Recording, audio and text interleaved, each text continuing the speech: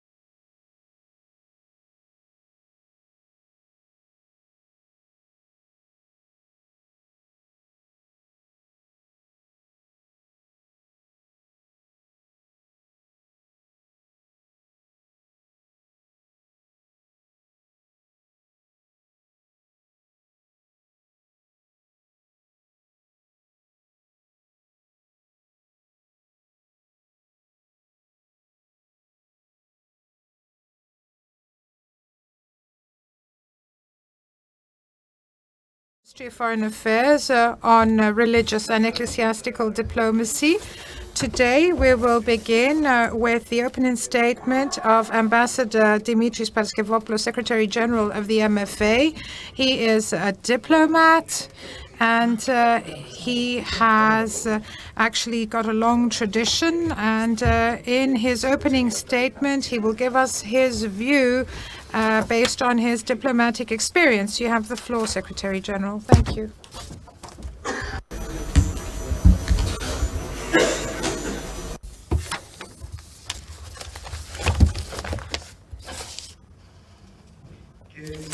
Minister, Honourable Fathers, distinguished ladies and gentlemen, dear colleagues.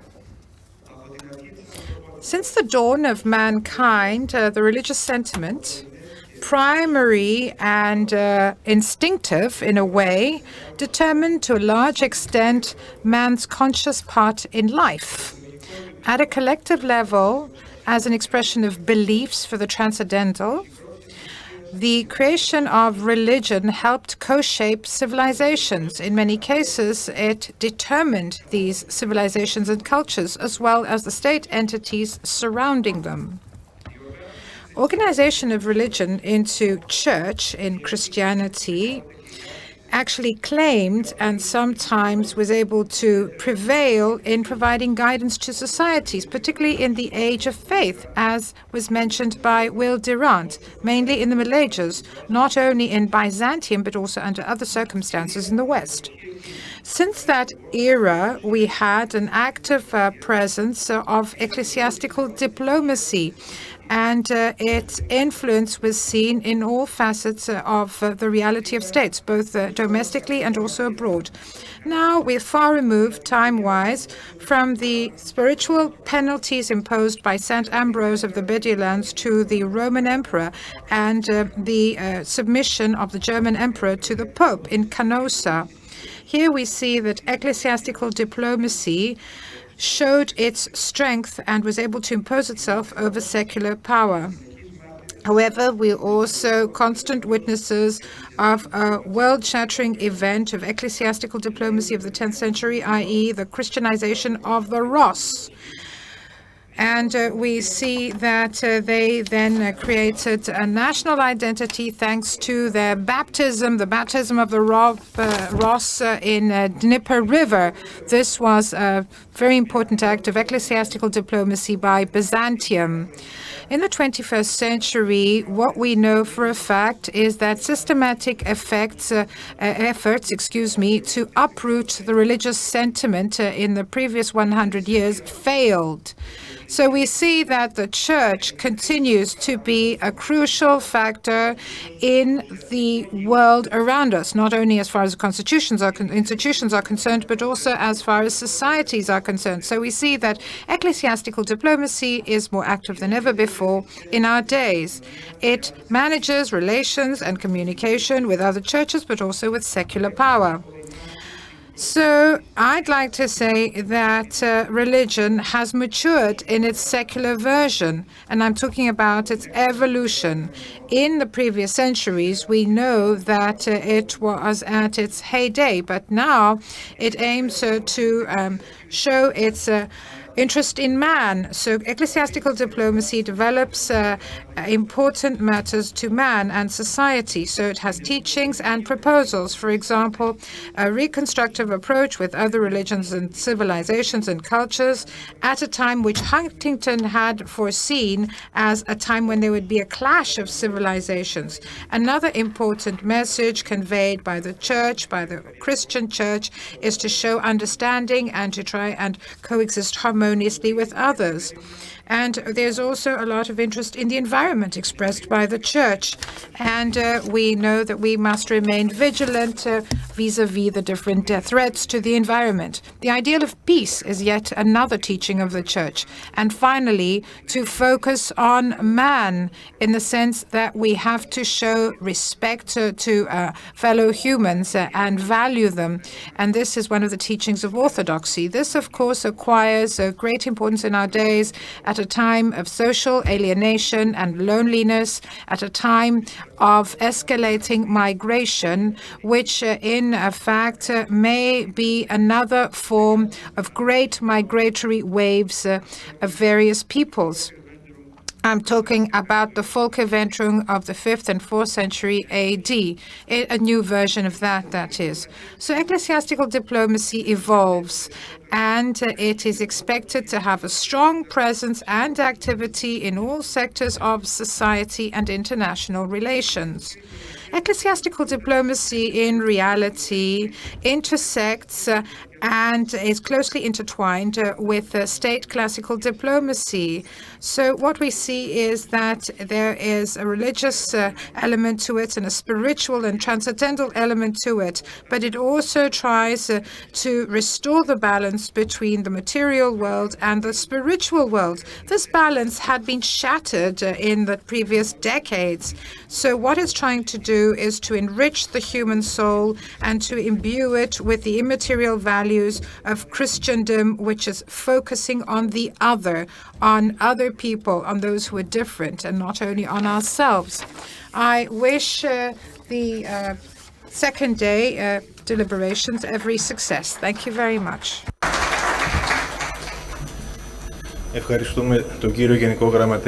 We thank the General Secretary for this profound address, and I would like now to ask the coordinator and the speakers of the first panel to take place in order to start.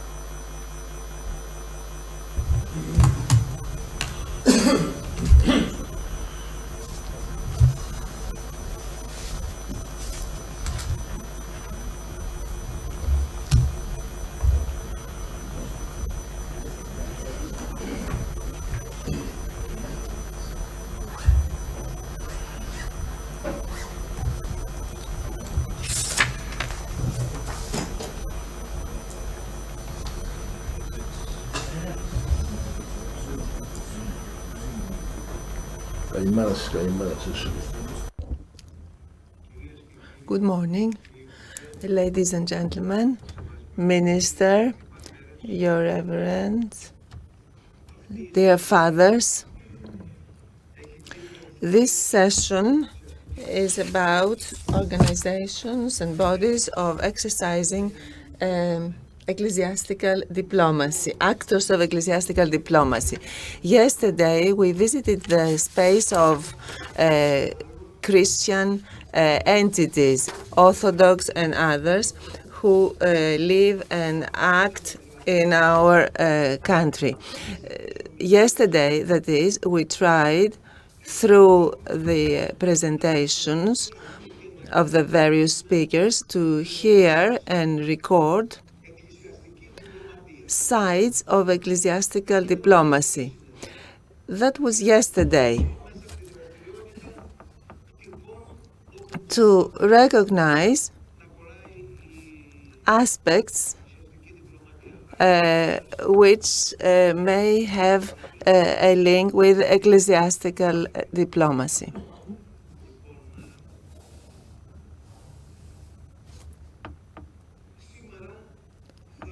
Today, we are going to examine the actors of ecclesiastical diplomacy, because let us not forget that our conference is about principles and proposals for drafting strategies on the implementation of religious and ecclesiastical diplomacy. Therefore, first of all, we will hear the very experienced Metropolitan of Nafpaktos, who has written a lot of works He is very well known, and he will talk to us about the state strategy outside Greece on ecclesiastical matters.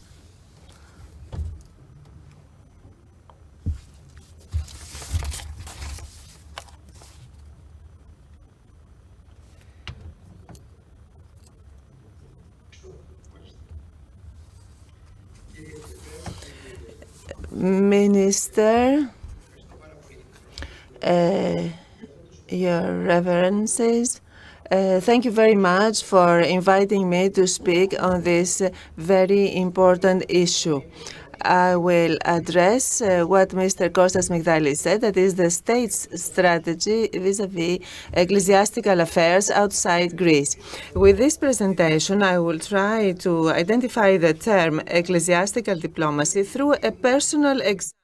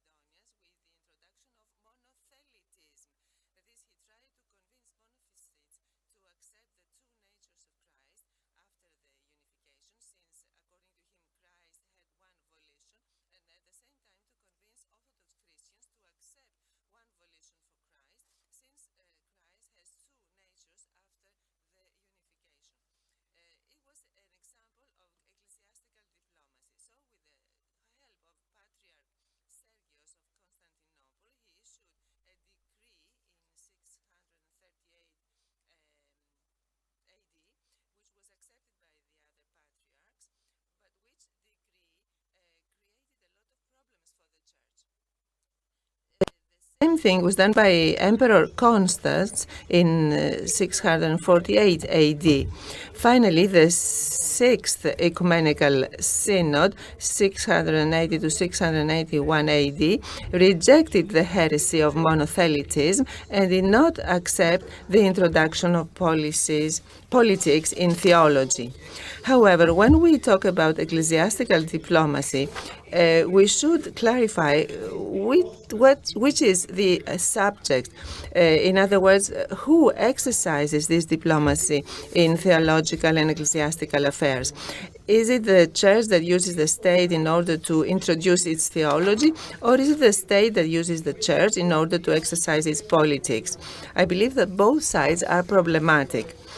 Obviously, in theological and ecclesiastical affairs, one should not use diplomacy, especially when this is done to the detriment of theology and the life of the church. The so-called ecclesiastical strategy, under appropriate conditions, may have good results. Now, I will use a personal example in order to stress both the positive and the negative sides of using diplomacy, and I apologize in advance for this self-reference. My mission in Lebanon and Syria. In the period of 1988-1990, which covered a period of 3 years, I had a special mission to go to Lebanon and Syria in order to teach, first of all, the Greek language in the Bellman Theological School, Agios Ioannis Damaskinos, of the Patriarchate of Antioch in northern Lebanon, and then to teach Christian ethics and later bioethics. In Syria, the president at the time was Assad, the father of the present president, a dictatorship, and in Lebanon there was a civil war, which in the diplomatic language was called Libanization. My stay under such difficult circumstances gave me the possibility to see the problems of the so-called ecclesiastical strategy. This is why I published a book entitled Mission and Missionaries in Lebanon and Syria, in which I present my daily logbook or calendar, which I kept during my mission there, with authentic material. The then Patriarch of Antioch, Ignatius, asked from the Church of Greece to send a cleric to teach Greek language to the students of the Bellman Theological School of Northern Lebanon near Beirut. This request was transferred to the Holy Synod of the Church of Greece through the Greek presidency of Damascus. Let me note here that Patriarch Ignatius did not have any positive feelings towards Greece because during his election as the Patriarch of Antioch, the Greek government supported his counter candidate who had studied in Greece, whereas Ignatius had studied in the Russian Theological Institute in Paris. So the Patriarch of Antioch was unfavorably disposed vis-à-vis the Greeks. So at first sight, it was a paradox that a Greek priest was requested to go and teach the Greek language to the students of his theological school, of his patriarchate, that is. But let me not analyze this point now. In any event, the Archbishop of Athens and all Greece, Seraphim, selected me, and after my consent, this mission was carried out through the Ministry of Foreign Affairs of Greece. Because of the difficult circumstances and conditions that prevailed in this region, a service passport was granted to me, my ticket was paid, and I had a daily per diem paid to me. At the airport of Damascus, I was received by the Greek presidency of Damascus because Lebanon was under embargo. There were no embassies because of the war, and they transported me in a safe way to Lebanon. They showed particular interest in me and honored me a lot.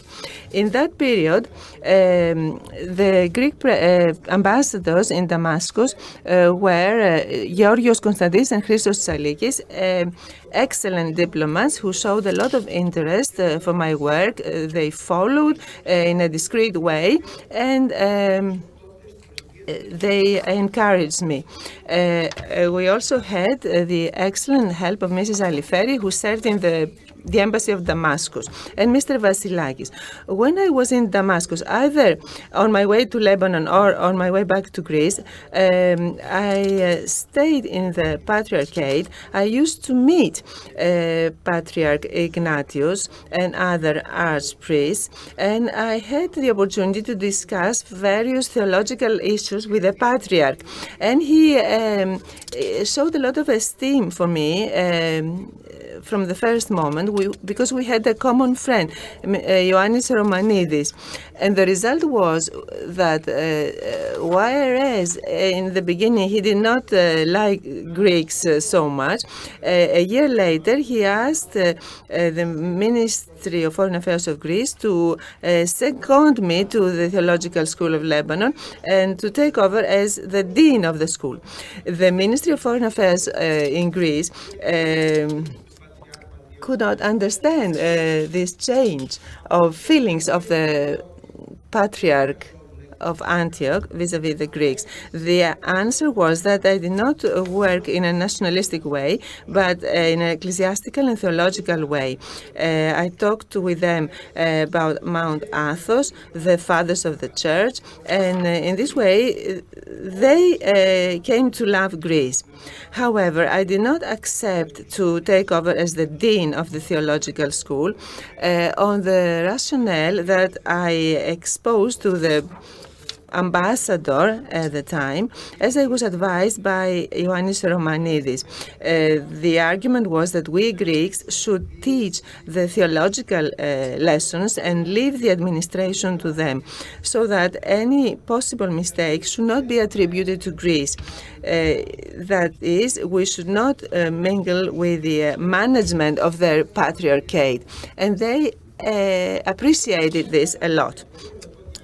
I stayed in Lebanon for a long time in the theological school, in the boarding school of the theological school. I participated in all the ceremonies in the church. I celebrated Mass. I taught them the Greek language, the Christian ethics, and later bioethics. I became friends with them. I visited parishes, schools, metropolis, monasteries, but always talking about theological and ecclesiastical matters without being involved in their affairs. When the Greek ambassador of Damascus, Georgios Konstantis, asked me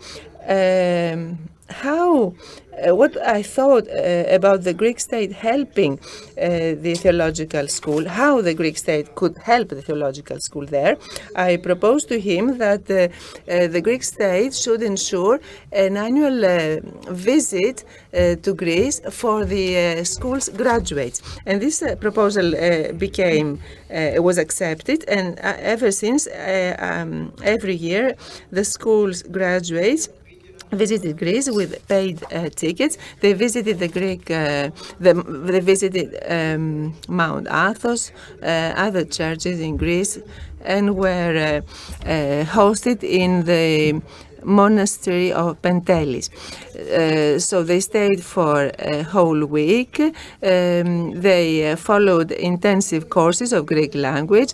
They visited various places in Greece. And I also proposed to him that the Greek state should offer grants for these graduates to continue their studies in Greece with the help of the Holy Synod of Greece and the Archbishop of Athens. With the passing of time, Greek language became one of the official languages in the Bellarmine Theological School of the Antioch Patriarchate.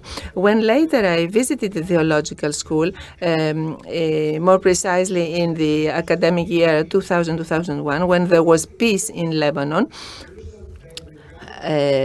all the students there were able to speak Greek. I was not obliged to speak in English to them because students had the perfect knowledge of Greek, of the Greek language. Before they started the first year, they had to follow an intensive semester of Greek language lessons. However, and in any event, during since that time, when I went to Lebanon, I have had close cooperation with the then Dean and now Patriarch of Antioch, Ioannis, with the Dean Pablo Yelezi, then Metropolitan of Aleppo, who is now missing, and many professors. Many students started to learn the Greek language in the 70s, and today many priests and bishops of the Patriarchate of Antioch and the Patriarch himself, Ioannis, know the Greek language very well. So this example showed to me how we can have an excellent cooperation between the Greek Foreign Affairs, the Greek Embassy, the Church of Greece, and the churches of other places outside Greece.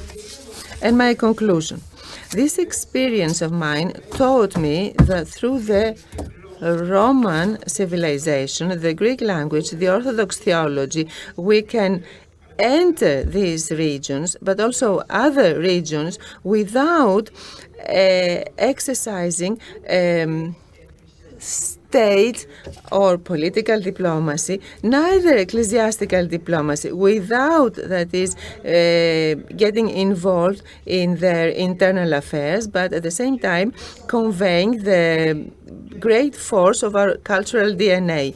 And in this perspective, the Greek state can offer financial support, thus acquiring friends and strong cultural ambassadors. It is self-evident that my example shows that it is a mistake to use the church as a vehicle for purely national or cultural objectives, as it would be a mistake for us to be involved in their internal or administrative matters. What we can do is to help them financially and give a meaning to their cultural tradition through our Greek Orthodox civilization. In this perspective, I can see the offer of the Greek state to regions outside Greece, with the ultimate objective that they should love Greece and its civilization and culture through its theology. This is why I chose the title of my speech to be "The State's Strategy vis-à-vis ecclesiastical affairs outside Greece." Thank you. Thank you very much, Your Eminence. You actually hit the nail on the head. I would like to stress that you highlighted the virtue, in accordance with the late Professor Romanidis, as a virtue that Greek diplomacy should possess, i.e. ecclesiastical diplomacy should be used and to distinguish matters. Now we will go a bit way back. We will talk about the 19th century and the 20th century and the relations between a nation-led church and the nation. Between the 19th and 20th century, Metropolitan of Alkarohori, I know the subject. You know the subject very well as well, since you come from the University of Thessaloniki, since you're a professor there. Ladies and gentlemen, dear Minister Marcos, Advisor Stathis, Your Eminencies, Your Reverence, Dean of the Thessaloniki Faculty of Theology, Professor from the University of Thessaloniki School of Theology, Ambassadors, ladies and gentlemen. Do I have 15 minutes? 15 minutes. The term Ethnarchousa church, nation-led church, is linked to the nation-led conscience and ethnarchy. With the use of the words nation-led Ethnarchousa church, ethnarchy, and ethnarchic consciousness, we determine the new religious, political, military, social, and spiritual reality that appears with the fall of Constantinople to all Orthodox Christians of the Ottoman Empire, and the new data arriving and are linked to the obligations and rights of the Orthodox in relation to the Sublime Porte. We know that all Orthodox Christians, Slavophones, Greek-speaking, Aravindophones, Turkish-speaking. So after the fall in 1453, the responsibility falls to the Ecumenical Patriarch of all Orthodox. So the Ecumenical Patriarchate of Constantinople, headed by the Ecumenical Patriarch, and also with the Holy and Sacred Synod, and all the professions in the Phanerot Society and different layers of Orthodox Christians make up the Orthodox community, the Pyramid of Orthodox Romiosini, the Janus of the Orthodox, headed by the Ecumenical Patriarch and having Rum Patricaneschi as its religious and political center. So in the Pyramid of Romiosini, we have even the lowliest Orthodox Romios included. Let us not forget that the terms Romios and Orthodox are identical. This was mentioned by the Metropolitan of Mnafpaktos. So members of Romiosini are only the Orthodox Christians of the Ottoman Empire, and also only Orthodox Christians are Romniu. So with the new political leadership under the Sultan following 1453, Constantinople will continue to be capital of the empire up until 1923, when it is dissolved with a national agreement and we have the emergence of the modern Turkish state. But during the crisis of the Ottoman Empire, during the 19th and 20th century, we had the creation of the Greek, Serbian, Romanian, Bulgarian, Albanian nation state and the respective national Orthodox churches.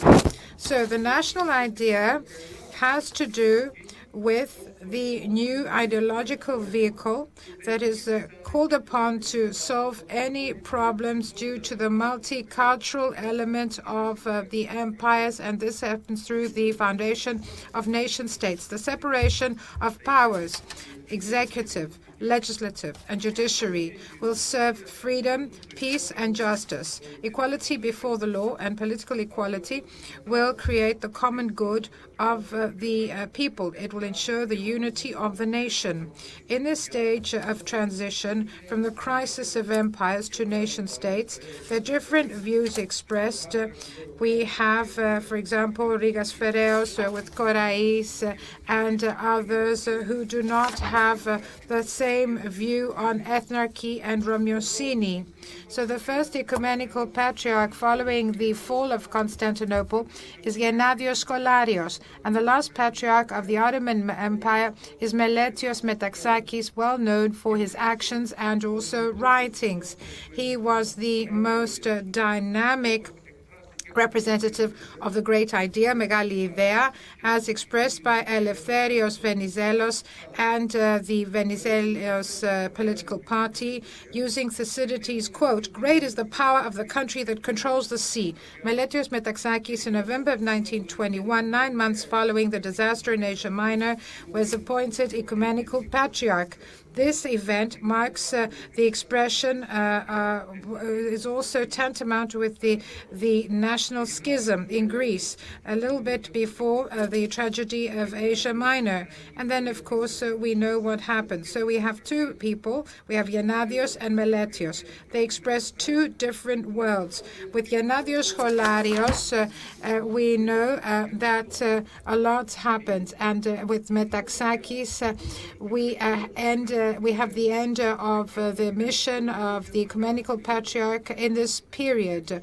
Both patriarchs, the first and the last, Gennadios and Meletios, express the beginning and the end of a long period dating from 1453 to 1923, where there were many problems, but we also know that Gennadios and Meletios, as others, are called upon to serve the church through ethnarchy, fully aware of the great mission they have embarked upon, their common cultural origin, but also their common spiritual past.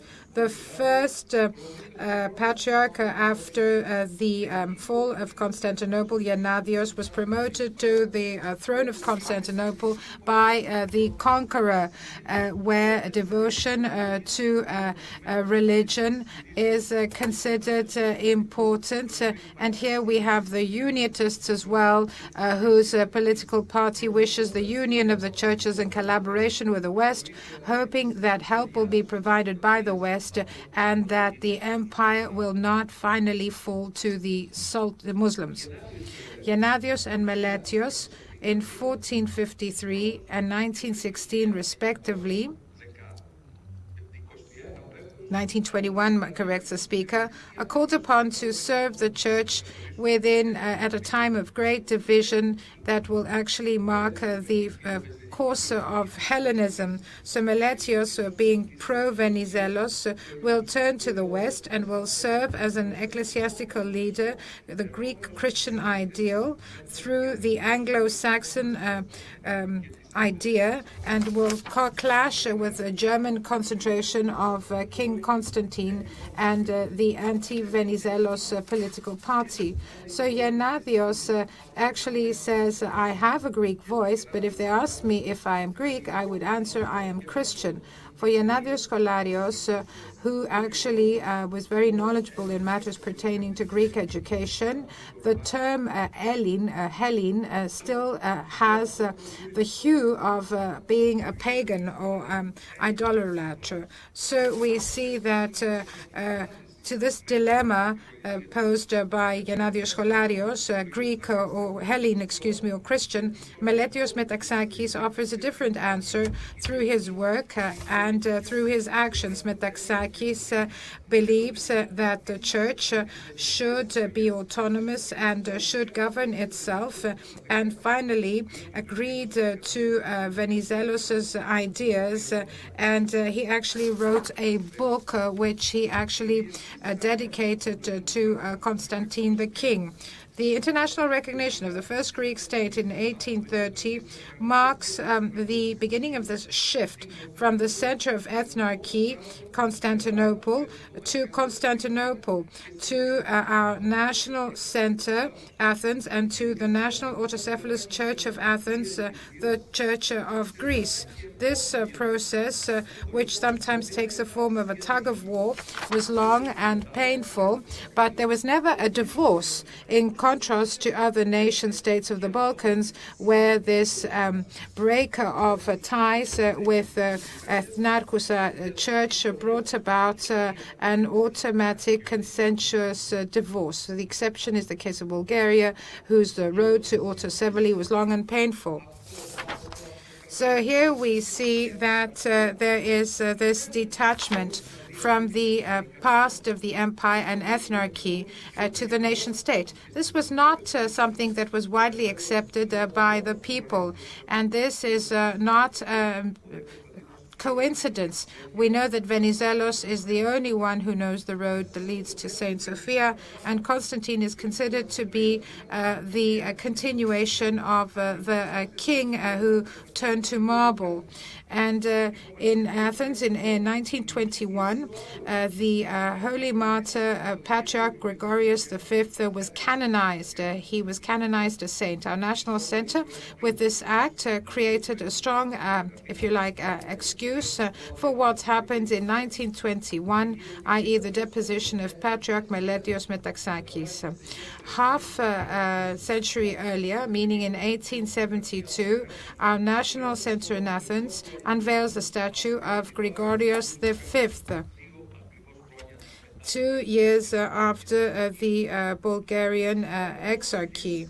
So here we have a lot of people that have expressed responsible views, even in the parliament, asking that the capital of Greece be a temporary one until Constantinople is liberated in order for it to become the final capital of the nation state.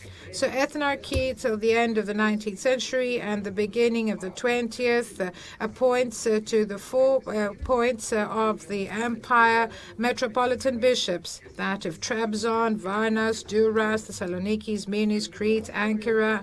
Our national center, Athens, does not stay idle.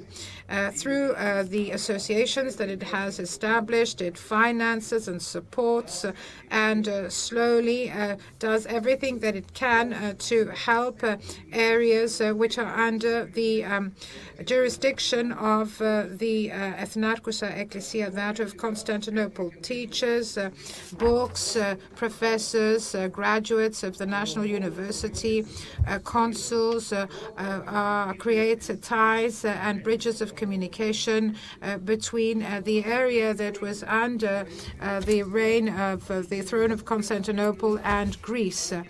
There is a love imbued for Greece, and there's also a beautiful painting in a classroom in 1887. And here we see that the teacher teaches a pupil about the lost province of Alsace-Lorraine in the war between France and Prussia.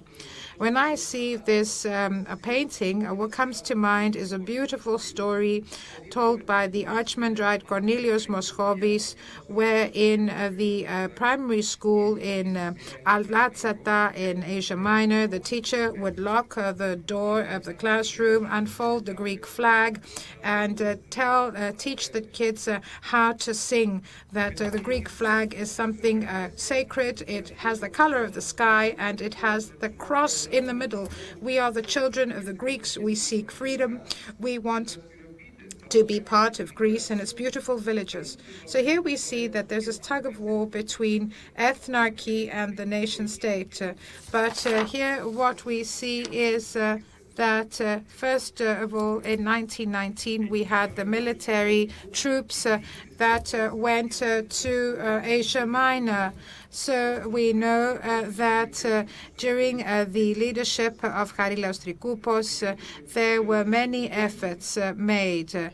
The consuls map out in their areas the bishops that are under the jurisdiction of Constantinople. So we also had the other issue, the issue regarding the bishops and the appointment thereof. This was a matter in 1878, 1882 on the island of Crete. So there was also another exhibition. We know that this was a consular exhibition on a metropolitan of Smyrna, Vasilios, characterizing him as a Slav. His sister, who lived in his birthplace, Zagoritsa of Kastoria, does not speak a word of Greek. The tragedy of Vasilio reaches its culminating point when he is evicted from Anchialo by the Bulgarian nationalists because he remained faithful to the ecumenical patriarch. In 1884, Vasilios was elected by the ecumenical patriarchate and became Metropolitan of Smyrna, where he actually created the school for girls. He also had created many Greek schools and established the festival to celebrate Saint Polycarpos. Smirnis Vasilios was neither the first nor the last Slav-speaking bishop who served the Greek civilization. Many Slav-speaking, Vlach-speaking, Turk-speaking priests actually worked for the Church of Constantinople, partook of Greek civilization, and actively participated in the promotion of Christianity.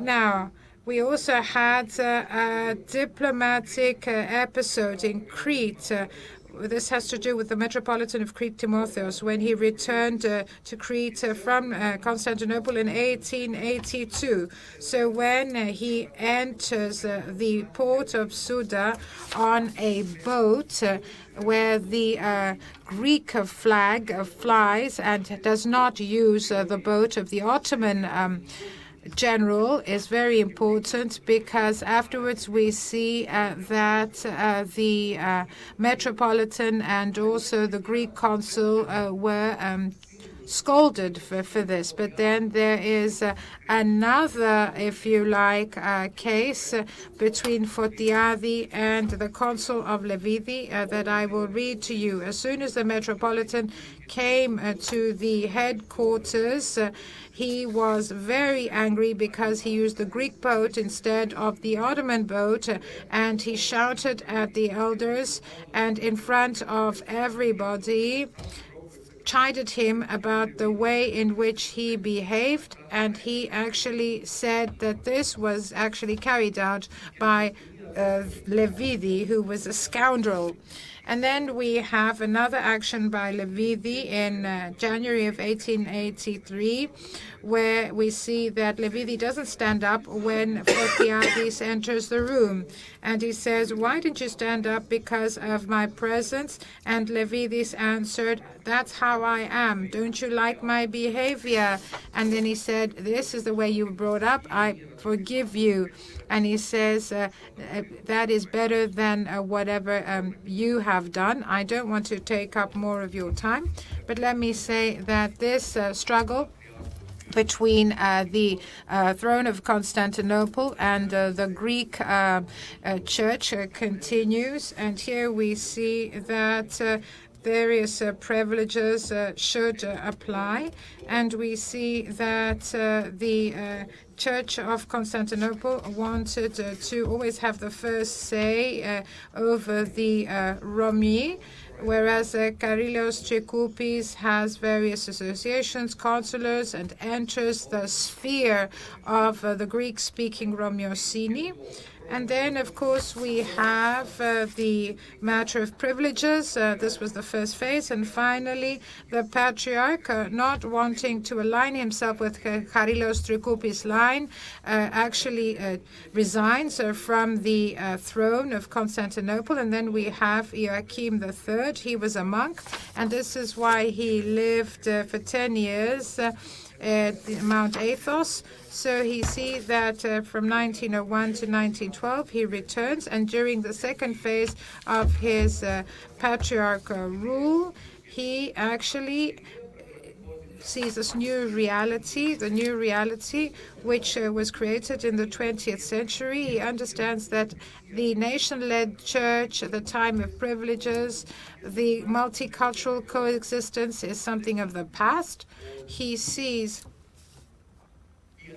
that Eastern Romilia, and this was mentioned in writing, will be the exodus for the Bulgarian state towards the sea.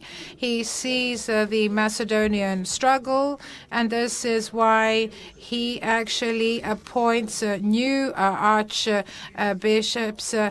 from the seminary of Chalki to serve the Ethnarchia, but now they serve the nation because they've understood that the time of empires is long past. And as was mentioned by, we have the liturgical robe of Meletios, where there are symbols of Sultan authority. So we have the half crescent on these liturgical robes. And Joachim III, there's a picture of him, and we see that he carries out Mass, and he carries out a blessing, and he uses holy water, and he has the robes that bear the Greek national symbol.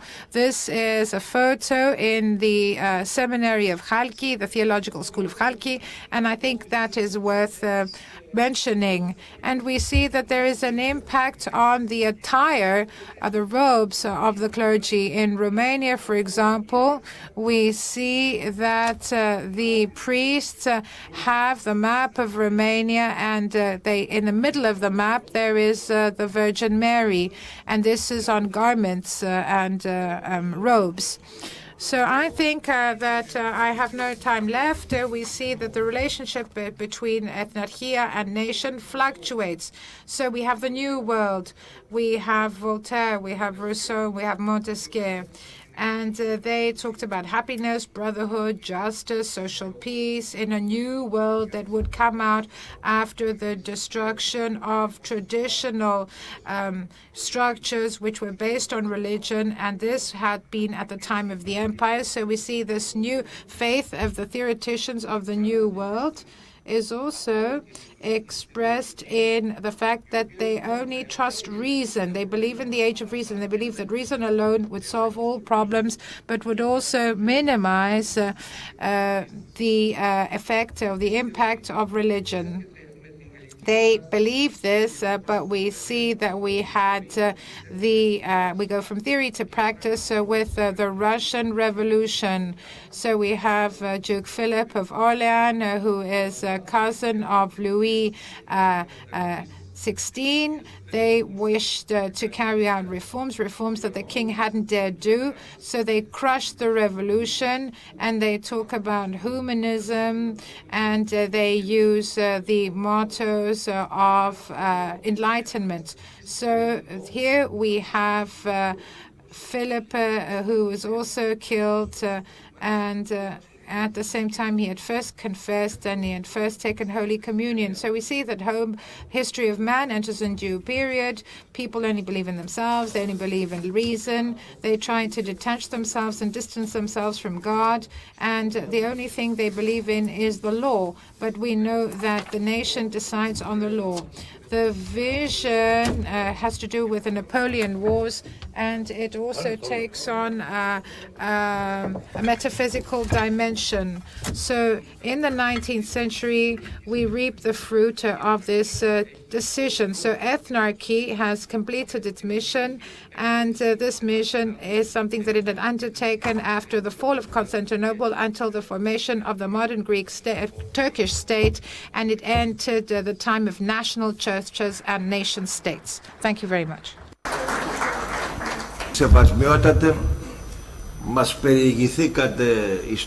Your Eminence, you guided us in an era, a very troubled era, full of contradictions, and history repeats itself.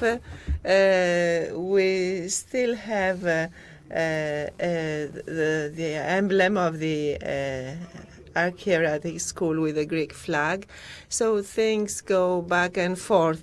Let us move to the next topic. Let us listen to Archpriest Nikolos Gourdoupis, Director of Department for Religion, the Hellenic National Defense General Staff, who will talk to us about diplomacy and the religions service of the army. Let me say before we start that for those of us who have some relation with the world abroad, we do not only meet Greek-speaking priests, but we also meet militaries who speak Greek because they have studied in Greece and they have a Greek conscience. In Mozambique, we met 15 people approximately who spoke perfect Greek. They had visited Greece many times and so on.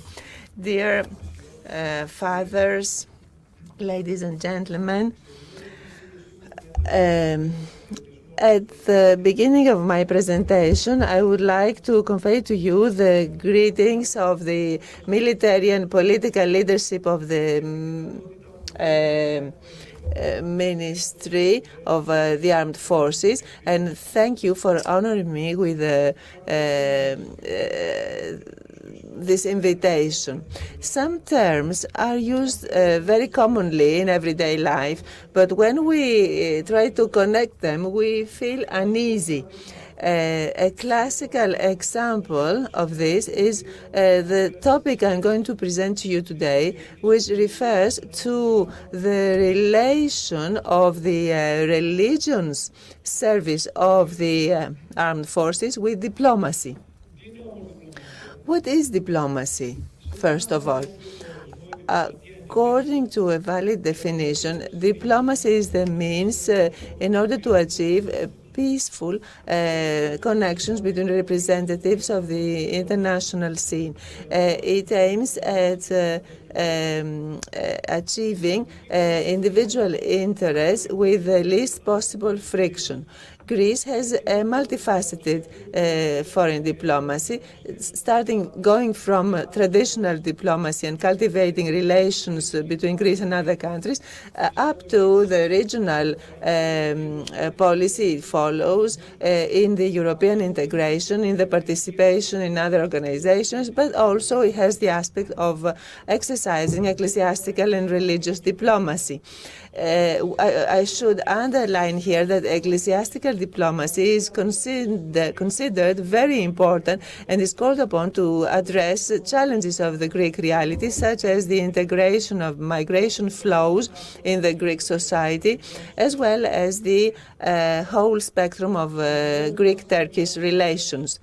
Nowadays, it has become clear that a mild policy is a form of diplomacy that opens routes of communication between peoples, countries, states, and facilitates governments and politicians in order to handle more easily the hardcore of the political issues that exist between countries. It is also well known that ecumenical Hellenism has an excellent network all over the 5 continents, a network which nowadays is perhaps the most precious weapon that one could use in all sectors, not only in politics, but also in entrepreneurship, trade, arts, and civilization.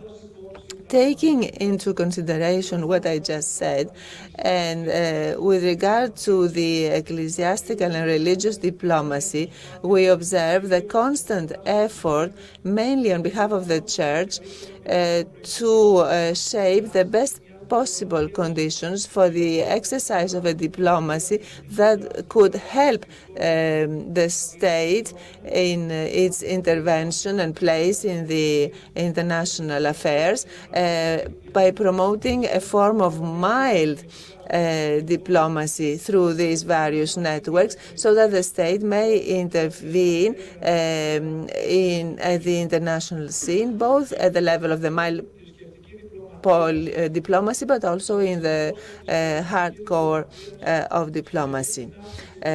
So this kind of diplomacy contributes to exercising external diplomacy, helping to create a climate of confidence between the various countries, facilitating the signing of various forms of agreements, and bringing us close to other nations besides the official stance of their governments.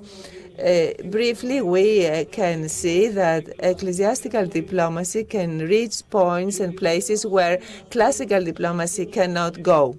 Our church is a point for gathering of all Greeks. One could also support that our churches are the advanced posts of Hellenism.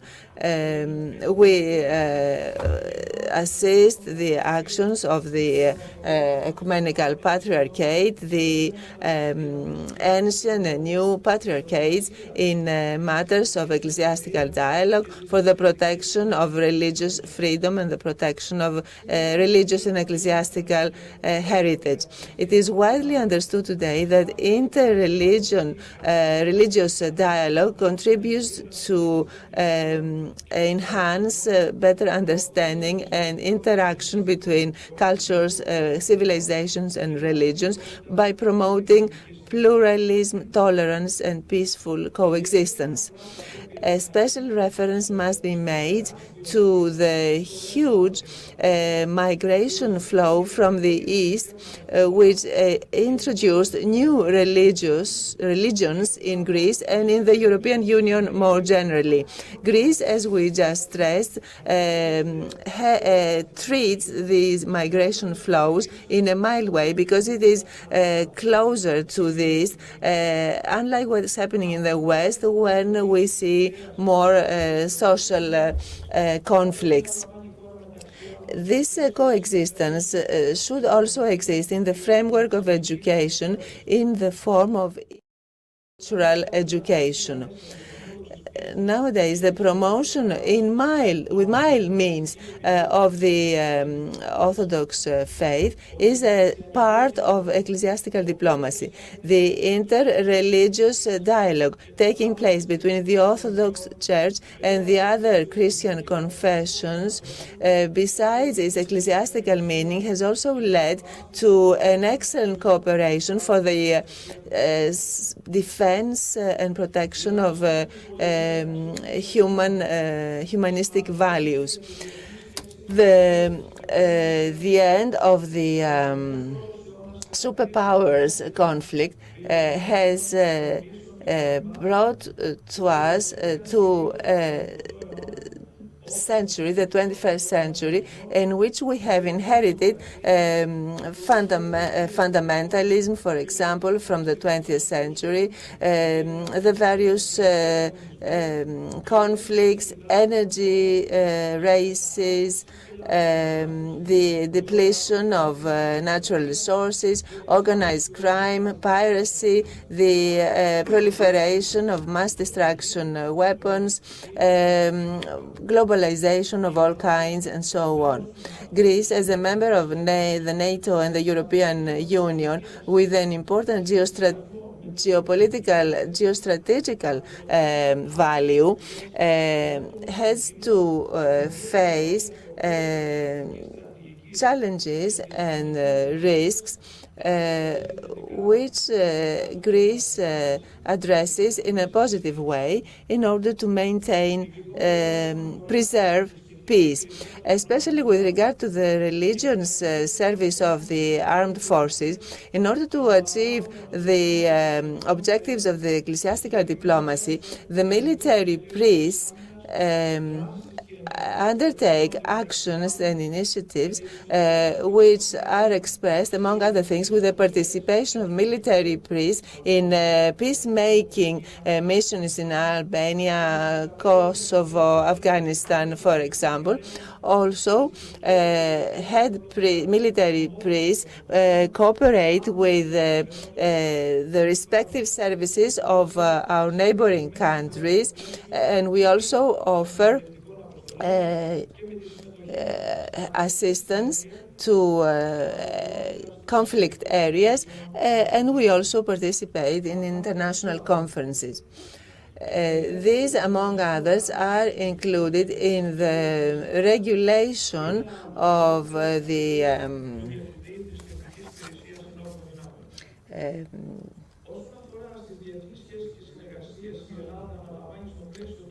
General Staff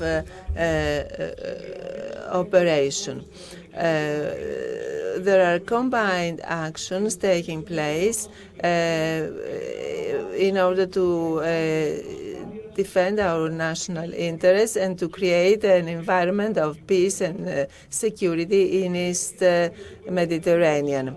The areas of military interest for Greece includes Eastern Mediterranean, the Balkans, the Caucasus area. They are regions that influence our national interests. Therefore, the main direction of our national strategy is to promote friendly relations, good neighborhood relations, and cooperation in the above-mentioned regions. Through the good relations with the respective military services, the programs of military cooperation, our country aims to create a multifaceted and strong network of relations with our neighbors in order to create a climate of peace, security, and cooperation in the area of its interest. With countries that have not signed a military cooperation agreement with Greece, we have activities that are connected with activities of the Ministry of Foreign Affairs, of the Armed Forces, or we may even have ad hoc cooperation upon decisions of our leadership.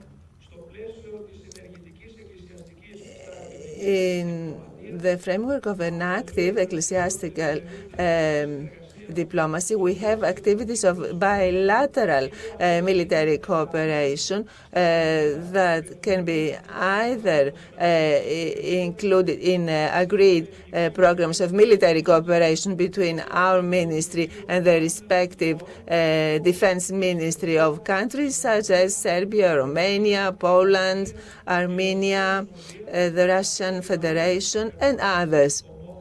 Mainly countries that are also Orthodox or Christian. These bilateral cooperations, let me say here that especially the Russian side attaches great importance to this cooperation. And beyond their diplomatic character, they also aim at furthering the approach between the respective churches, always by applying means of mild diplomacy and on the guidelines of the Church of Greece. On the basis of these bilateral contacts, we also acquire precious experience in matters that touch upon our service. Part of this bilateral cooperation is to have ethical education for our military forces and also to have pastoral services for our armed forces.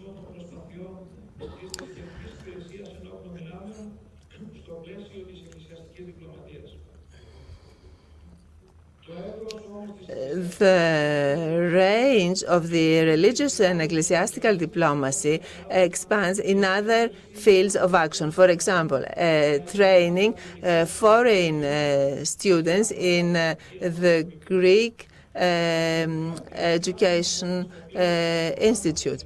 For example, we have a program of military educational assistance through which our country offers to foreign students, we offer exit permission during their main religious holidays. A number of foreign students that have restrictions as to their diet. This is absolutely respected by the respective services of their schools. Third, the space in which they carry out their worshipping duties is safeguarded through the provision of special rooms where these students can go whenever this is possible. Another very important aspect of religious and ecclesiastical diplomacy through the social services is the provision of humanistic assistance to selected countries and regions, regardless of the existence of having their deployed Greek armed forces. Humanistic assistance is sent on the basis of the request of the respective religious military service of that country, and it is approved by the leadership of the Defense Ministry. At the same time, through the activities of the military priests who are posted in sensitive border areas of Greece, for example, in the prefecture of Rhodope or on the islands of the eastern Aegean and so on, and especially where we have Greek Muslims, and in cooperation with the local metropolis, we collect and distribute humanistic assistance. We organize events, lectures, and so on. We also have the fact that our director participates in international conferences, and more particularly in the annual directors meeting of the officially recognized religions. This international conference is carried out with the help of the administration of the American forces in Greece. There is a different organizing country every year. All NATO member states participate, and some other countries as observers. Our country participates, has always participated ever since this conference was organized for the first time in 1990, whereas in 2004 that conference was organized by us very successfully in Athens. In these international conferences, we exchange views on issues that are of interest to the military priests all over the world, regardless of their religion, and we also discuss issues that concern the military forces. However, we also exchange diplomatic views and opinions, and we promote issues that are both national or concern the religions and the confessions that are represented. In concluding, I would like to thank once again most warmly the organizers of the Ministry of Foreign Affairs, and also thank all the participants for this excellent opportunity we have to exchange views between representatives of ecclesiastical diplomacy in order to update the policy principles, but also in order to draft an ambitious and long-term perspective for the exercise of ecclesiastical and religious diplomacy in our country. Thank you very much. Thank you very much. You are handling a very difficult sector. I know that we all try to find peace, and you had to fight in the defense sector. That's a very difficult sector. Before we move on to the break, let me welcome our journalist and former minister, Mr. Xydakis, for being with us today. And he now has accumulated a lot of experience in the sphere of politics. There's coffee outside. We're going to take a short break now and resume afterwards. Thank you.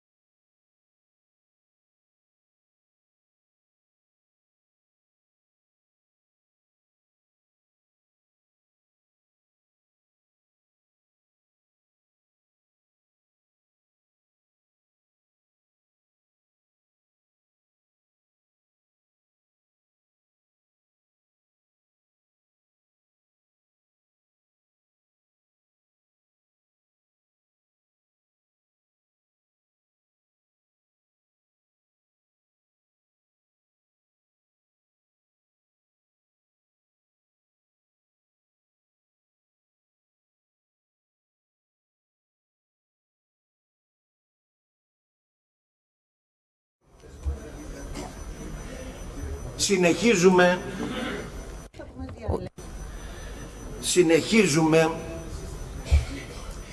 Νομίζω πως ο κύριος... We go on with the program. I think that the main area which expresses the church and religious diplomacy, the main area that implements this diplomacy is the state. Mr. Papandreou, an ambassador with experience in countries with Orthodox brothers and sisters. I met Mr. Papandreou at a very difficult time in former Russia and current Ukraine, where there used to be many Greeks. He will talk to us about the contribution of governmental authorities. You have the floor, Mr. Papandreou.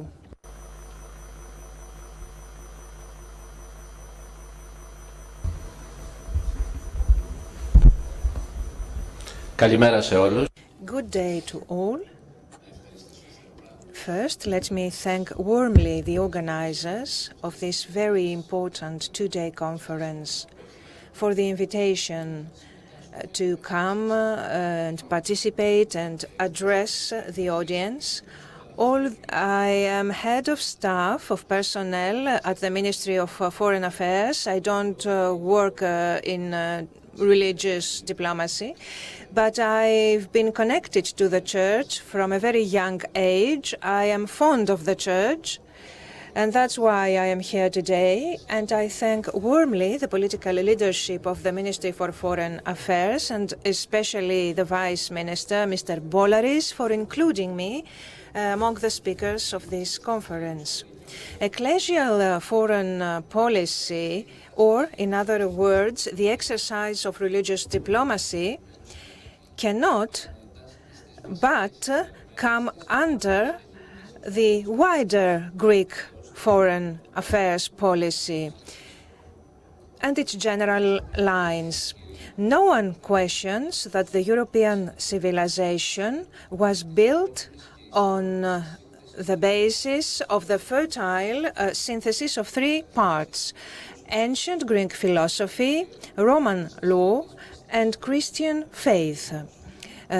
Greeks, by definition, are at the center of alleloperichoresis or circuminception between these three components. Therefore, our country has the duty to exercise religious foreign affairs policy in order to maintain this dialectical relationship between the policy of foreign affairs proper, which is the whole, accepting the contribution of the part, which is church diplomacy. Orthodoxy as a basic historic parameters and a pillar of the Greek state in its first steps remains integral part with the wider religious policies of the Greek state and the actions it promotes. The Ministry of Foreign Affairs is a pioneer. It monitors closely religious developments in the in our strategic neighborhood, Southeastern Europe and the Middle East, enters in dialogue with the historic patriarchates in the region, continuing the old political religious institution of the area, which is the ecumenical patriarchate. Of course, the government does not substitute for the independence of religious institutions. It does not interfere in confessional confrontation of a local nature, and adheres to the doctrine as developed by the Orthodox councils and the over 1,000-year patristic tradition. We encourage the initiatives of the Orthodox Church and assist its efforts for the elevation of the role of orthodoxy. In this context, the Ministry for Foreign Affairs monitors closely interfaith and interreligious dialogue and takes important initiatives to promote culture cultural and religious pluralism and peaceful coexistence in the Middle East. The Greek government and state never meant to disturb sensitive equilibriums within the church. The religion is not used as a vehicle of propaganda or policy. And this is the difference with those who, on an international level, use religion for expedient reasons, such as the organization of the Islamist Conference. Our country supports the fertile and constructive interfaith dialogue in order to give vent to crisis and peaceful settlement of disputes.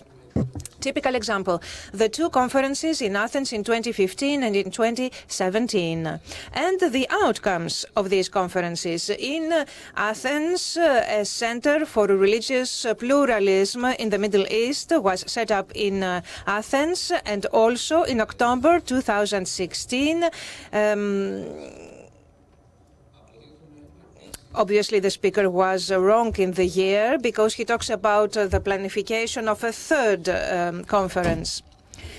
The supervision by the Ministry of Foreign Affairs and Mount Athos together, the cooperation between the two, prove the importance we pay, the importance the Greek government pays to Mount Athos and to the visits of dignitaries there.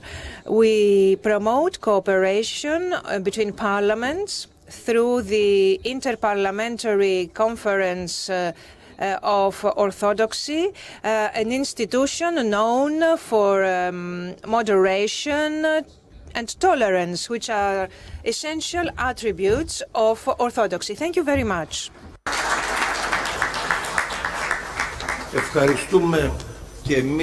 Thank you, Ambassador.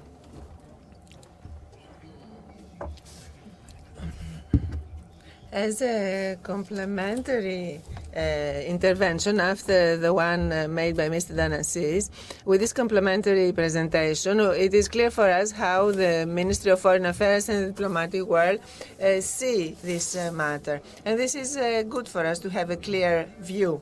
Now, the next presentation concerns education. We all understand the importance of education, its contribution, and its interconnection with the two other notions. Education on the one hand, and cultural and ecclesiastical diplomacy on the other. I would like to ask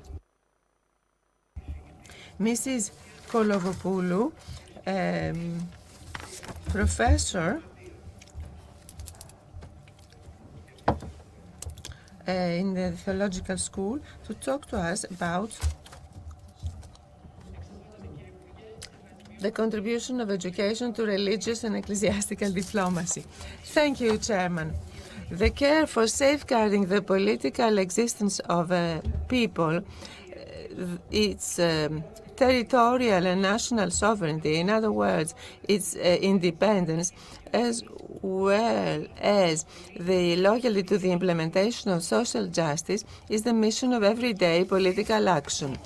As a functional continuity of the political action, foreign policy constitutes the essence of the relationship between the state and other states or organizations in order to achieve objectives that may be visible or sometimes invisible to the population, aiming mainly to the benefit and safeguarding the interests of the state. The road that leads to the objective sought is never a straight line. It is a crooked line in real life, full of retractions and maneuvers. The work of the political is to seek the most suitable maneuver that will lead to the final objective. At every step, a politician must choose the next step. At each step, he must review the course, looking at the furthest possible distance. He must operate with political insight as mandated by the popular will, having the necessary equipment, self-knowledge, conscience of his identity, knowledge of the environment in which he is active, and the forces he has at his disposal. All this is diplomacy. The framework of diplomacy in general also governs the inter-ecclesiastical and religious relations. The existential idiom of diplomacy is the multiplicity of an interdependent world. In this multidimensional relationship, diplomacy reconciles the demands of the political will of independent state entities and what surrounds them, what Edmund Burke called the empire of situations. It is a synthesis of military, geopolitical, financial, and other dimensions, including the wider context in which they lie. Independent states communicate with one another through bilateral cooperation and in the framework of their meetings in multilateral bodies, and not only for matters of common interest, but also quite often because of their conflictual interests. The weight of diplomacy is particularly important in the latter case, in a constant procedure of communication and negotiations and consultations. Mitigating and appeasing these differences is the work of the diplomatic dialogue, which is a tool of the international community in this sense. It is a civilized method based on the awareness and the respect of diversity, and at the same time it is a method that produces civilization, since this constant exchange of ideas and the effort to find commonly accepted solutions to conflictual interests increases, or at least should increase, mutual knowledge and respect. A fundamental prerequisite, of course, is to have the similar level of understanding between those entering a dialogue, and through negotiation, or rather, negotiation is at the same time connected with adjustment, retraction, and depending on the case, trying to have the minimum possible loss.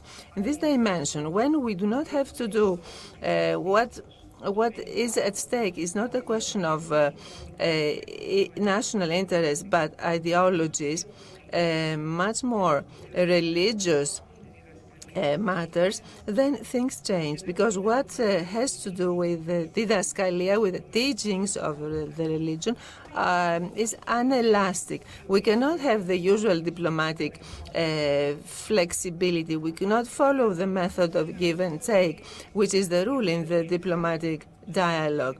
In this field, the competent organization is the church, which carries out inter-Christian and inter-religious dialogues.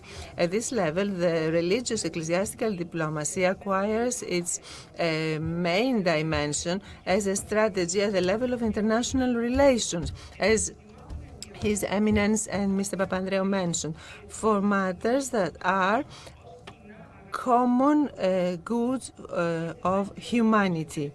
And in the inter-Christian, inter-Orthodox context, it is clearly a better possibility to have good relations because of the common Christian background of the interlocutors.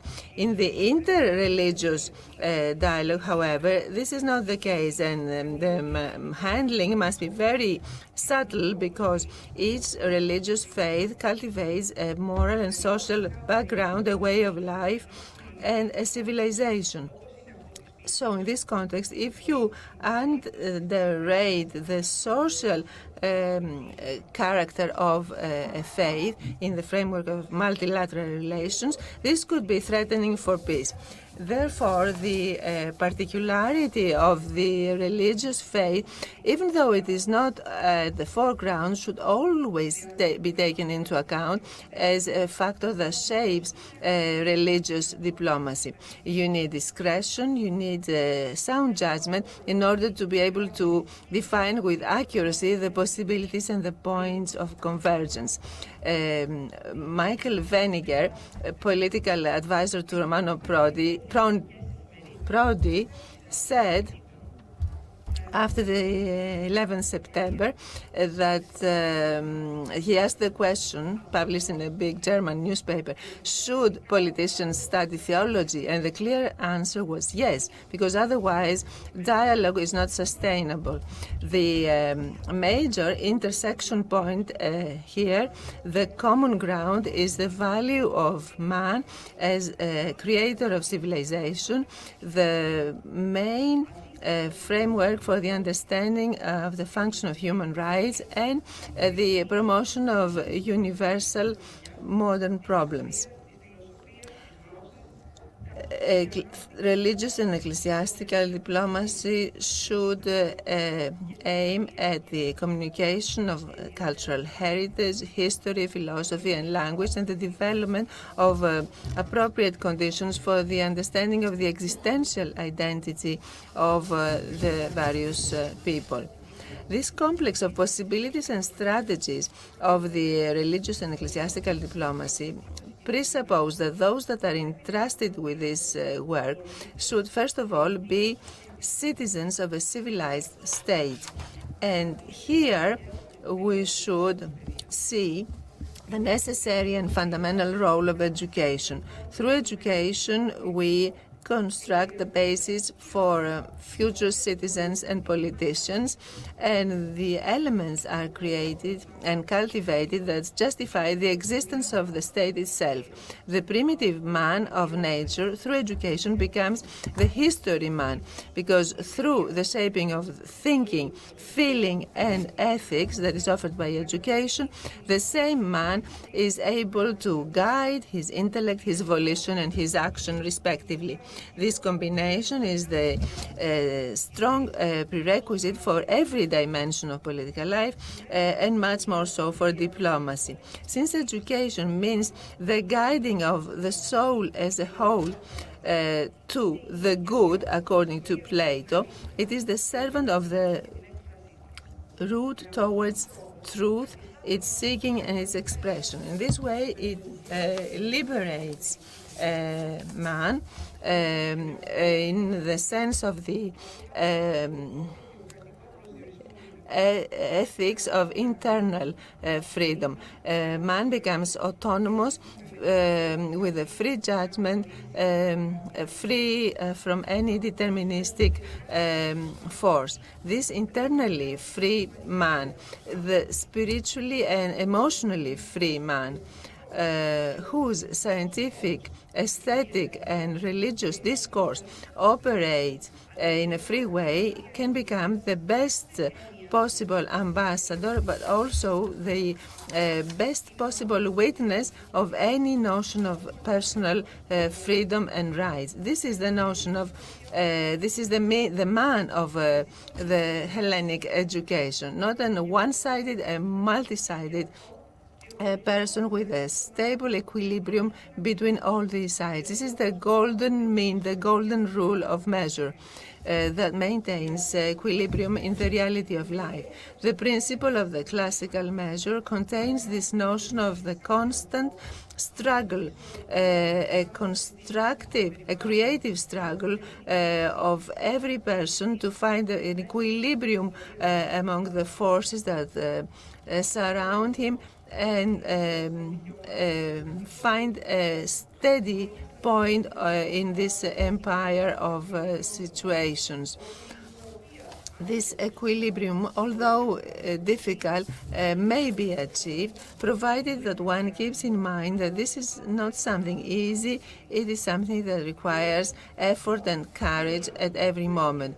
Besides, only a society that has Such courage is a real society, a courage that is necessary in order to couple rights and duties, because rights only in the perspective of duties acquire meaning, content, and value.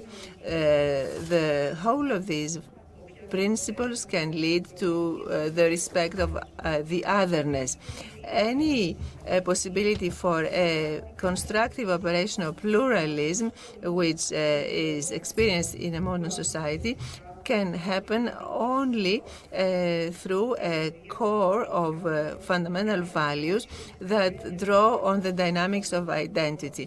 And education has the duty to cultivate this existential identity of the citizen. Without faith to this dimension, one is not able to enter in dialogue with everything different that surrounds them. In the case one engages in dialogue either at the bilateral or multilateral level without this self-awareness of his identity, he jeopardizes at the outset the validity and the respect that belongs to him. But tradition itself is what we call identity. Only when you reach the foundations of uniqueness can you feel the secret harmony with all the others. Tradition is the accumulated national treasure, civilization, our orthodox faith, the patristic words, the life of history through its glories and its wounds. It is the unity of actions and values, and as in the same way that you cannot have civilization without respecting tradition, much less so can you have education outside in contrast with tradition, because tradition is not a narrative. It is at the same time energy and content, containing the dynamics of now and tomorrow, of the today that is born from yesterday and contains in sperm tomorrow and the hope of birth. Tradition is life in course. All the goods are crystallized in tradition. This is why education is an education of tradition. This is why education should be a stable political vision, independent of any kind of tactics and free of the straitjacket of financial or other short-sighted antagonism. This kind of education, which combines the foundation of what is timelessly valid with what is modern at the same time, is what feeds the Greek way, the open, anti-chauvinistic Greek way, which with the an ecumenical warmth can embrace the universe since the time of Homer. This Greek way, this identity, this tradition, this golden rule of the measure, this incarnation of spiritual freedom and independence, in general, this experience of the Greek politia is the fundamental credential that tradition and education offers to religious and ecclesiastical diplomacy. It gives to it, in brief, what Jacques Delors was seeking when he addressed the churches of Europe in 1990, soul and heart. Thank you very much, Mrs. Kolovopoulou. A very interesting presentation, undoubtedly. You talked about how necessary ecclesiastical diplomacy is. You talked about the principles governing it, as well as the need for the current ecclesiastical diplomat to be appropriately trained and educated on this highly complex matter. Please allow me to say that the next presentation by the Metropolitan of Nea Ionia, who will be talking to us about Champasy, the Orthodox center of the Ecumenical Patriarchate in Switzerland, well, there we'll hear about Damaskinos Papandreou. And Damaskinos Papandreou was not trained on interreligious matters, yet he held all this in his hands and managed it very successfully for many years. And let me also say that he followed Sardeon, and he had been assigned to Melitna Chadzi, Philadelphia, and as Archimandrite, he followed Philadelphius, and then we had the deacon, Papaioris Tsetsis. So in the missions of the late Chadzis,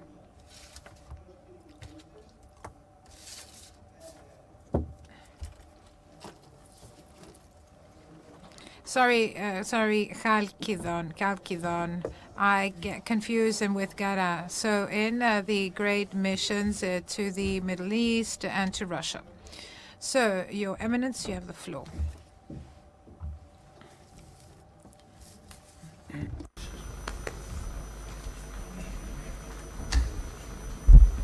Ευτύχησες να έχεις και τον Κωνσταντινίδη. You were lucky to have met Konstantinidis, Your Excellency, Deputy Minister for Foreign Affairs, Your Eminencies, Archpriests, representative of the Armenians in Greece, honorable representatives of the two monophysite religions, Islam and Judaism,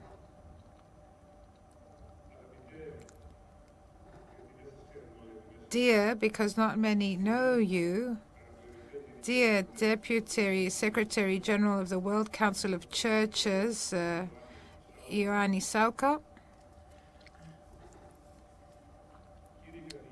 Protopresbyter, professors, brothers in Christ. We had a wonderful presentation by Mrs. Kolovopoulou regarding the theory, which always develops around religious and ecclesiastical diplomacy. So all this theory was then further developed and implemented in practice by the Orthodox Center of the Ecumenical Patriarchate in Geneva, known as Champasy, to those of us who've had the great opportunity to be there. I'd like to thank Mr. Migdalis warmly for his coordination, but before referring to Damaskinos, the Metropolitan, I would like to warmly thank His Honorable Foreign Minister, Mr. Bolaris, His Excellency, because in ecclesiastical diplomacy and always, generally speaking, in diplomacy, the main role is played by the individuals. So your person, Minister, is the one who's responsible for organizing this wonderful conference, and I'd like to congratulate you on your initiative, and may God give you the strength to continue along these lines. So, dear Migdalis, dear coordinator, just like in your case, so in my case as well, Metropolitan Bishop Damaskinos was a person who carved out a new path for me. And you quite rightly said that he had not undergone interreligious education. But how could he have had this? He was the one who carved out the very course of the work done by the Ecumenical Patriarchate. He was one of the leading figures who played an active role in everything that we are now enjoying in the name of the Ecumenical Patriarch. And for those who did not know this great man, and I'm not only going to talk about the Metropolitan Bishop Damaskinos, but also his work, because he used to say to the students in the institute that the Mother Church, the Ecumenical Patriarchate, will teach you to respect other people, to love others with their specificities and peculiarities, and to show solidarity, love, and the Christian Orthodox message in society. This is something that the Ecumenical Patriarchate expresses through the ages in a unique manner, and this manner is always special and very particular. So the Orthodox Center of the Ecumenical Patriarchate in Champezy, Geneva, was founded in 1966, following a decision by the late Ecumenical Patriarch Athenagoras I and the Holy and Sacred Synod of the Ecumenical Patriarch. The founding tome in June of 1966 clearly laid down the objectives sought by the center, and of course the main mission was its support to the Mother Church to promote not only inter-Orthodox but also inter-church ties and relations. This mission, which was in line with the sentiments of the other people in the Christian world, was inaugurated with the famous patriarchal encyclicals from the Ecumenical Patriarchate of 1902-1904. The Metropolitan of Arkarohori talked about Athenagoras. He was a true leader, and he paved the way for others to follow. And we also know that we had also the official participation of the Orthodox Church in the ecumenical movement, but also the organization of pan-Orthodox conferences from 1961 to 1968. So during this period, the need became felt to establish in Geneva, which was the seat of the World Council of Churches and the ecumenical movement for the unity of Christians, of an Orthodox center, a need which was based with great enthusiasm by the late great benefactors, George and Katingo Lemou, Omiros Pizanis, and other names. So these actually were inspired by the Metropolitan Bishop of Tranoupolis, Damaskinos. So now the Orthodox Center, which is now complete with its old buildings and new buildings. The new buildings, by the way, were completed in 1975. This actually is, according to the Patriarchal and Synodal Sigillion, a patriarchal stavropagi of the Mother Church. But according to the Patriarchal Act, the main purpose is to provide ministry to the Holy Catholic Apostolic Orthodox Church and all the Christians on earth, more particularly to create a scientific, theological nursery with a worldwide prospect. So these are the very words used in the founding tome of 1966. They were clearly defined through the Patriarchal Sigillion, and we have the number of inter-Orthodox and inter-church activities of the center laid down. So here we see that the center is a patriarchal stavropagi on the one hand, but it's also an Orthodox forum for ecumenical dialogue promoting unity among Christians. Choosing the city of Geneva, which is the headquarter for international and inter-church organizations for ecumenical dialogue, was a very important one, not only for it to be widely known, but also because of its importance for the whole world.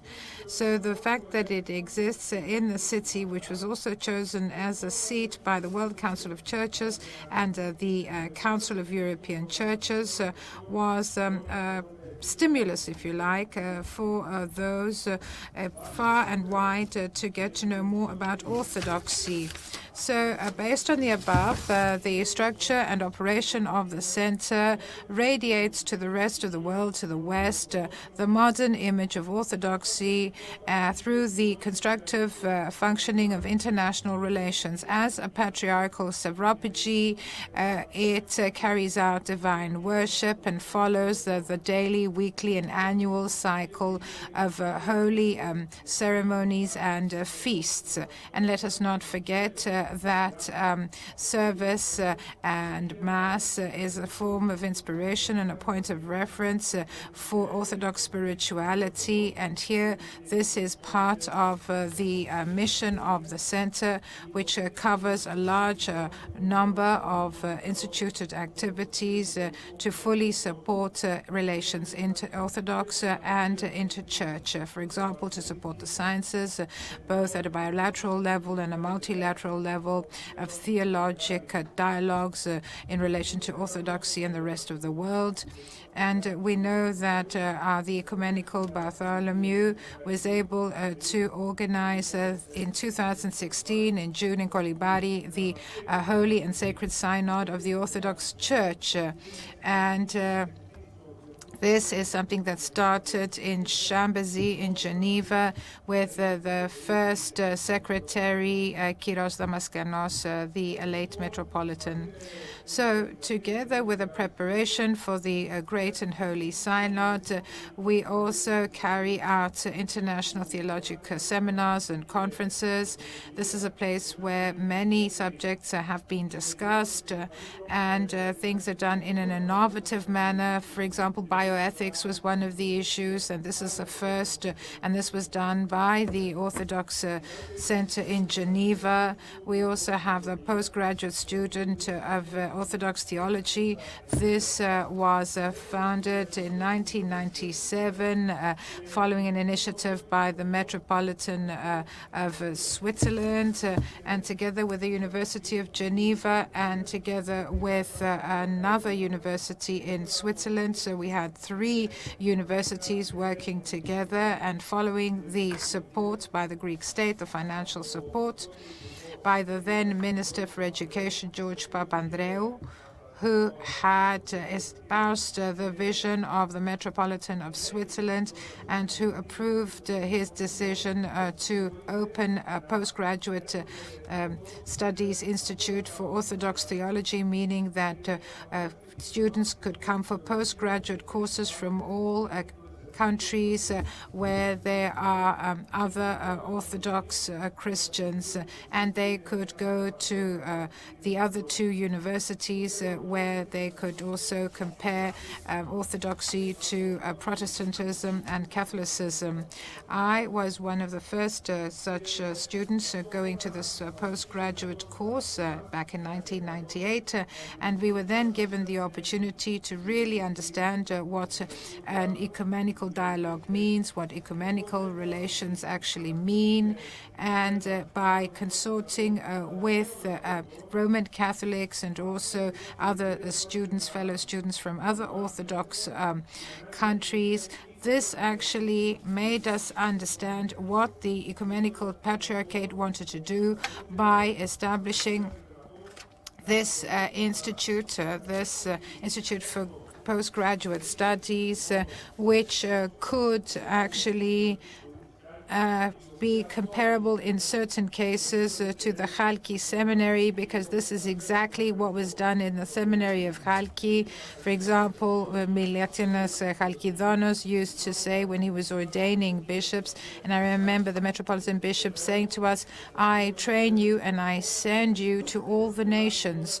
You have received all the necessary means, all the qualifications to represent the Mother Church, and at the same time to follow the principles of the Mother Church, so that you can promote everything that expresses the Ecumenical Patriarchate and the Ecumenical throne through the years." So, with the Institute of Postgraduate Studies and following another initiative by Metropolitan Damaskinos, the creation of interreligious dialogues with Judaism and Islam. These are academic interreligious dialogues. This was the first theological attempt that was carried out with the help of the minister at the time, Mr. Papoulias, and then President of the Hellenic Republic. So as a foreign minister, he supported this initiative undertaken by Metropolitan Damaskinos, because this has to be noted. So this possibility to communicate with other religions, together with another person that I'd like to mention right now, the late Metropolitan of Ephesus, Chrysostomos, who was a professor at the Institute of Theologic Studies. So these two people that I just mentioned that are sorely missed today, and I wish that many Orthodox churches could follow in their footsteps. So these two personalities were able to inspire to the students this need to continue bilateral and multilateral theological dialogues. So we know that the promotion of the Orthodox Center as a forum for ecumenic dialogue of orthodoxy with the rest of the world is due to the fact that it is universally known for its institutional role in enhancing inter-Orthodox relations, but also in supporting initiatives to promote inter-church relations. So as I've already mentioned, the contribution of the first director of the center, Metropolitan Tranoupolis Damaskinos Papandreou, was decisive and it was aspiring. So we see that Mr. Migdalis, Father Ioannis, Father Ignatios, the minister, Mrs. Kolovopoulou, Mrs. Mitosi, we all were inspired by this great personality, Metropolitan Damaskinos. So we also have the buildings that were built around the church. So those of you who've actually been to Geneva understand that this is an academic center that can support all the activities that I briefly described. And we know that it also tried to do more by way of promoting inter-Orthodox and inter-church activities. So this has made it stand out. It's considered to be an open bridge of communication between Orthodoxy and the other Christian churches. So the center functions as an open window of the Orthodox East to the West, but also between the West and the Orthodox East. And we know that Pope John Paul II, during his official visit to the center on the 12th of June 1984, praised not only the work of the Orthodox Center, but also the great role that it can play in the modern ecumenical dialogue for unity of all Christians. And I quote, "This center of the Ecumenical Patriarchate ensures through its activities brotherly ministry to all Orthodox churches and facilitates the exchange of information between East and West so that East and West can get to know one another better." So this is very important. And this has to be done in depth because only the truth can set us free. So this is why at the center, many conferences are being held regularly to prepare a new generation which will develop through dialogue and from the dialogue. And this was the end of the quote of Pope John Paul II. We also heard a lot of words of praise from the primates of Orthodox and other Christian churches who have visited the center or who stayed at the center. They all underscored its mission at a time of great confusion and the role that it can play in the ecumenical movement. And I'd like to say that the contribution of the Metropolitan Damaskinos played an important role, the pre-Chalcedon churches and the Armenians, because his doctoral thesis was on this matter, but also because he coordinated for many years the dialogue together with the late professor of liturgy, Mr. Fundoulis, and then we had Marzello. So together they coordinated the dialogue in order for it to reach a very mature level. And we wait for this to be reinitiated by the Ecumenical Patriarchate in order for us to see how this closer tie that was created can proceed. And this was the fruit, if you like, of this dialogue that took place. So it is obvious that the center, as a patriarchal stavropagi of the ecumenical throne, is an extension of it in Western Europe, but is also one of the main instruments of its ecumenic mission, not only in relation to inter-Orthodox, but also inter-church relations. And I think that the head of the center on the 20th anniversary said something very important, and I quote, "The ecumenical throne, in carrying out its historic mission, looks like a very old fruit-bearing tree, because just like the fruit-bearing tree doesn't feed off its fruit, the fruit it produces, so the institutions of the ecumenical throne throne, which actually help people believe, do the same. They extend the very same thing. So they are like the strings of a guitar, and they let out a harmonious sound because they have been tuned.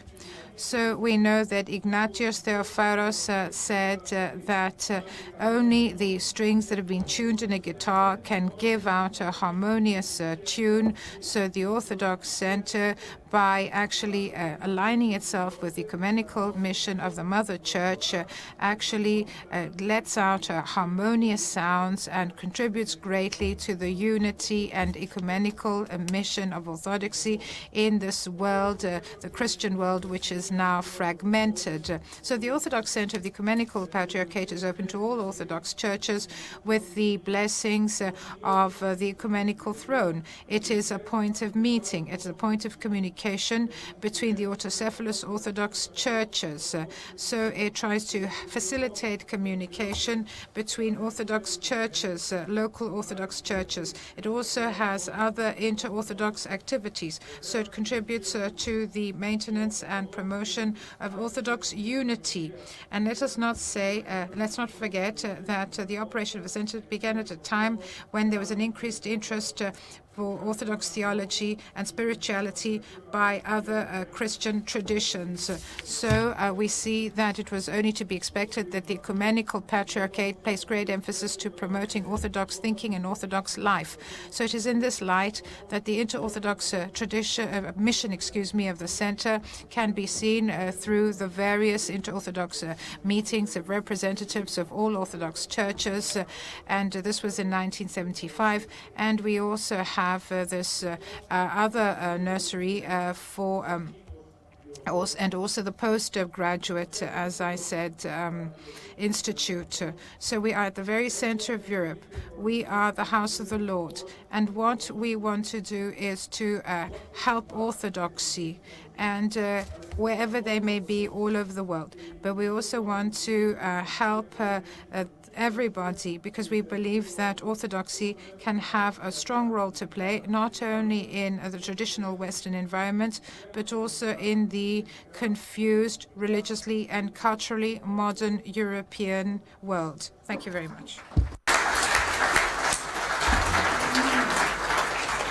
Ευχαριστούμε πάρα πολύ τους. Thank you very much, Most Reverend Father, for what you said. In presenting MP Andreas Michailidis, General Secretary of the Interparliamentary Assembly of Orthodoxy and leading actor in this effort, I would like to add, dear Saint of Agios of New Ionia, in 2005, the Assembly decided to award the prize. It was the first and only prize that we have awarded. We awarded a prize to Damaskinos. Papathemelis was the secretary. Listen, it's very interesting. Our friends, Russians, immediately reacted with great pleasure and satisfaction. And we awarded a prize, and in 2007, you will remember, Mr. Papoulias, under Mr. Papoulias, we edited a volume, Church, Ecumeny, Politics, that was the title. And Papoulias, who was president of the Republic, went to the Academy of Athens in order to present that tome. Mr. Andreas Michailidis, Parliamentary Democracy, the example of the Interparliamentary Assembly of Orthodoxy.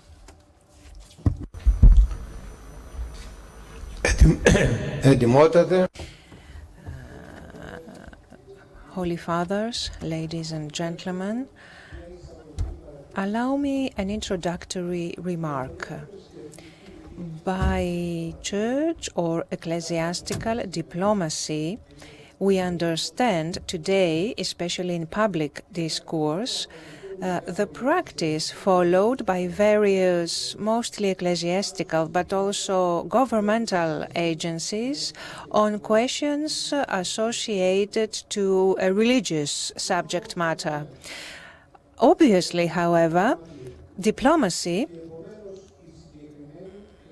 and all its individual areas go beyond a mere empirical application. This application should follow principles and norms. It should rely on a good knowledge of historic factors of the individual subject matters. It should go beyond distortions and stereotypes. It should have some duration in time. It should be developed by way of collective procedures, and it should be clearly distinguished from personal strategies and expediencies. It is in this spirit that the initiative by the Ministry for Foreign Affairs should be placed in order to develop a framework of principles of ecclesiastical and religious diplomacy. And as such, it is worthy of praise. As my being in charge of the Interparliamentary Assembly of Orthodoxy, let me share with you our own experience from a parliamentarian institution in exercising this special form of diplomacy, the parliamentarian diplomacy, in the subject matter of ecclesiastical and religious matters. The specialization is obvious. There are very distinctive features accompanying it. First of all, it is comprised of members of parliament, I mean the Assembly of Orthodoxy, with the exception of two advisors. It has its headquarters in the Greek Parliament. It is financed exclusively from the national parliaments of participating countries. Its first value is parliamentarianism, independent parliamentarianism. A second and equally important pillar of the Interparliamentary Assembly of Orthodoxy is the ecumenicity of orthodoxy and the way it is positioned vis-à-vis the big questions of the modern world: interfaith dialogue, fundamentalism, terrorism, social inequalities.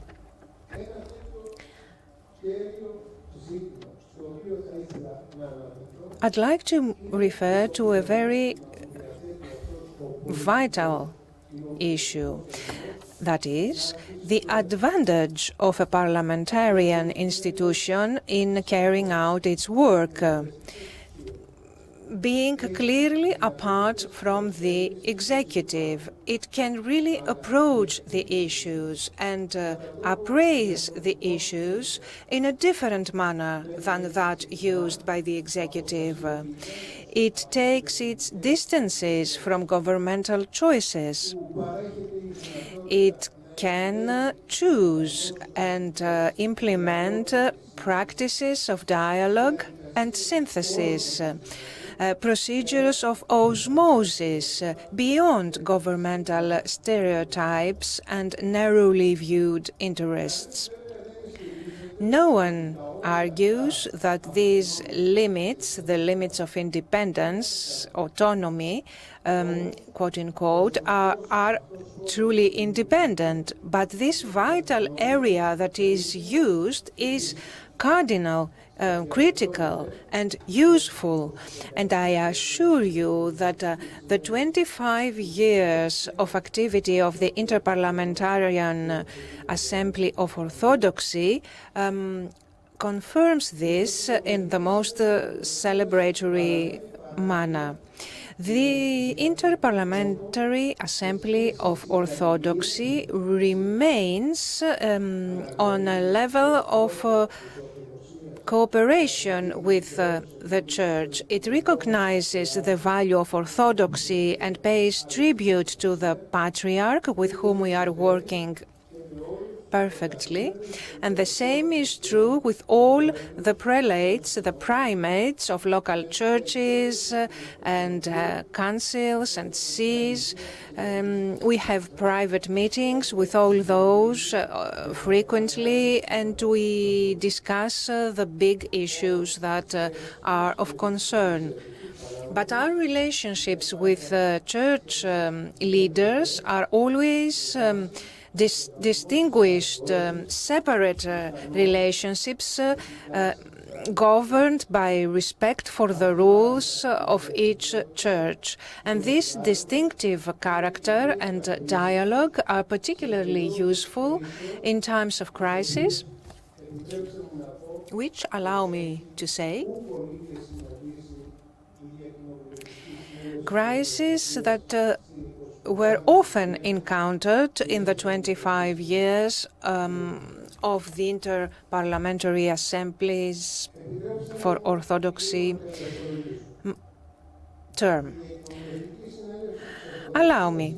The Interparliamentary Assembly of Orthodoxy is an initiative which stemmed from a large conference organized by the Greek Parliament in Chalkidiki in June 2003 on orthodoxy in the new European reality, in 1993, excuse me.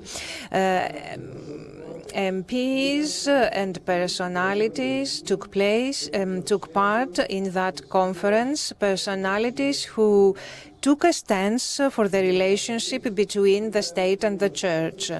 The organizer was the Interpartisan Committee of Religions and Orthodoxy of the Greek Parliament.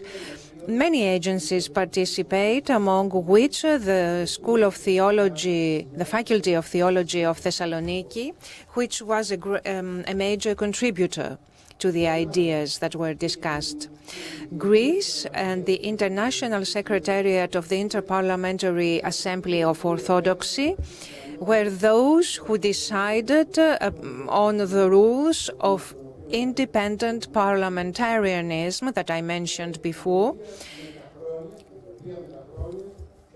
This principle gradually earned respect from all sides, and it has been a very important endowment, if you allow me to use this term, for the future. Let me underline at this point that to this trajectory, all the presidents, the speakers' offices of the Greek parliaments contributed. They all understood the need to move away from political confrontation and to give autonomy and independence to this institution. The main desideratum in our work is how to have the principles of Christianity and democracy becoming a reference point in global policy making. Social issues are raised by social agencies or by the churches themselves. Issues that often are of particular gravity and are very acute. issues on which the Interparliamentary Assembly for Orthodoxy tries to express its opinions in an ordered way, taking into account the Christian tradition, of course, but also what is happening topically. Churches have their own priorities and agonies, so the expression, the use of common language on issues is not an easy thing. But I think that that's where the contribution of the Interparliamentary Assembly of Orthodoxy lies, what we successfully call ecclesiastical diplomacy, i.e. the Interparliamentary Assembly of Orthodoxy tries to synthesize opinions on critical matters affecting the life of contemporary human beings, trying to make policies that are not hysterical, that are not fanatical, that can meet and respond to the questions of citizens who experience problems in an environment that is not necessarily part of the Church of Christ. The various partnerships we've had with similar interparliamentary organizations of a spatial nature, for example, the European Parliament, the Parliamentary Conference of the Mediterranean, the Pan-African Parliament, the Arab Parliament, the Interpartisan Committee of Parliament on the Freedom of Religion, the Parliamentary Assembly, the Economic Partnership of the Black Sea, but also things with a religious identity, such as the Parliamentary Union of the Organization of the Member States of Islamic Cooperation, the International Network of Catholic Legislators, offers the opportunity to the Interparliamentary Assembly of Orthodoxy to entertain, process and understand the views and values of other geographic and religious areas other than the Christian world.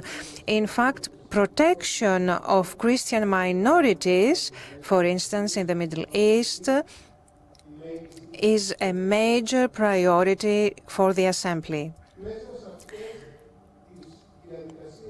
With these dialogue and osmosis procedures, it becomes possible in our organization to develop views that aim at a peaceful world of dialogue and alterity that goes beyond the distortions of the past and the generalization of the past that we've seen in history and that amount to confrontation and conflict. Allow me to refer to the recent decision of the Parliamentary Union of the Member States of the Islamic Cooperation following their recent General Meeting, General Assembly, and the text that they published, the document they published. Let me underline a few points of a few common points with which no one can disagree, I think. They say we ask the reinvigoration of dialogue between religions and cultures and civilizations with the aim to promoting intolerance between the faithful of the various religions. We stress the need to fight against all forms of radical and extremist rhetoric in order to isolate acts of violence committed in the name of religion, ideology, or alleged cultural supremacy. We denounce most unequivocally all terrorist actions committed in Islamic countries, but also in other countries of the world, a fact that has created many victims, including martyrs and injuries and destruction of property, and we express our full solidarity to the families and to those injured.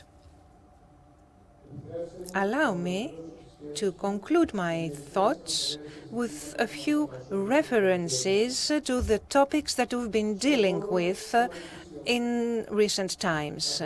In religion, in the last 3 to 4 years, there is frictions. There are frictions. Sometimes they are fed by sources of information lying outside the churches that create distortions.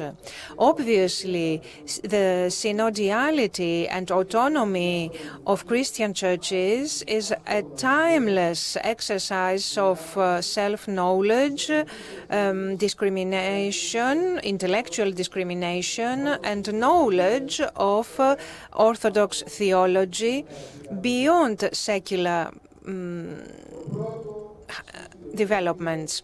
The first element that religious people need to know, church people need to know, is that globalization and new technologies will constantly bring the religious world, the churches, in front of problems and dilemmas that will be formulated as reservation of this tradition or other.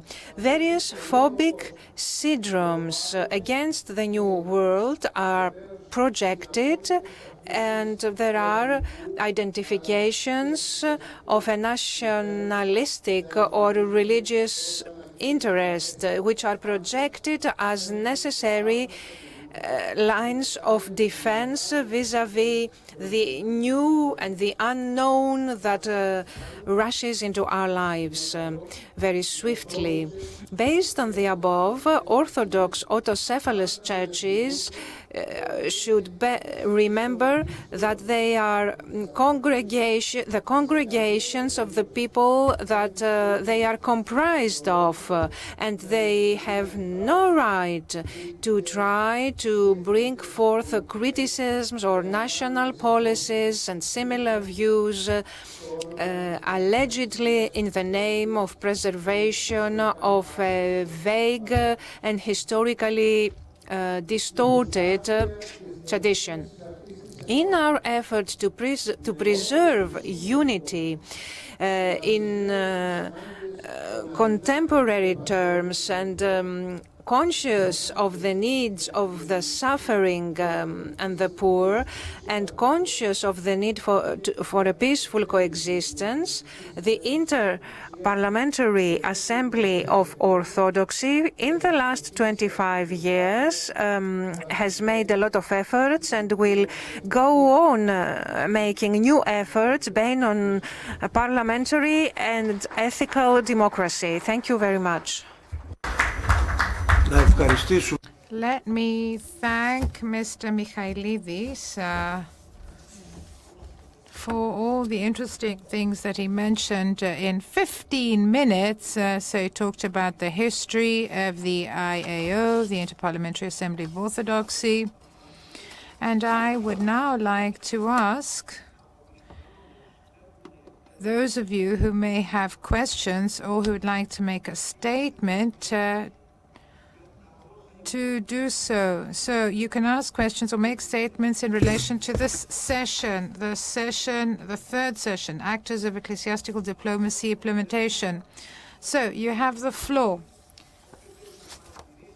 You can ask a question, you can make a comment or an observation.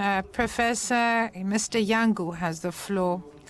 we would like to thank all the distinguished speakers for their very comprehensive speeches.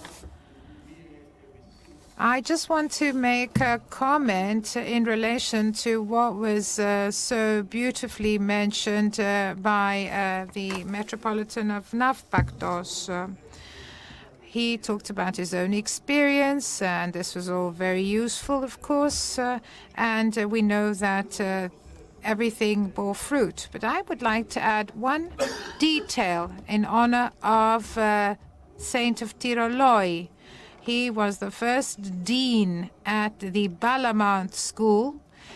His work was great. And I'd like to say that the work of Saint Tyrolois laid the foundations for the further development of the Balamount School.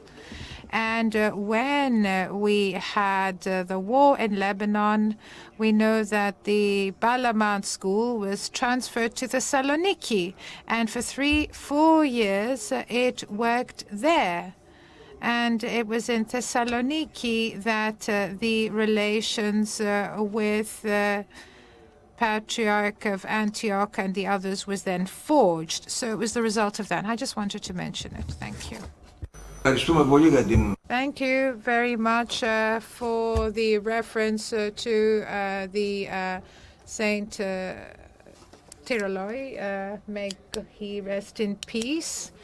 I did mention it, but I want to say that the first professor was Mr. Romanidis.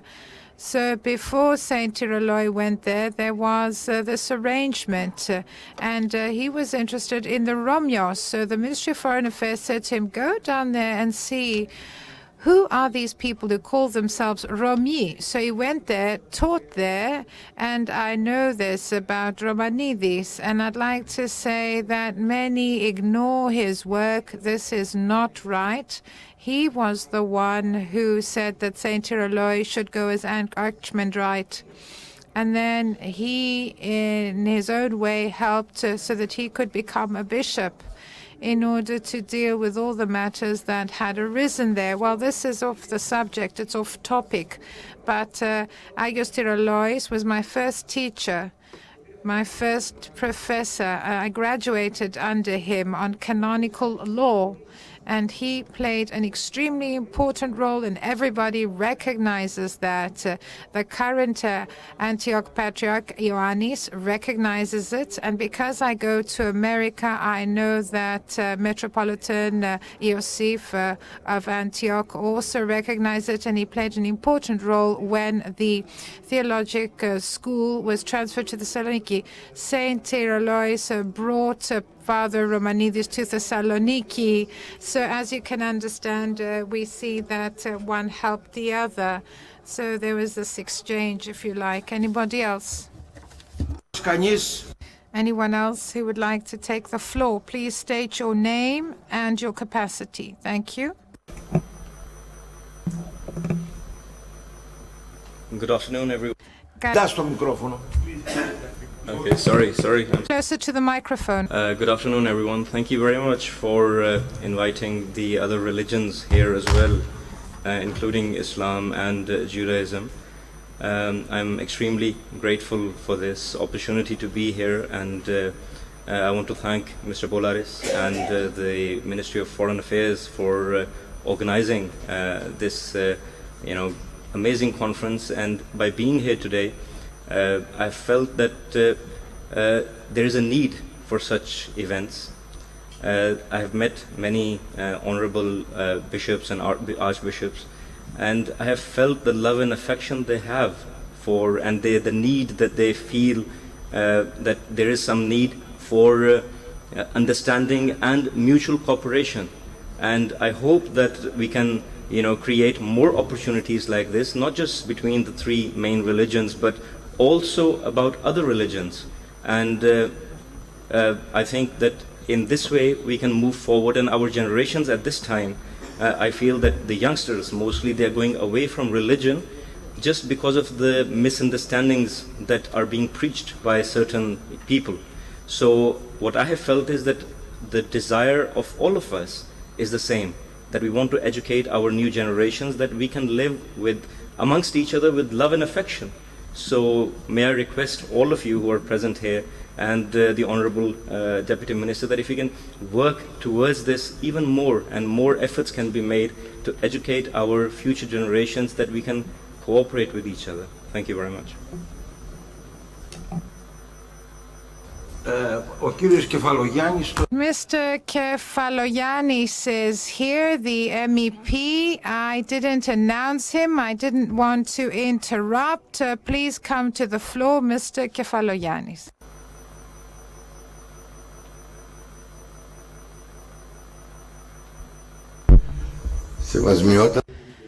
Eminencies, ladies and gentlemen, representatives of the Greek Parliament, fellow MPs, I would like in turn to congratulate the Ministry of Foreign Affairs and the Deputy Minister, Mr. Bolleris, for undertaking this initiative. This dialogue is extremely important. And let me say that in the European Parliament, I represent my MEPs, fellow MEPs from all parties.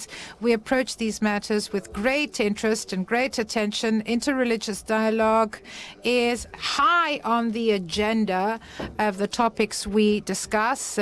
Just a couple of days ago, we had the Metropolitan of Smyrna, and we also had the Metropolitan of Belgium, where a discussion was held on matters pertaining to the Ecumenical Patriarchate. We intend to continue this dialogue, and we, on the side of the European Parliament, are at your disposal. We'd also like to undertake such initiatives together with the other political groups so that these discussions can continue in the European Parliament, which shows such interest in all of this. Now, let me say that in the context of these discussions taking place at a European level, the Ecumenical Patriarch Bartholomew they considered to invite him as head of state and to speak at the plenary session of the European Parliament. This discussion was held following a proposal I submitted, and then there's also a committee, Greece, Turkey, and we have a representation, 50% Turkish MPs and also MPs from the European Union. So one of the things that we intend to do is to invite to the plenary session of the European Parliament the Ecumenical Patriarchate as head of state, and he can address himself to all MEPs. Of course, Mr. Tajani, the Speaker of the Parliament, would like to extend this invitation on the occasion of the 50 years of operation of the metropolis of Belgium and of neighboring countries. I wish you every success in your work. We're by your side. We want to support you. This is beyond parties. It's non-partisan. So together with the European Parliament and the Greek Parliament, we will work with you. Thank you very much. So let us before we conclude, as a wrap-up to this session, which is about the actors and those who implement ecclesiastical diplomacy. So let me say that these actors, these agencies are actually rejuvenated thanks to a dialogue, ecclesiastical dialogue. So when ecclesiastical dialogue creates stereotypes, ecclesiastical stereotypes, then the work of ecclesiastical diplomacy has no stimuli. It lacks stimuli. If you look around us, how many do we see creating such stimuli? Anastasios of Tirana, Bartholomew from the Ecumenical Patriarchate. But who else is offering such stimuli? So when a leader is a true leader, when he's genuine, then he becomes the benchmark for everything in life, in the life of everyday people. So when an ecumenical patriarch is worthy of his throne, then his work and his person is the measure of all things. And it's not just a mere description of one's life and work. It's much more than that. It becomes a point of reference. So what we need is inspiring leaders in order for us to have ecclesiastical diplomacy. So all ecclesiastical leaders should do their utmost in order for ecclesiastical diplomacy to bear fruit. So we can now have a short coffee break. Thank you very much.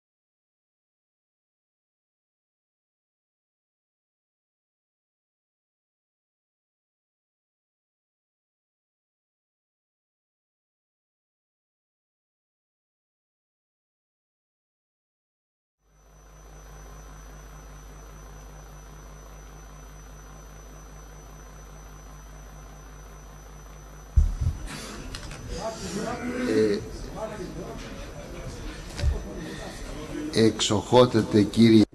Your Excellency, Minister, Eminencies, Reverences, Holy Fathers,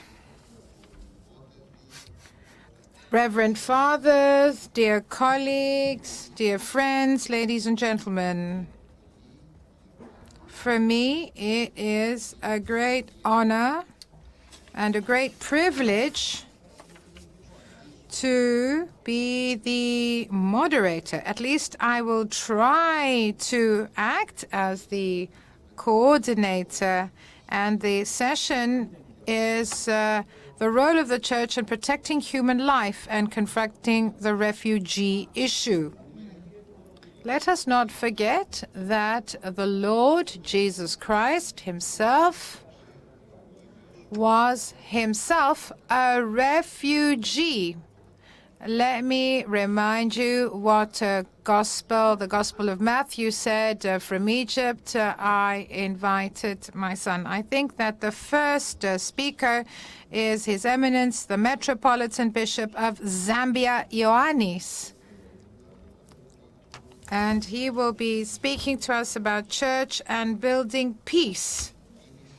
So the fact that after many years I meet him again, and for me this is a moving moment. I've known him many years. I've known him from the Patriarchate of Alexandria, from that shoot of the vine. So I was very lucky because since 1984 and henceforth, I have worked with the Metropolitan of Zambia. I was secretary of our embassy in Cairo. And Your Eminence, I would give you the floor, so please shed light, and please, you have the floor. Thank you, Your Eminence.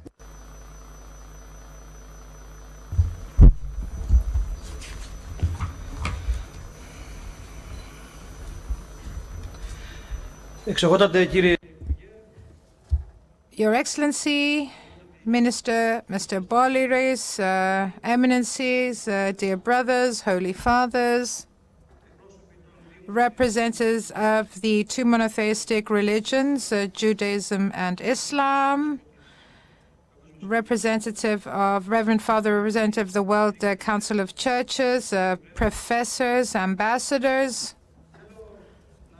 I would like to congratulate His Excellency, the Deputy Minister of Foreign Affairs, Mr. Marcos Boliris, my dear friend, and his very dynamic team for organizing this conference.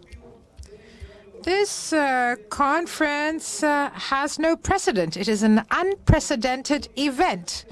We are in the third millennium, in the first 20 years, and we have enlightenment. Most Western countries want to make a distinction, a separation between the church and the state. Western legislation reinforces religious pluralism, and they maintain neutrality vis-à-vis religious secularization. So the trend to marginalize the role of the church into the private sphere only and under private law is visible, it's obvious. But we know that the West trying to put its house in order, but ignored to a large extent what was happening in the rest of the world that is outside the Western world. Certain events, such as the occupation of the U.S. Embassy by extremists in Tehran in 1979, as most of you may remember, forced the West to reconsider the important role of religions in the public sphere and in the political life. But we see that most legislations in the West still wanted to marginalize religion. and put it away from the public sphere. Why? Because religion was dealt in the West more as a threat to social peace and not as a unifying factor. The 11th of September 2011 is the verification of the fact that the Western world was blind and it didn't see what was happening in the rest of the world. But it was also the erroneous judgment because they believed that religion was only a source of conflict and a source of controversy. So September 11 marked the beginning of the war against terrorism, and emphasis was placed on fighting religious terrorism or fundamental terrorism. So the idea came to be that religions can now contribute positively and help prevent crises and help restore peace. So this is something new. According to the literature, religion continues to be considered a source of war and a source of conflict, but it is also seen as a way to find solutions and a way to create peace. And this is why we're here today. So the question has been posed: how can religious leaders and guides provide help, valuable help to states and international organizations in an effort to increase tolerance, resolve conflict, and restore peace all over the world? In the very limited time that I have at my disposal, I will try briefly to talk about two myths that do not allow us to see that the answer to the above question cannot be a general one. It is a myth that all religions generate tolerance and coexistence with the other and with other religions. That's a myth, or even other races or cultures for that matter. It is also a myth that religious communities are bound over time, and they're bound irrevocably and unequivocally by the decisions taken regarding peace. I will spend the rest of the time allotted to me, on one of the Orthodox churches, the ancient Patriarchate of Alexandria and all Africa, which I've been serving for over 25 years. I would like to talk about specific actions and initiatives through which I will show you the principles of the policy governing this patriarchate and its strategy regarding peace. So the information is picked at random. There are many actions, but I will only mention a few. These are based on official documents and texts and have to do with historical events that have taken place. Some of the events that I will recount to you are a personal experience of mine. Information has been classified. I have 4 parts. Each part comes to a useful conclusion. First, the contribution of the Patriarchate of Alexandria and all Africa to building and maintaining peace in Mozambique. On the 4th of October 1992, in Rome, a historic peace agreement was signed. The civil war in Mozambique, which in 17 years had left hundreds of thousands of victims and 4 million refugees, came to an end, with the signing by the leaders of the 2 belligerent parties, the President of Mozambique and General Secretary of the Communist Party, Frelimo, Joaquim Chissano, and the leader of the Party of the Opposition, Renamo, Amfoso Jakamba.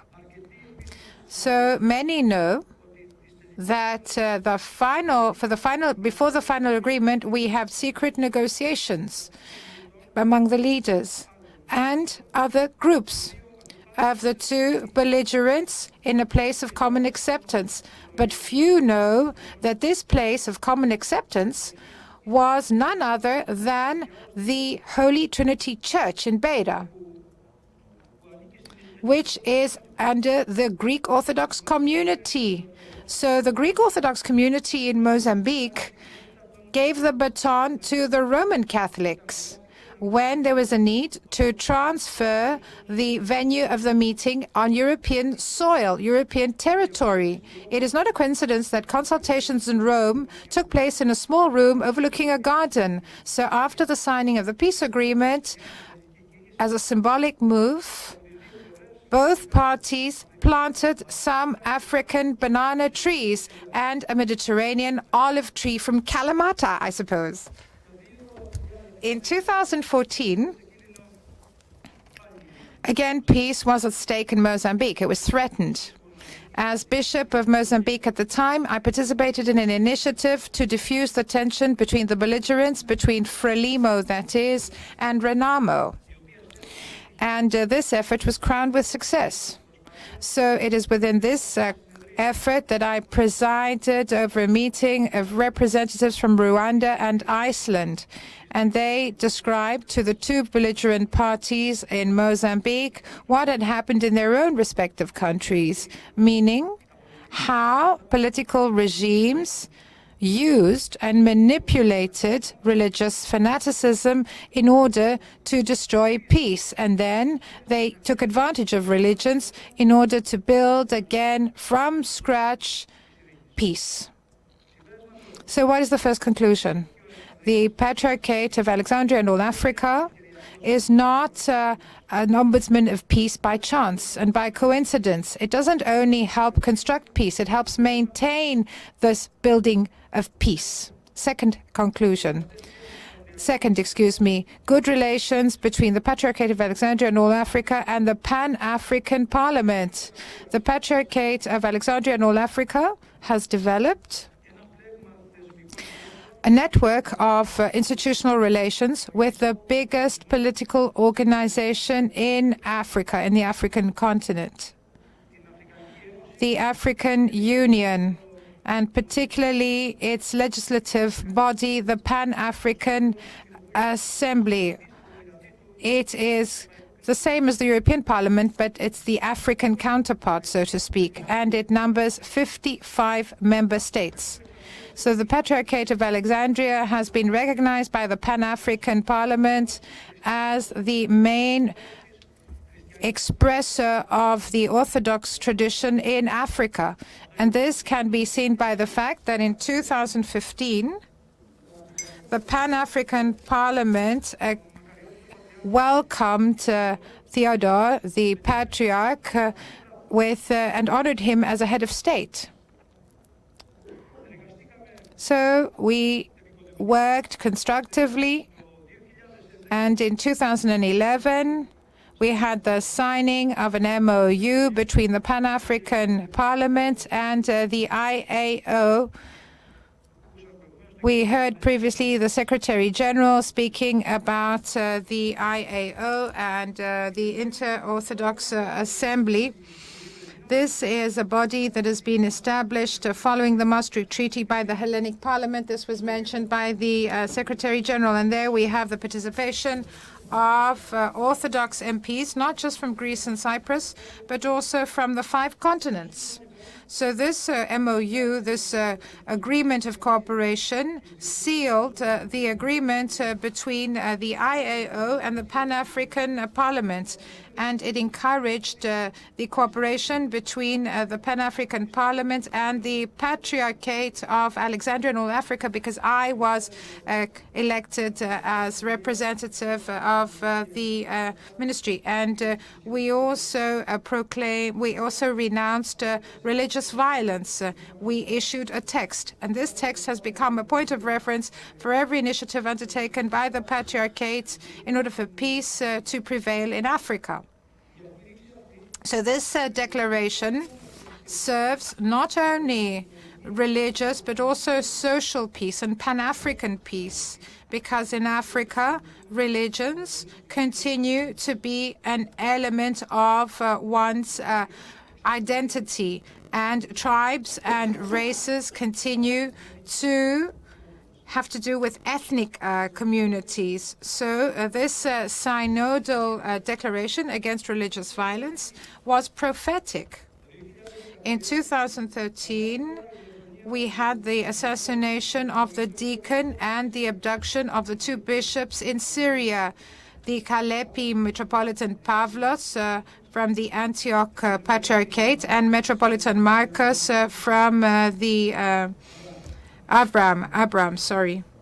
forgive me. Ioannis, sorry. Marcos Ioannis, corrects the speaker. So on the occasion of the visit of the Secretary General of the UN, Ban Ki-moon, to Mozambique, I was asked by the leadership of the IAO, the Interparliamentary Assembly of Orthodoxy, in my capacity as coordinator of the IAO, to visit and to offer to the Secretary General of the UN, Ban Ki-moon, an announcement by the IAO for the terrible situation in Syria and the war that was raging in Syria, but also a statement regarding the abduction of the 2 bishops in that country. Ban Ki-moon responded to this initiative by taking a number of measures. In October of 2015, there was a notable development. Our Patriarch Theodore and the president of the Pan-African Parliament, Mr. Roger Dunk, met in South Africa at the seat of the Pan-African Parliament and decided to engage in a continuous dialogue, an ongoing dialogue between civilizations. Since then, the metropolitan bishops and bishops of the Throne of Alexandria, but all the clergy, are active in this dialogue among cultures, not only through specific initiatives and actions, but at every given moment and on every given occasion they do so. They try to engage in dialogue. The pastoral and missionary work of the Patriarchate of Alexandria is carried out in such a way so as not to do away with, but to upgrade this ideal of cooperation amongst peoples and societies in Africa. So the result of our stance led to closer cooperation between the Patriarchate and the Pan-African Parliament. In October of 2018, under my capacity as liaison between the IAO and the Pan-African Parliament, I also met with the President of the Pan-African Parliament, Mr. Roger Dunk, in the framework of the 5th regular assembly. I'm talking about the 4th session. So he actually, the president knew the results of the general meeting of the IAO, the assembly which was held in Athens. I gave him a letter by the leaders of the IAO. And during this meeting, the details were discussed to organize a scheduled meeting between among all large monotheistic religions. This will be carried out next fall, next autumn. And this is co-organized by the Pan-African Parliament, by the IAO, and the aegis and blessing of Theodore II, from the Patriarchate of Alexandria and all Africa. Now, conclusion.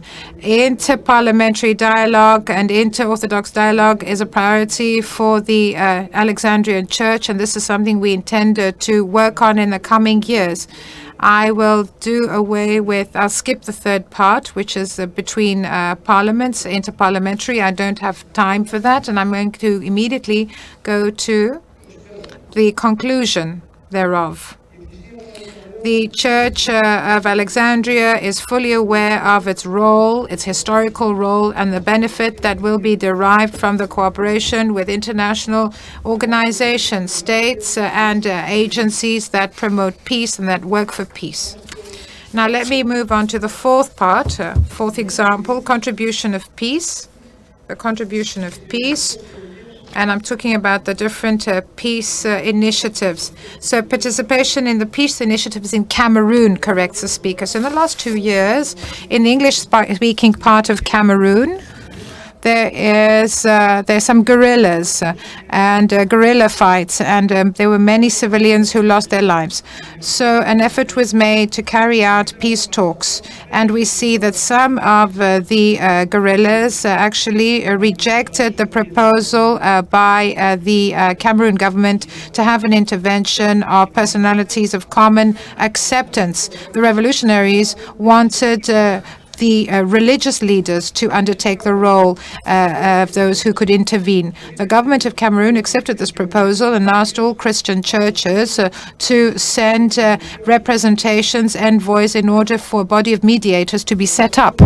The Orthodox Church participates in this delegation. We have 7 clergymen, and one of them is the Metropolitan Bishop of Cameroon, Gregorius. The members of the Christian delegations participated in a 5-day induction seminar in order to learn all the necessary information. In the month of March, meaning in the first 10 days of March, we have programmed the first meeting of the members of the mediators group. This group is composed of Christian churches, and we will be meeting with the guerrillas, with the resistance fighters. And I'd like to say that the Orthodox Church of Cameroon has been recognized by the government of Cameroon as the Greek Orthodox Church of Cameroon. Now, the Patriarchate of Alexandria and all Africa works with all other confessions in order to achieve peace in Africa. So the epilogue.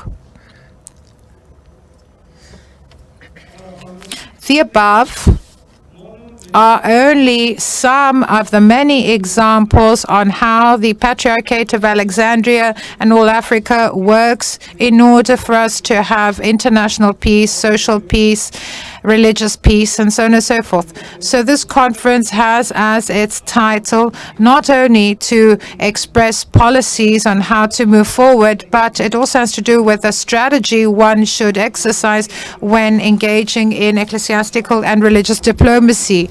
There are objections on the use of the word diplomacy when we're talking about ecclesiastical initiatives and actions related to public affairs.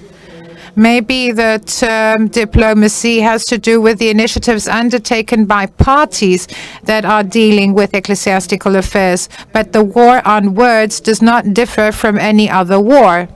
Now, in relation to the destructive impact on peace, and this is why I leave it to you, the experts, to try and clarify the term ecclesiastical diplomacy.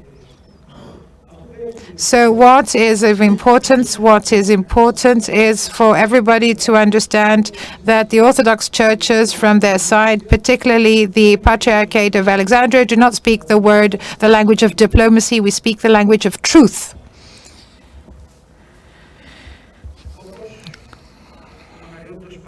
As was mentioned by His Beatitude, our Patriarch at a conference in Vienna mentioned that religions and religious leaders have a huge responsibility, but they also have the obligation to promote peaceful coexistence and mutual understanding of the peoples and nations.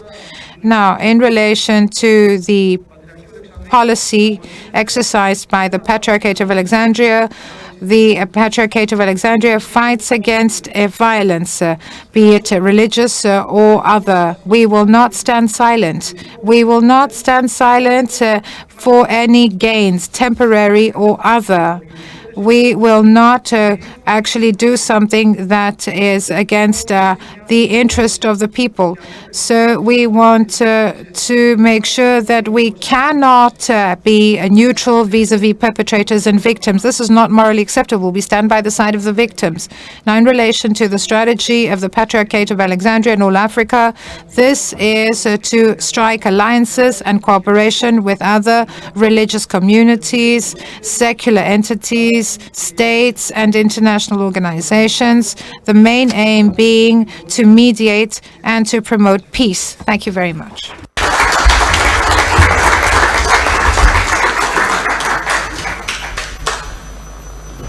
Ευχαριστώ πολύ το σεβασμιότατο ο οποίος με την ομιλία του ανέδειξε τον αγώνα, την αγωνία του Δευτεροθρόνου Πατριαρχείου μας και τον στενό δεσμό με τον Παναφρικανικό Οργανισμό, την Αφρικανική Ένωση, ο οποίος βαίνει ενισχυόμενος και κρατεούμενος. Θα προχωρήσουμε στον πανοσιολογιότατο και ελογιμότατο καθηγητή κύριο Αρίσταρχο Κρέκα, ο οποίος θα μας φωτίσει σε ένα επίσης πολύ σημαντικό ζήτημα και πολύ επίκαιρο ζήτημα, τη συμβολή της θρησκείας στην πρόληψη των πολεμικών συγκρούσεων. Πανοσιολογιότατε, σας παρακαλώ πάρα πολύ. Σας ευχαριστώ. Ευχαριστώ πολύ κύριε Πρόεδρε. Εξοχότατε κύριε Υπουργέ, σεβασμιότατοι Άγιοι Αρχιερείς, σοφολογιότατε, ελογιμότατοι κύριε καθηγητές, αγαπητοί σύνεδροι. Θα προσπαθήσουμε πολύ γρήγορα να αποτυπώσουμε τη συμβολή της θρησκείας στην πρόληψη των πολεμικών συγκρούσεων. Κατά τη μεταψυχροπολεμική εποχή αναβαθμίστηκε η αξία της ταυτότητας, της θρησκείας, του πολιτισμού και σε αυτό το πλαίσιο προέκυψε η ανάγκη κατανόησης του ρόλου της θρησκείας σε παγκόσμιο επίπεδο. Εντοπίζεται μεγάλος αριθμός αξιών μεταξύ των παγκόσμιων θρησκειών, πολλές από τις οποίες μπορούν να αξιοποιηθούν ως χρήσιμα δομικά στοιχεία για την πρόληψη και τη διαχείριση των πολεμικών συγκρούσεων, τη διαπραγμάτευση, τη συμφιλίωση και την οικοδόμηση της ειρήνης. Για μια σφαιρική κατανόηση της λειτουργικότητας της θρησκείας χρειάζεται συνδυαστική προσέγγιση του ρόλου της τόσο σε θεωρητική όσο και σε πρακτική βάση σε σχέση με την ασφάλεια, την οικονομία, την πολιτική και τον πολιτισμό. Σε αυτή τη βάση η θρησκεία μπορεί να συμβάλλει με ποικίλους τρόπους στην πρόληψη των πολεμικών συγκρούσεων. Ας δούμε πολύ σύντομα το ρόλο της θρησκείας στις πολεμικές συγκρούσεις. Μια δυνητική πτυχή της θρησκείας είναι ο παγκόσμιος χαρακτήρας της, καθώς μια δραματική και παγκόσμια αύξηση της πολιτικής επιρροής της θρησκείας έχει συμβεί κατά τα τελευταία περίπου 40 χρόνια. Οι συγκρούσεις έχουν αιτιώδεις παράγοντες σταθερά ενσωματωμένους στον υλικό κόσμο. Συνήθως τα συμφέροντα και οι ένοπλες ομάδες χρησιμοποιούν ή εργαλειοποιούν τη θρησκεία για να αυξήσουν την επιρροή τους στην εξουσία και να οδηγήσουν τους ανθρώπους στη βία. Η κατανόηση της επιρροής της θρησκείας σε πολέμους είναι κρίσιμη για τρεις λόγους. Την ταυτότητα και τα κίνητρα των ανθρώπων που βρίσκονται σε σύγκρουση, το εύρος και την ένταση των πολιτικών ή οικονομικών στόχων μια θρησκευτικής ομάδας, αλλά και τη διακρατική and also the transnational nature of religious communities. Experience in war zones during the last decades led to a constructive approach as an analytical tool, recognizing the constructive role of religion in developments. International travel, communication, and immigration contributed to an interaction between various religions and civilizations. Let's look at the theoretical, the doctrinal foundations of religion. Religious narratives contribute to prevent political conflict and defending human rights. In this context, religious leaders and actors can use their political and social legitimacy to prevent armed conflicts and pursue peace. There are many benefits in a relationship between religion and theory of conflict prevention. Religion plays an important role in social life and in human conduct. There is a huge reservoir of holy texts that contain messages that avert conflicts. They make any hostile disposition evaporate. Diplomats and mediators have benefited from an in-depth understanding of the incentives of violent behavior or initiatives for peaceful coexistence. The appropriate construction, interpretation of the holy tradition contributes to create conflict prevention strategies for the domination of peace and for local community principles that will have a beneficial impact. For instance, in cases where economic despair plays a central role in conflicts, religious language and religious symbolism are important factors by which people interpret their realities and are enriched with psychodynamic models of conflict resolution. Religious texts and traditions contribute to the study for the prevention of conflicts. Theological interpretations can offer a system of early warning for an underlying increase of intolerance or providing excuses for violence. Religion has developed ideas and values that have made civilization commit to peaceful values. For instance, a unilateral gesture of forgiveness is encouraged in many traditions. Such phenomena could be integrated in conflict settlement strategies and approaches. Redemption and forgiveness underlie efforts prior or after conflicts by providing resources to help societies heal the catastrophic impact of violence. For instance, an approach for internal life in the Eastern traditions of Buddhism, Hinduism, and Zoroastrianism is ahimsa. Ahimsa is non-violence. Processing and using this principle is a critical cultural tool in order to run across cultural or other walls. For instance, in Judaism, God is the God of love, of mercy, and of peace. In the Quran, Allah is reported as the compassionate force. The teachings of agape of Christ in the New Testament has resonances among the faithful, leading to pacifism. Religious case law offers ways to interpret tradition in such a way so as to urge officials, church officials, to work for the prevention of conflict and to protect human rights. The churches contribute to theological dialogue, not only to avoid armed conflict, but also to promote peaceful coexistence between the people. In it, the circular of the Great Council of Crete 2016, convened in Crete, it is pointed out the risk emanating from religious fundamentalism as an expression of morbid religiosity. Also about the mission of the Apostolic Church. The text talks about peace and averting war. The Orthodox Church, the Church of Christ, condemns war. The Church of Christ encourages all initiatives and efforts to prevent or dissuade through dialogue and any other opposite means, making best endeavors for the fastest restoration of freedom and peace.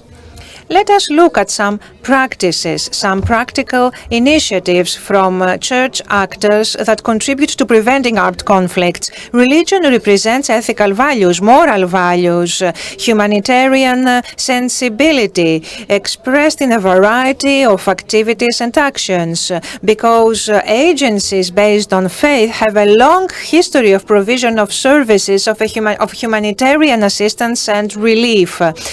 Religions have many institutional and structural involvement, such as the promotion of human rights, fostering of interreligious dialogue, and initiatives to support justice and the oppressed communities. Religion, however, can play a very important role also in the prevention and settlement of conflict.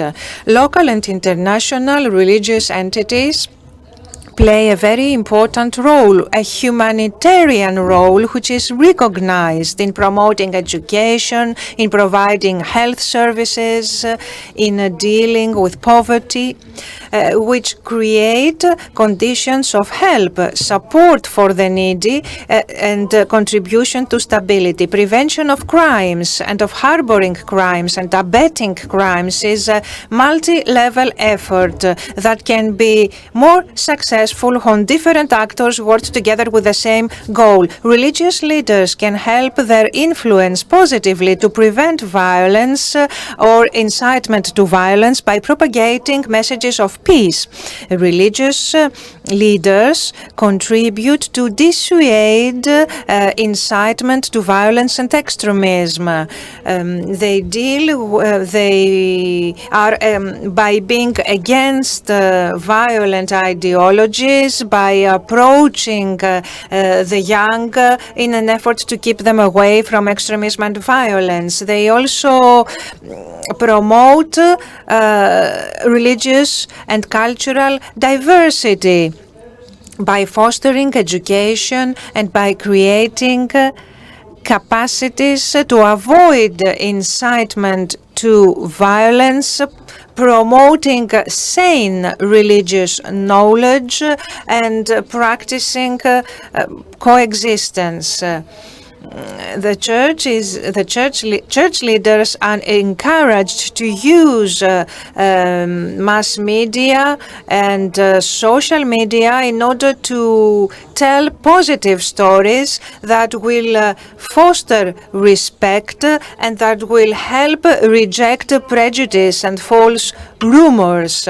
The use of new strategies in the media is critical in reshaping our narratives and contribute to propagating positive images and stories of success to prevent violence. At the same time, by dissuading violence, there is constructive encouragement of religious dialogue. A culture of understanding, mutual respect is created. There are many examples. Some governments and international organizations invest in promoting conflict. They finance systems for the monitoring of elections, programs and projects to deal with religious extremism. Some groups, for instance, Wahidi in Somalia, collects data during crisis through texts and messages and emails and use them in order to provide information in real time to prevent religious violence by constructing technocratic prevention mechanisms. There are different means of prevention in trying to deal with the causes of violence. In the People's Republic of Congo, for instance, there is an academy which is supported by the church, which teaches orphan children whose parents were killed in the course of the consecutive conflicts. The founders knew that present children raised in violence benefit from this program There are similar examples in Nigeria, in the Solomon Islands, in Mozambique, Sudan, and other countries. In an era of challenges, religious leaders' networks are created to prevent and deal with violence. The interconnection between religious leaders and agencies by implementing good practices create conditions for preventing violence on the global level. By way of conclusion, in our globalized world, there is a manifest increase of religious influence and impact with ambiguous repercussions, but religion becomes a factor in international developments and can contribute more to preventing armed conflicts. Understanding the potential role of religion in conflicts enables the development of strategies. The doctrinal and theological foundations with the appropriate interpretations contribute to preventing conflicts. Spiritual support by using the theological foundations helps to prevent conflicts and helps to develop strategies to fight against violent extremism. In areas of armed conflicts, interreligious initiatives contribute to prevention or solution of disputes and also to improving living conditions, in constructing peace, in humanitarian issues, in restoring and helping refugees, in matters of health, nutrition, and education in sensitive areas. Critical in all these efforts are religious leaders who support dialogue, but also the active promotion of religious freedom, a big desideratum. This is vital, paramount in preventing armed conflicts. Thank you very much for your attention.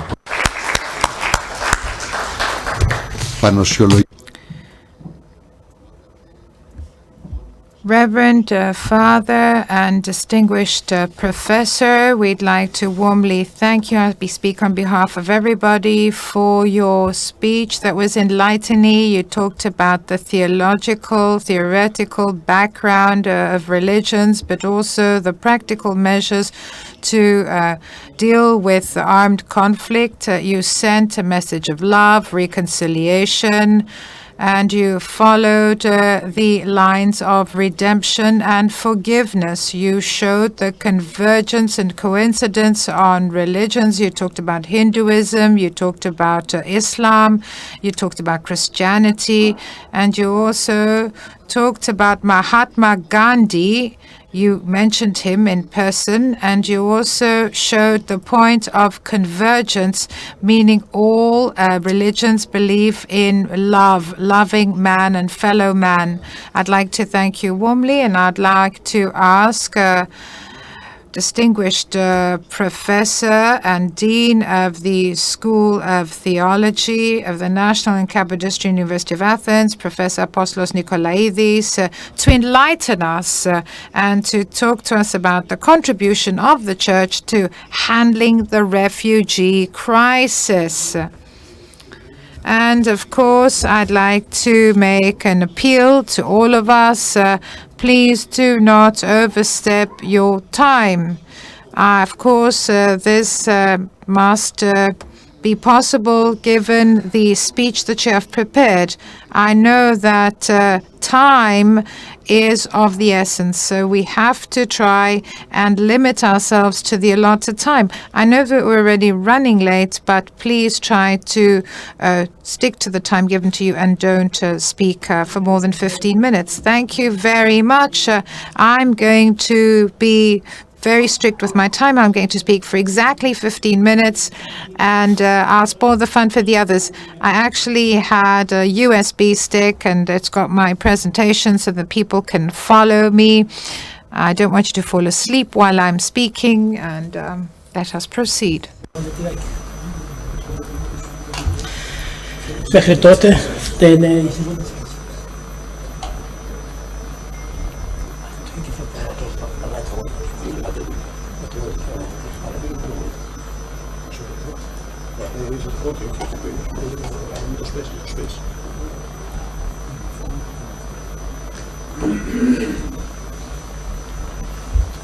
Κύριε Υπουργέ, Your Excellency, Mr. Minister, thank you for the invitation. I never believed that after a year when we had been expressing views, exchanging views, that we would have such a wonderful conference taking place. I personally would like to thank you for this initiative. I know how difficult it is to organize conferences, and this is why I'm truly grateful. I will try to be brief and succinct, and I will break my speech into two parts. And I will be talking firstly about the theological and ethical part, and secondly, the practical part. So let me begin with the first. Theological and ethical conditions. All doctrinal principles of the Orthodox Church are in favor of a relationship with a solidarity and love vis-a-vis refugees. Let me mention the main principles. One is the principle of universality. All people are members of the church, or potentially members thereof. So the church doesn't only accept its own children, according to St. Chrysostom, but also the children of others. The message of the Bible and of salvation is addressed to all. So there is no place for discrimination based on religious, ethnic, or cultural characteristics. So Christ himself sent his disciples to all the nations and asked them to preach and to baptize. So the second principle is that of dignity. All people have the same origin. They are the image of God. They have the same value. So they are due the same dignity, meaning recognition and attribution of honor. Any lack of dignity is incompatible with the ethos of Christianity, according to which there is no discrimination among the Jews, the Gentiles, the Greeks, as mentioned by the Apostle Paul. We also have the principle of equal rights. All people are the creations of the same Creator, so they have the same rights for public good, such as the earth, the sky, water, what is on the earth, and whatever was given by God to man for common use. In other words, there is no thing as this is mine and this is yours. St. Chrysostom said that all the problems plaguing mankind are due to this very fact that everybody claims things as his or her own. But according to the Orthodox Church, this is foreign, and it is as unusual as we see it happening in practice, because in practice it's very common. And also unconditional love, the principle of unconditional love. So we don't only love those who have the same religion and those who are of the same nation, according to other traditions, but everybody, all human beings, particularly foreigners, must be given love. So God said, love thy enemy, and this actually does away with selfishness and one-sidedness when we engage with others. So love has no limits, and there are no conditions, and there can be no exclusion from love. So the next principle is that of identification, which was applied by the Lord himself. The Lord Jesus showed his love to all the weak, to all those who were suffering, particularly those who had a different religion. There's a parallel, and this will be read next Sunday. We see that he identifies with the foreigner or the stranger, and we actually must offer love, and this is the way to salvation. And we know as the Christ, as was mentioned by the coordinator, that he was a refugee in Egypt, and when he returned to his country, his compatriots treated him as a foreigner. The last principle is that of the standards That's the second to last, the penultimate, where Christ, when he wanted to choose standards of love, he didn't show the models of the time. He said that the Samaritan is the model of love. And when he looked for models of faith, he actually looks at the woman in Cana and the person from the army, the Katondak, and so on and so forth. And when he wants to delve into matters related to faith and worship, he doesn't actually refer to his disciples, but he actually talks about the Good Samaritan. And we also have the principle of hospitality. This is an expression of love towards the Lord. And we know that the Lord was treated as a foreigner by the people in his own country. So you have to do so with gladness, with willingness. And we know that people feel great joy, and you should not grouch, and you should not show dismay or being annoyed. So anyway, let me say that it is not possible, and this is the conclusion. You cannot reject or discriminate against refugees. This is unacceptable, and this is due to phobias of the other, due to their religious features or ethnophiletic features. So I don't think we should show this insecurity vis-a-vis others. We should not fear others. We should show love, and this has been shown by the vast majority of the Orthodox population. Many people think of refugees as a threat to security, and that many of the refugees might be criminals. Of course, this is another matter altogether. It's not a theological matter. Now, in relation to what I once said, when I said before, Saint Chrysostom said that nobody can harm the other if this is not sought by the second. Now, let me move on to the second part or second paragraph. So let me move on to the initiatives and actions undertaken by the Church.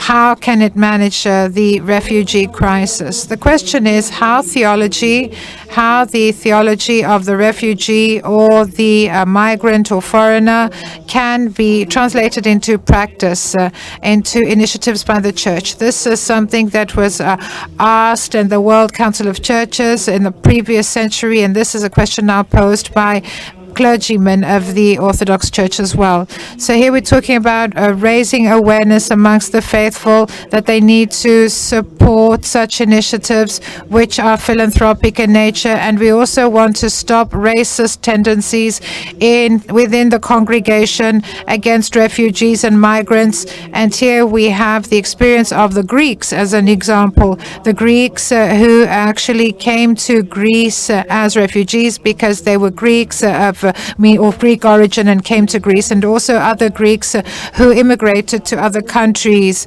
We also want to train people who can handle refugee and migrant issues. This education does not only have to do with how to solve technical problems and how to approach the refugees and migrants, but we have to know more about the stories and the terrible experience that these people have had. Now, humanitarian assistance, organized humanitarian assistance to refugees. The Church of Greece has set up an office for 20 years called the Ecumenical Program for Refugees. This is in the framework of repatriated Greeks, and we work together with the UNHCR and work with on the reunification of families, legal assistance, legal aid, but also assimilation of refugees into Greek society.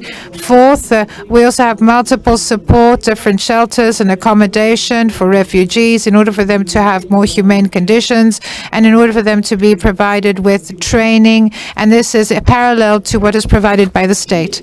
Fifth, pressure on international organizations and countries that are not only responsible for armed conflict, but also try to derive benefits from the war, so we want to do away with the root causes of migration. Reference was made by the Pan-Orthodox Synod in 2016 on the occasion of the refugee and migration crisis. So it invited all stakeholders in order to find solutions to doing away with the root causes of migration. And of course, the church cannot replace the state and state assistance provided to migrants and refugees.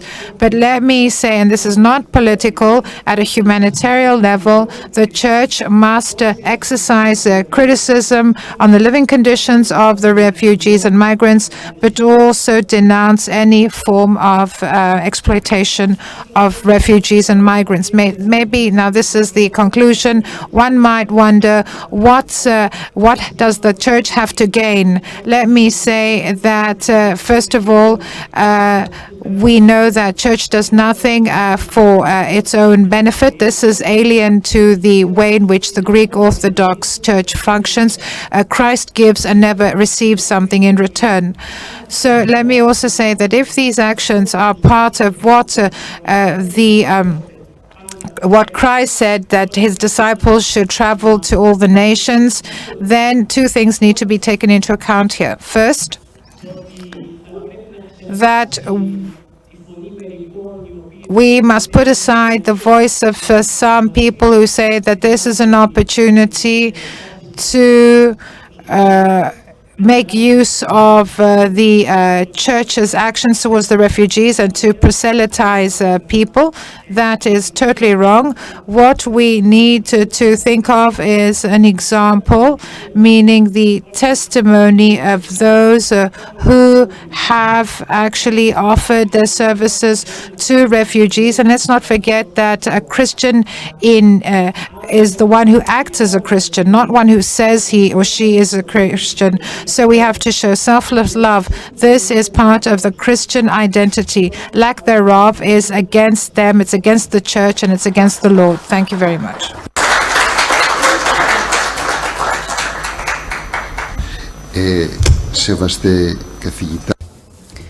Respected Professor, I thank you from the depths of my heart.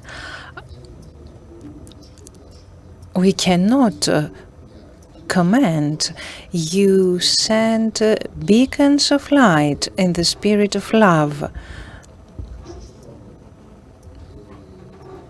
Speaking most eloquently, like Chrysostomus. And I want to thank you that not only have you adhered by the time allotted to you, but in fact you made it shorter. And now, allow me to give the floor to our dear professor, Dr. Hercules Moskov, our national rapporteur for fighting against human trafficking. Please come and illuminate us with what you have to say. Thank you, Ambassador. I am between you and lunch, so I feel that I need to be brief.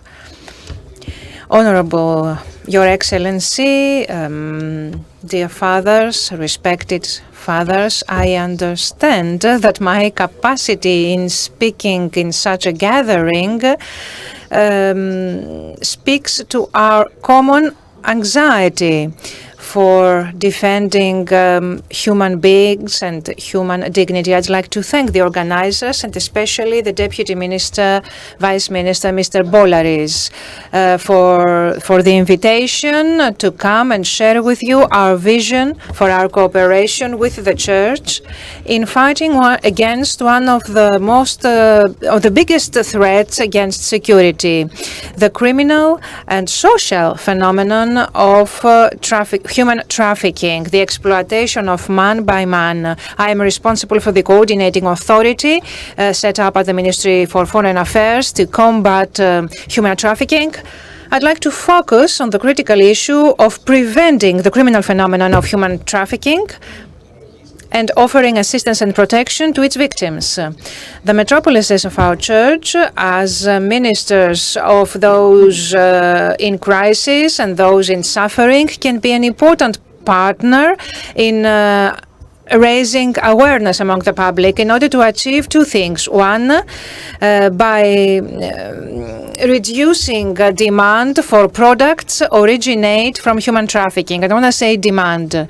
There is the victim, there is the aggressor, the criminal, and there is the customer. If there were no customers, there would be no human trafficking. The second goal is the contribution of the church in reinforcing the network of exploitation of human beings and the support of our fellow humans who have fallen victims to this cruel trade.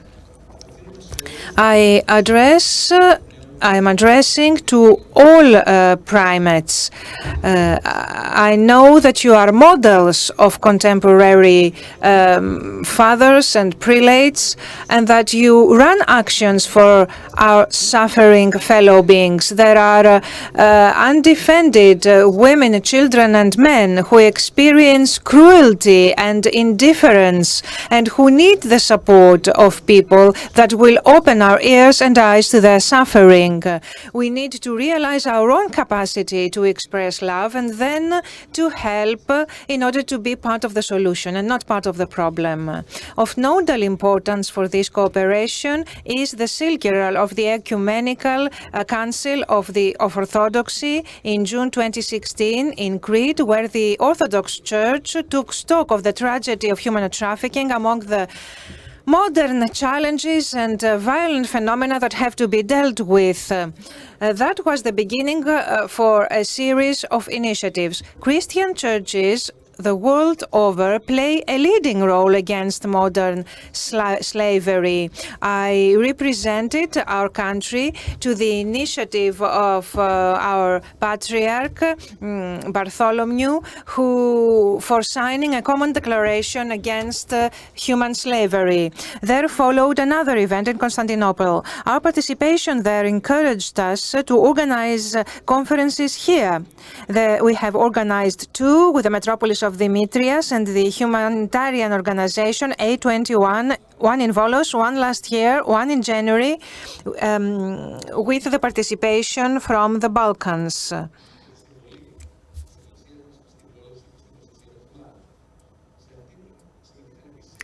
Many representatives from 20 metropolises of our country participated.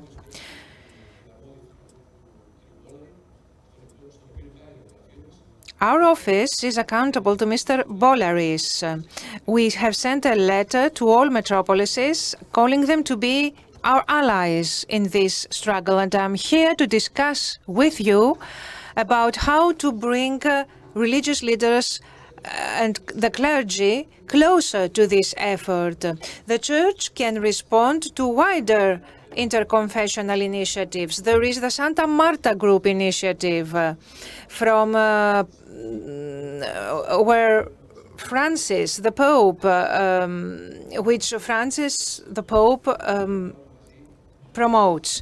Together, we can lay the foundations in order to build an edifice of good practices and initiatives to trace victims, to support them in terms of law and psychology, in order to prevent the phenomenon by educating agencies that come in contact with these people and are unable to help them, and also to raise awareness among people who consume these products and perpetuate this crime. Unfortunately, this crime remains in statistics as a rare crime because a very small number of victims are saved and an insignificant number of aggressors and perpetrators are found and sentenced.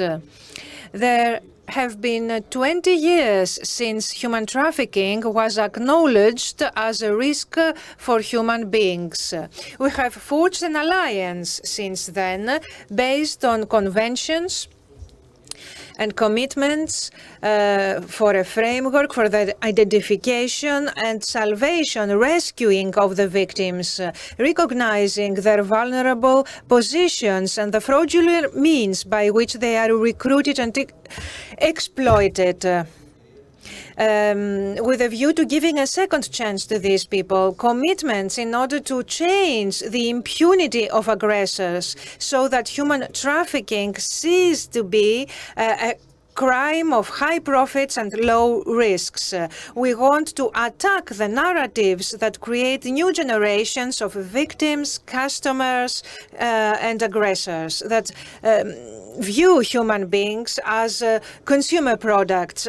Unfortunately, our efforts do not suffice, and a very great number of people still fall victim to these horrible people and the networks.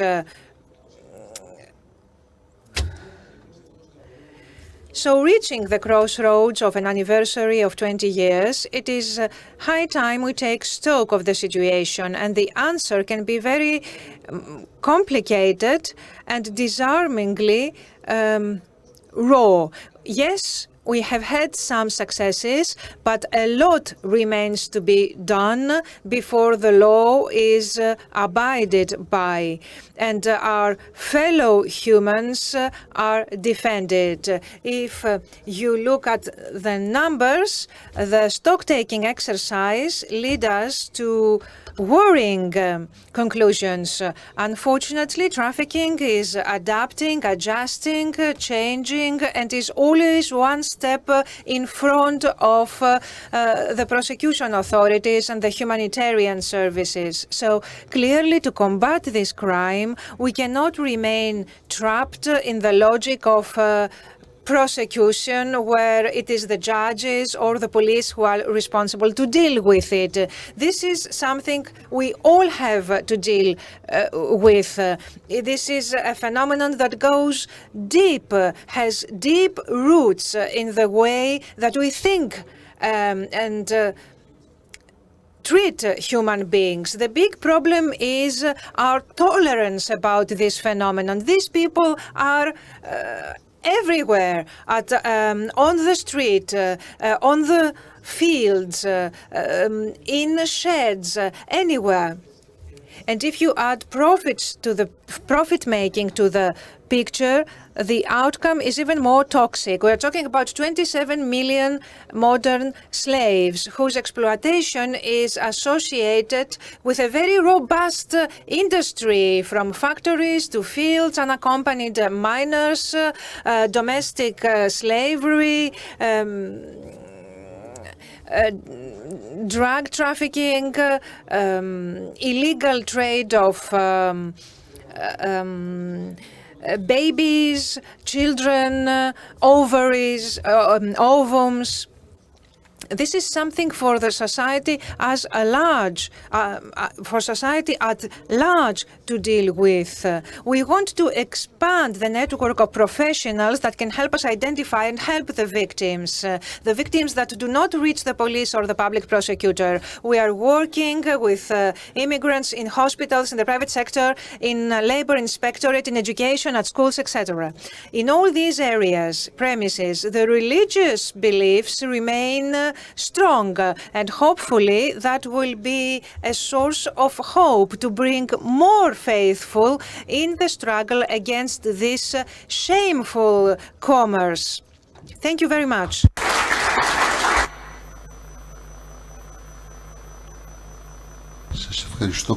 Thank you very much, Coordinator. I think you were very brief, very succinct, and you actually mentioned a lot to us. You raised awareness, but you also identified the measures that help ensure the sanctity of humans and doing away with slavery in its modern forms, which are very tyrannical as well. Of course, we'd like to thank you very much because you were able to speed up things. You spoke very quickly for the 15 minutes you had at your disposal. So according to the program, we're supposed to have a discussion now. Of course, a brief exchange of questions and answers and maybe statements. But if someone wishes to very briefly ask a question or make a comment, as we say in the UN, I see none. I see no one raising his or her hand. So what I propose is that we move on to the next point of the agenda, which is lunch, the right to food, the right to sustenance. Bon appétit.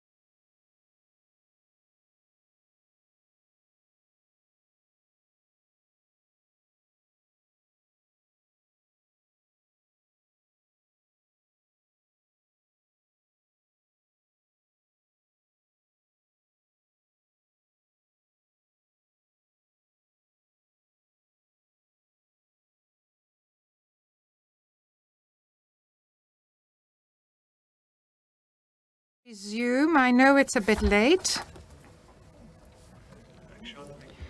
Honorable Minister, Reverend Fathers, I'm going to be very brief because we are running late by 45 minutes, so I will begin without further ado. So this session will examine matters that had until now being examined on the part of the church and the polity, meaning the role of the church and the state when exercising ecclesiastical diplomacy, soft diplomacy, contributing to the strengthening of ties and mutual understanding between peoples and cultures. What is another important parameter, equally important, one might add? Well, we have other agencies that are not necessarily guided by the state or the church, but that are autonomous in nature. So we have the schools of theology, the patriarchal institutes, and other agencies. You had the opportunity today to hear about the IAO, the Interparliamentary Assembly of the Orthodoxy. We will also be given the opportunity to hear from Mr. Daradzi about the contribution of international law and how it can contribute to the promotion of educational diplomacy. We also have Mrs. Veleni, from the Ministry of Culture and Sport, and she'll be talking about cultural diplomacy through the Byzantine ecclesiastical heritage. So this was my brief address, and I give the floor to Mr. Daradzikis, the ambassador. He is from E1, and he will be talking about the moral and spiritual foundation of international law. You have the floor, Ambassador. Thank you very much, Ambassador, Excellency, Minister, Your Eminencies, Holy Fathers, Special Secretary for Ecclesiastical and Religious Diplomacy, Venerable Professors, Most Reverend Fathers.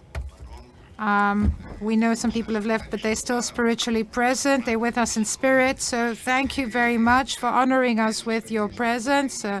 Dear ladies and gentlemen, dear friends, I will try to be brief, and I hope that in my address I haven't left anybody out. Please forgive me for any omission. So let me make sure that my mobile phone is switched off, or at least on silent mode, so that nobody will interrupt us. Thank God it's switched off.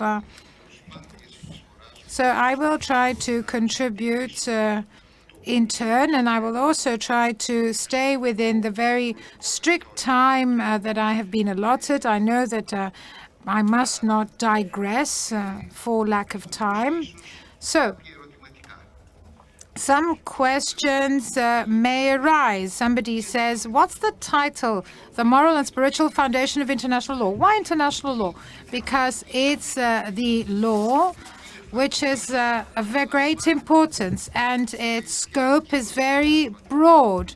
So here it includes the international community, but also in the modern organization of international society and international organizations, it moves towards universality and unity. Why do you say this is the case with international law? But international law is by its very nature a proposal, a timeless proposal, but also a promotion of cultures. So international law is the branch of law And it is a particular science, one might say, with specific rules and principles, legal principles. So this branch may have been subject to objections and reservations as to its nature as a law. And here I'm talking about the various arguments regarding the deprivation, absence of organized legal systems. I'm talking about the national legal systems, and I'm talking about legislative function and in front of the judiciary and the courts. So apart from the fact that in practice we see that it is being upheld, and this is something that is carried out by and large, as Kelsen would have said. So above and beyond this somewhat deficient observation thereof, so international law is undoubtedly founded in morality and in spirituality. So we have a lot of people who oppose international law and who talk about the state and thus try to nullify any other possibilities. So we know that this has been rejected. So we have three different functions. So we see that this has to do with the very nature of international law. So this is something that is found in international law. As mentioned by Quadri, the international law is linked to canon law. And here we have different we have that the positive law is derived from national law. So here we have the two canonical, if you like, sectors. So this should have been actually corroborated, and Quadri says that the precursors of the science of international law, even when they weren't clearly theologians, were inspired by a religious conception or perception in accordance with the spirit of the times. So natural law, according to Aristotle in Nicomacheia, and we know that we have the natural law that is omnipotent, and here we see that and here the speaker quotes Aristotle, which unfortunately the interpreters do not have. So we see that the natural law, as it is mentioned by one after the one, meaning after Paul in the epistle to the Romans. So when the nations that have no law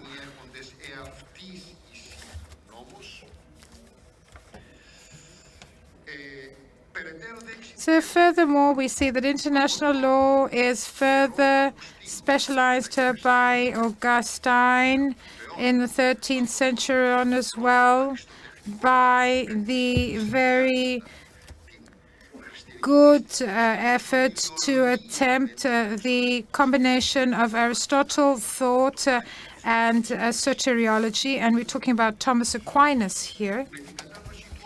And here he affirms that the law of governing things in God lies, has the nature of law, because we see that this is the Lord and King of the universe. And now the speaker quotes Latin.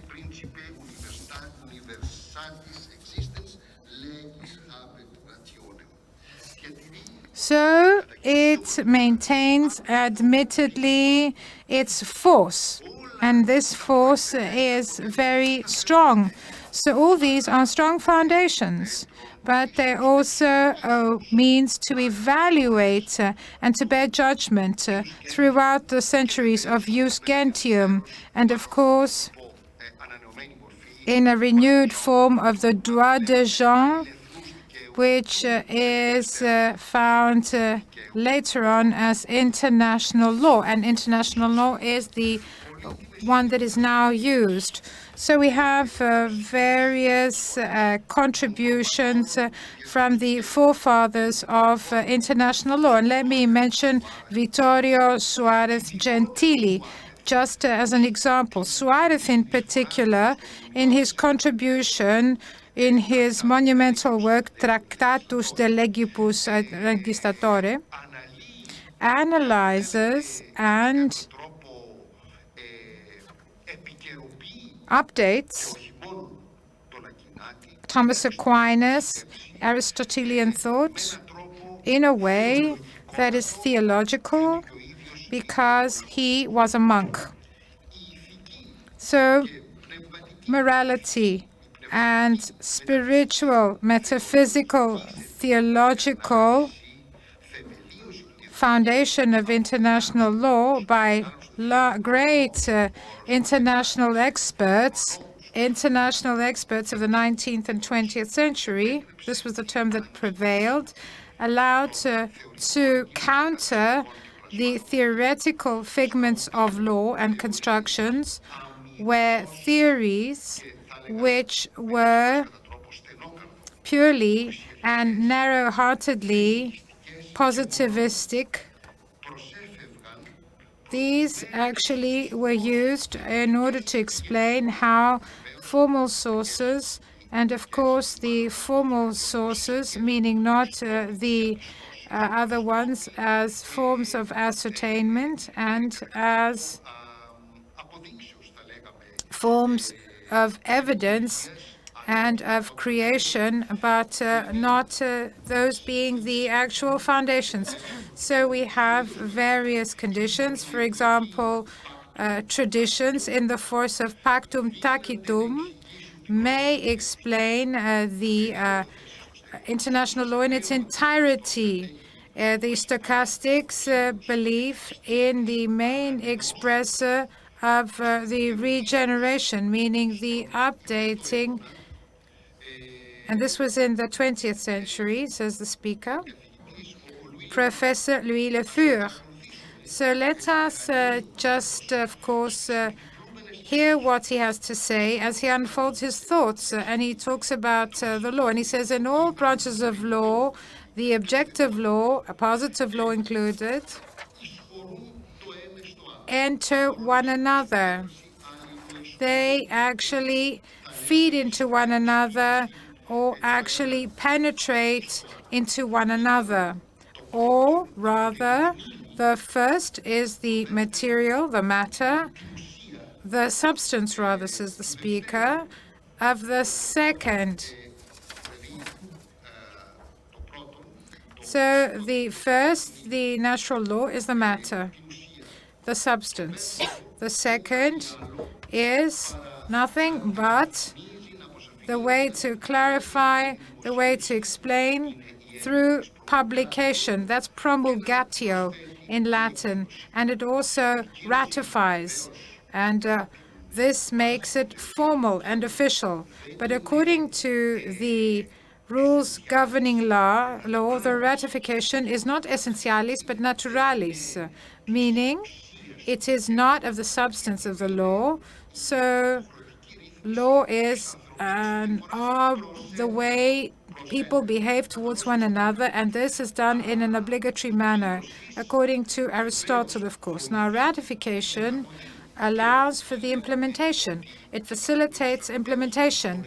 And here we can give a counter-argument to those who oppose it. So, the sanctioned system of international law may have problems, but there are guarantees. Even public opinion, even collective consciousness of nation-states is a deterring factor which deters the violation of rules, to a certain extent at least. So international law, according to the analyses and historical references by Le Fur, who actually summarizes in his works the theory of natural law.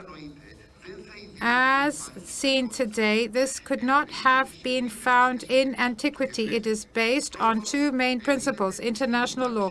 It is based on the existence of states that are legally equal and between which there are relations. And what is required is that the minimum law, international law, is accepted by both states. The law has been imposed upon them, and the law they cannot change according to will, which is the case they do in of national law, i.e. domestic law. So that's what international law is. And Lefeu follows Thomas Aquinas in his definition of the law, which is condensed as law is a dictate, and this is by the leader of the tribe, and this has been published. So this is the unsurpassable definition. It is an answer, and we're talking about sur theologia. So this is an answer to one of the questions, because all are in the form of questions and answers. Utrum, utrum, utrum, utrum, and answer. And sic quator, quator, quatuor, predictis, potest, collegi, etc. Idam rationis ordinatio ad bonum commune, η έννοια του κοινού δικαίου. The concept of common interest, that is fundamental in Thomas Aquinas and all those following Thomas Aquinas, meaning the bien commun, the common good. Datis habet promulgata και πάντοτε. And always we have the question, and please allow me to say that we have the democratic nature of divine law, which publishes its orders. So it doesn't hide anything. It makes everything known. So please allow me to say that there is no censorship on what man says, and it respects man because it notifies to man the terms under which man must behave, not in an arbitrary manner. And I close the brackets here. So the foundation of natural law, according to Thomas Aquinas, is order. The concept of order is important in St. Augustine, in the Fathers. So the law, the canon, if you like, applies and observes order. I'm not a theologian, says the speaker, but I would dare say, and just the other day I spoke to Dr. Liandis on the very same matter, the concept of discipline and the concept of order, i.e., what was the fall from grace? It was the lack of order, because order was disrupted, order was disturbed. And just let me go back in time and say the following. Natural law, and this is what is said by the fathers of natural law, this is condensed in three main principles, i.e. pacta sunt servanta. So you have the obligation to stick to the agreements and observe the contracts, observe the law, and also traditions and customs, because this is a silent agreement. This is a moral, if you like, dictate to observe what was agreed upon. And this also has legal, if you like, application in the Vienna law. And neminem laedere, meaning, in other words, we're talking about the obligation to make repairs and to offer damages. So you have to offer compensation when there has been damage, and you have to respect authority, ubius ibi imperium. Lefeu, that I am examining, because he's more relevant to this matter, attaches to the last part of the triptych, a more formal, if you like, form, and not that substantive. Other disciples or followers, those who believe in natural law, talk about respecting the principle, and Claver in his work says so, because one would say that showing disrespect towards authority is also one of the matters examined by the rules. So this is a rule that is being violated, and it's a fundamental rule when you show disrespect towards authority. So the order of the world requires not just will, but logos. It requires wisdom. It requires truth. God is the creator of the natural law through his will alone, but also because of his substance and because he is the source of all truth. So the writer, in many points, stresses the teachings of Thomas Aquinas. And as was mentioned before, Thomas Aquinas distinguishes between the primeval natural law, which only has fundamental principles that cannot be changed, and a natural secondary law, which may sometimes be called as something that is parallel to vis gentium and the secondary law. And here we have some logical assumptions based on natural law.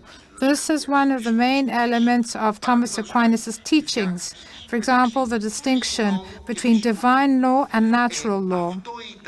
And this was, and this is explained very well by the international expert, the reason why Thomas was considered a person who popularized natural law. Grotius was the one who actually popularized natural law. But this is not actually the case. Why? Because, and this is self-evident, says the speaker, natural law always obeys and is always subjugated to divine law. It is always under divine law. So there's this constant struggle, an eternal struggle between the two necessary elements of complete law. On the one hand, we have the fundamental element, which, as I mentioned, and this is further specialized by law. We're talking about moral elements, and then we have the formal elements, the ratification, that is, meaning a sanction that is imposed by force. Of course, violence is not, and this it has to do with the defeat of the opponent. So violence is a criterion that is not safe. Why?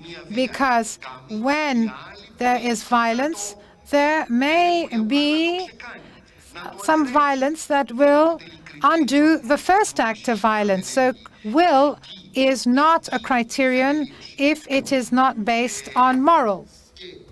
And finally, let me say something which is very important for Greece, because Greece remains attached to this, in the course of the centuries, to the respect of universal values and international law, of course. I'm afraid that the coordinator will scold me, so I think it's time for me to summarize. Do I have 3 minutes left? 3. Well, give me 4. 5. You have 5.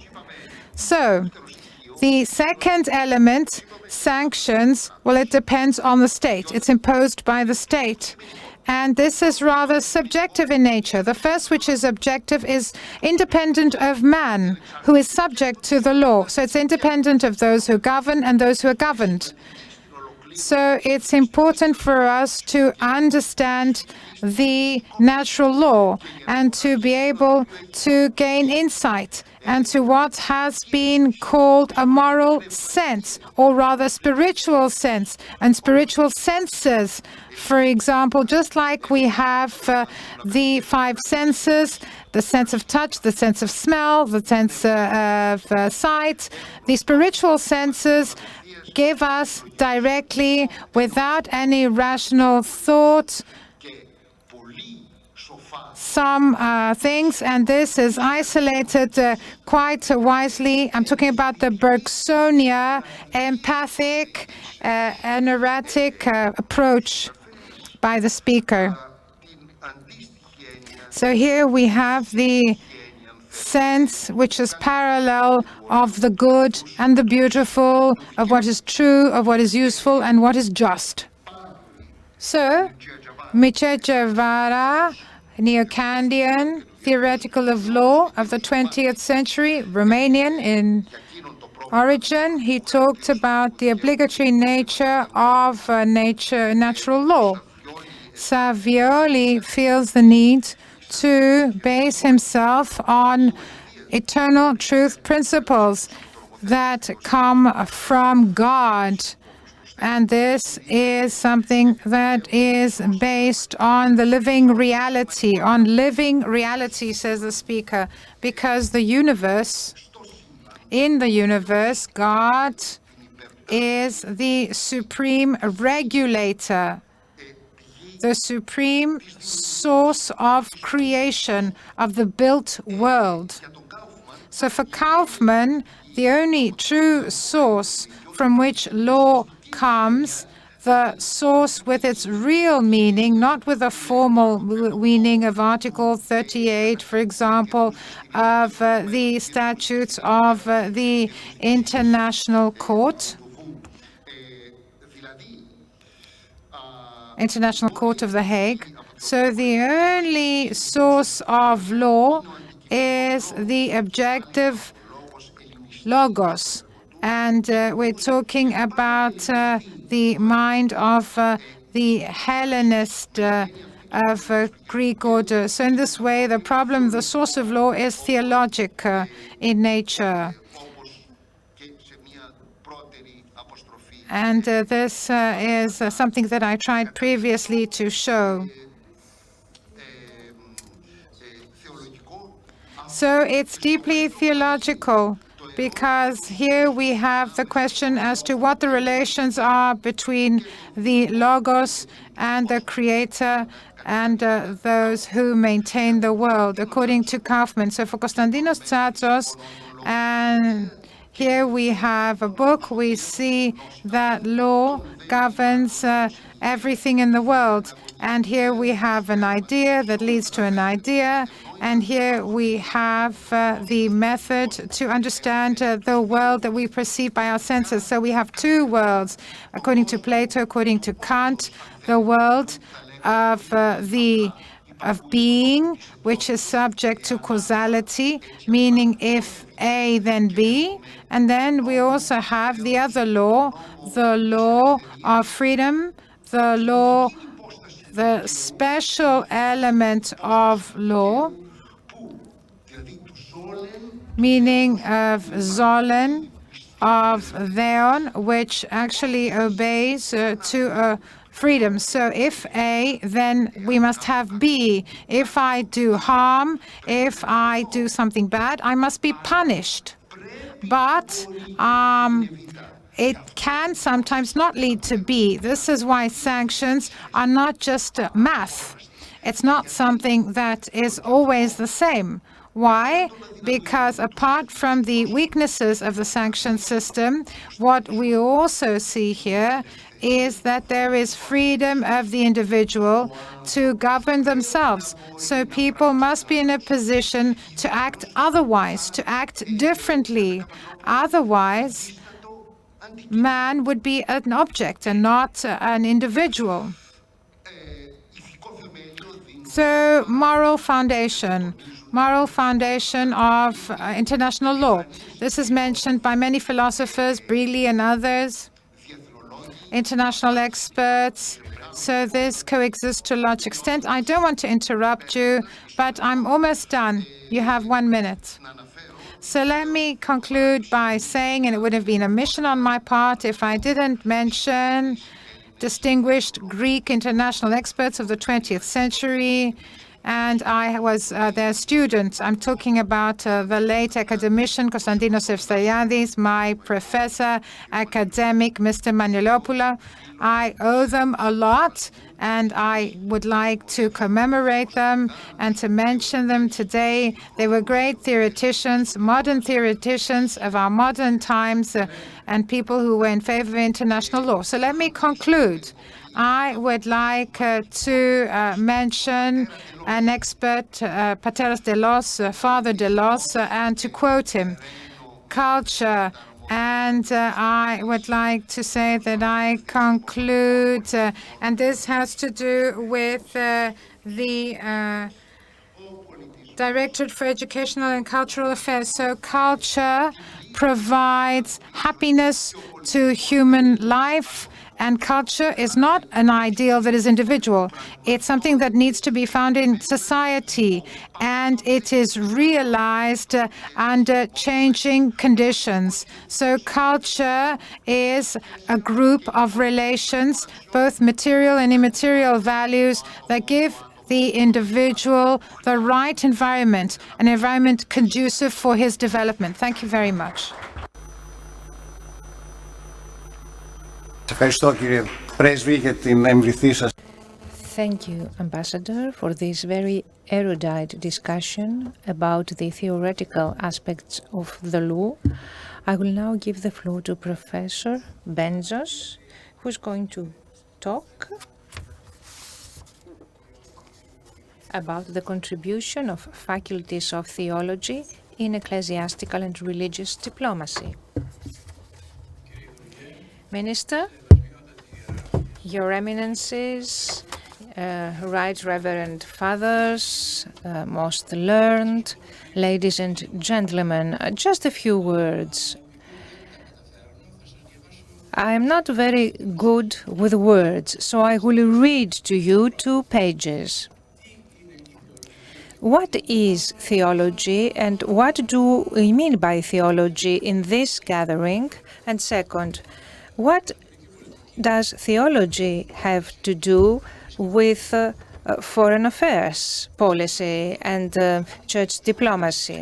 Let me start with the first. If you sought a definition of theology, you might say that theology is the function of faith to thinking. What distinguishes theology from any other science discipline is the implicit but necessary requirement of faith. And by faith, we mean the primordial trust of man to the divine, which trust is mediated by the institutional expression of the church, religion, or something else. What puts theology apart from all other offices and functions of the church is thinking. Monasticism, ministry are church functions which are distinguished from theology because they are not necessarily accompanied by the requirement of thinking, of critical thinking, that is, and dialogical, dialectical reflection. There is also thinking, and thinking is not necessary for carrying out other church functions, whereas for theology, it combines faith and thinking. And that's why we are talking about a function and not a mere total sum, not an addition, not an aggregate. Faith is a function of church, and thinking is a function of science, the humanistics that operate with hermeneutics, the hermeneutics of texts. This dual nature of theology as a function of thought and thinking, of faith and thinking, must be seriously taken into account. Theology is not solely one or the other. If theology were only faith, only thinking without faith, then it would lose its ecclesial character. It would have been a sterile agnosticism, a domination of the intellect, of nous.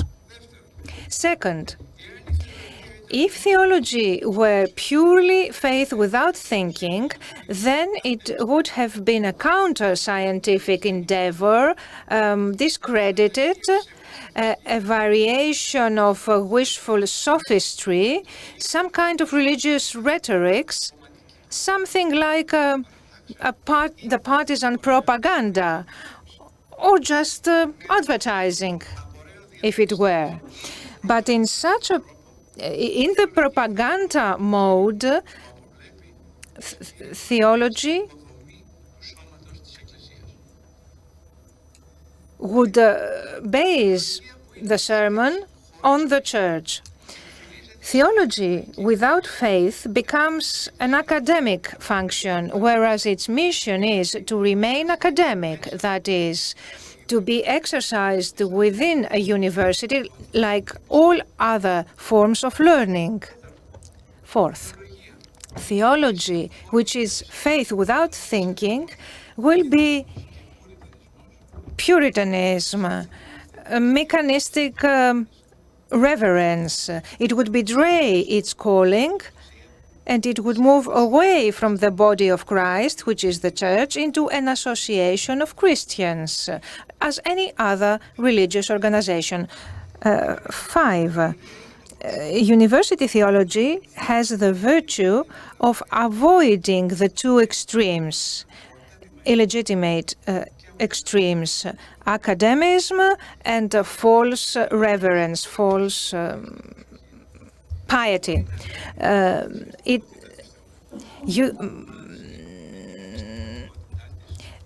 The religious character of the church is combined with its scientific nature, which is the hermeneutics of the tradition.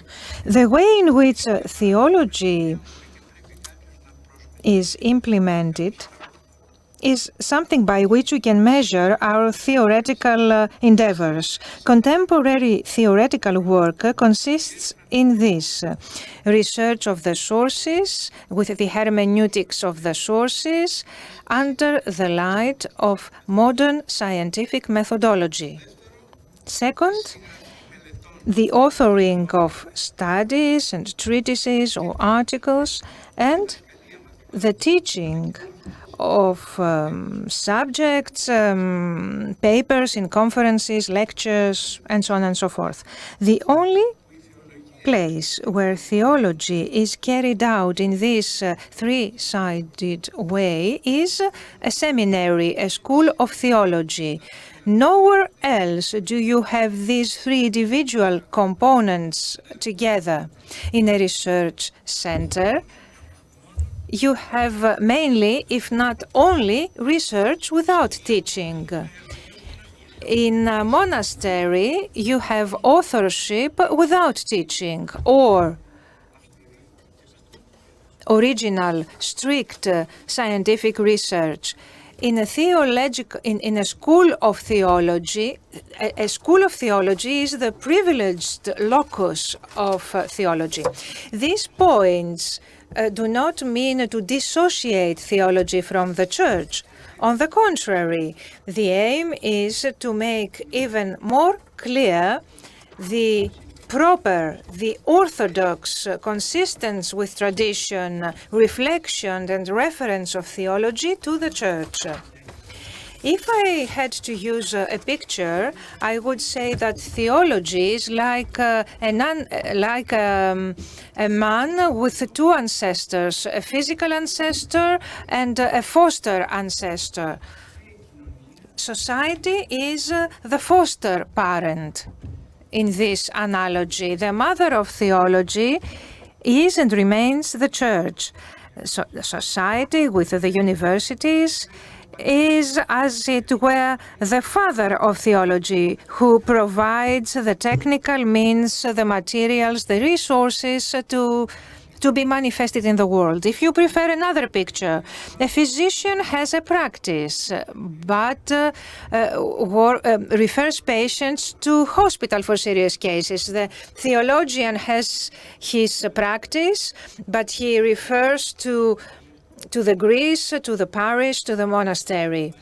A physician without a hospital and without a practice is unthinkable, unfeasible, non-existent. A theologian without a practice, a study room, and a holy temple is non-existent. Non-existent.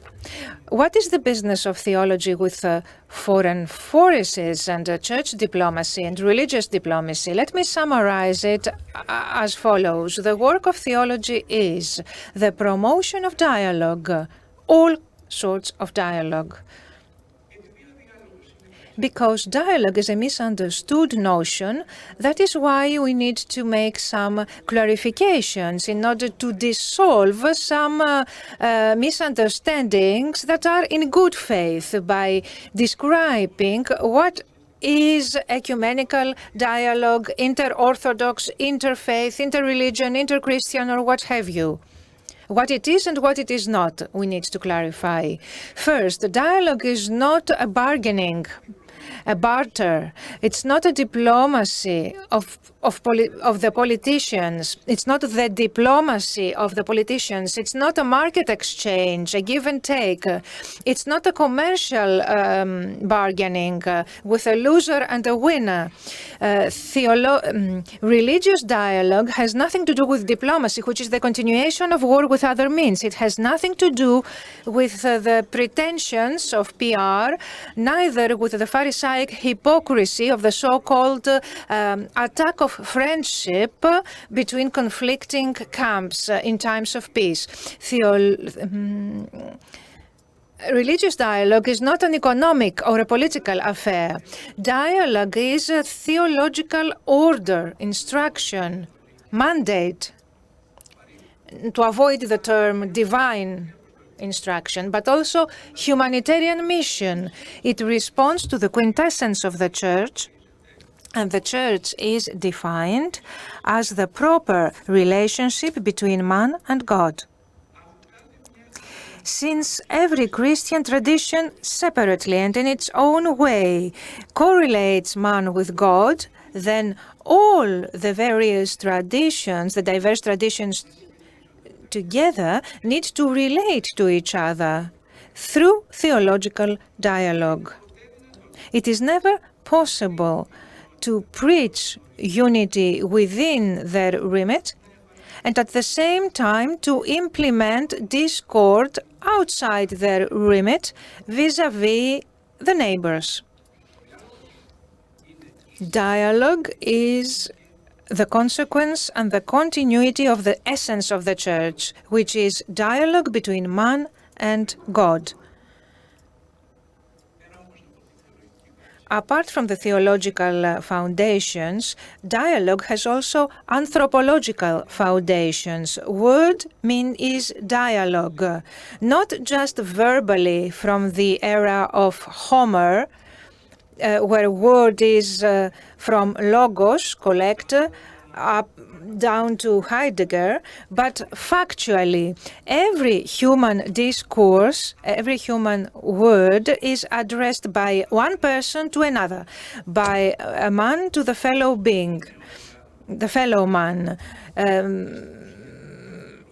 Discourse is the dialogue of I with the others, between the self and the others, and it should not end up becoming a monologue or an objection. Monologue is selfish, autistic, and narcissistic, as if someone were speaking to himself self-referentially and self-satisfied with himself. The second enemy of dialogue is only the objection, which is only dispute, boring quarrel, constant polemics, something like opposition for the sake of opposition. In the end, beyond the egotistical monologue and the opposition, you have the fertile dialogue with honest criticism done in good faith, which does not abolish human compassion.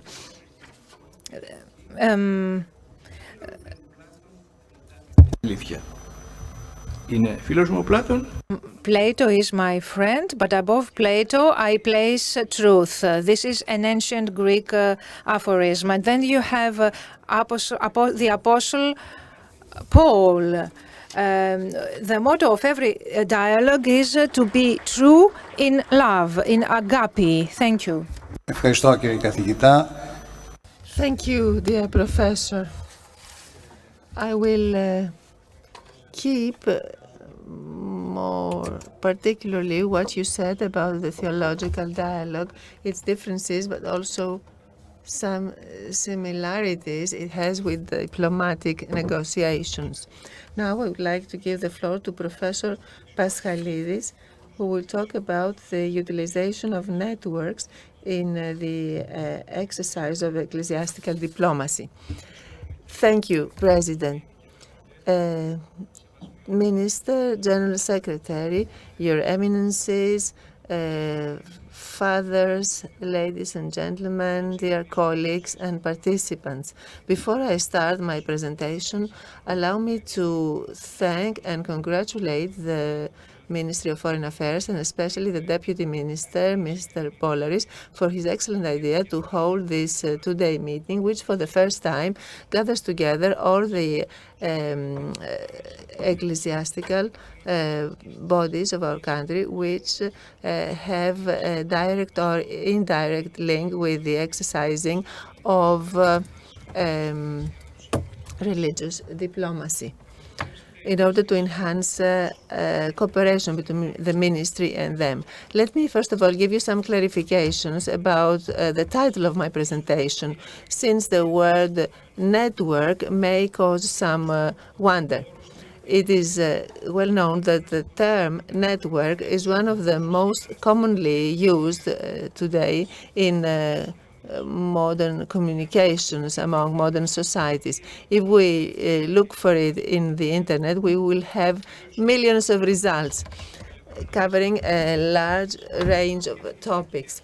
But mainly it is used in connection with social media, which prevail in the communication between young people especially, while at the same time efforts are made for them to be used in education, but in other institutions and in other organized spheres of the human activity.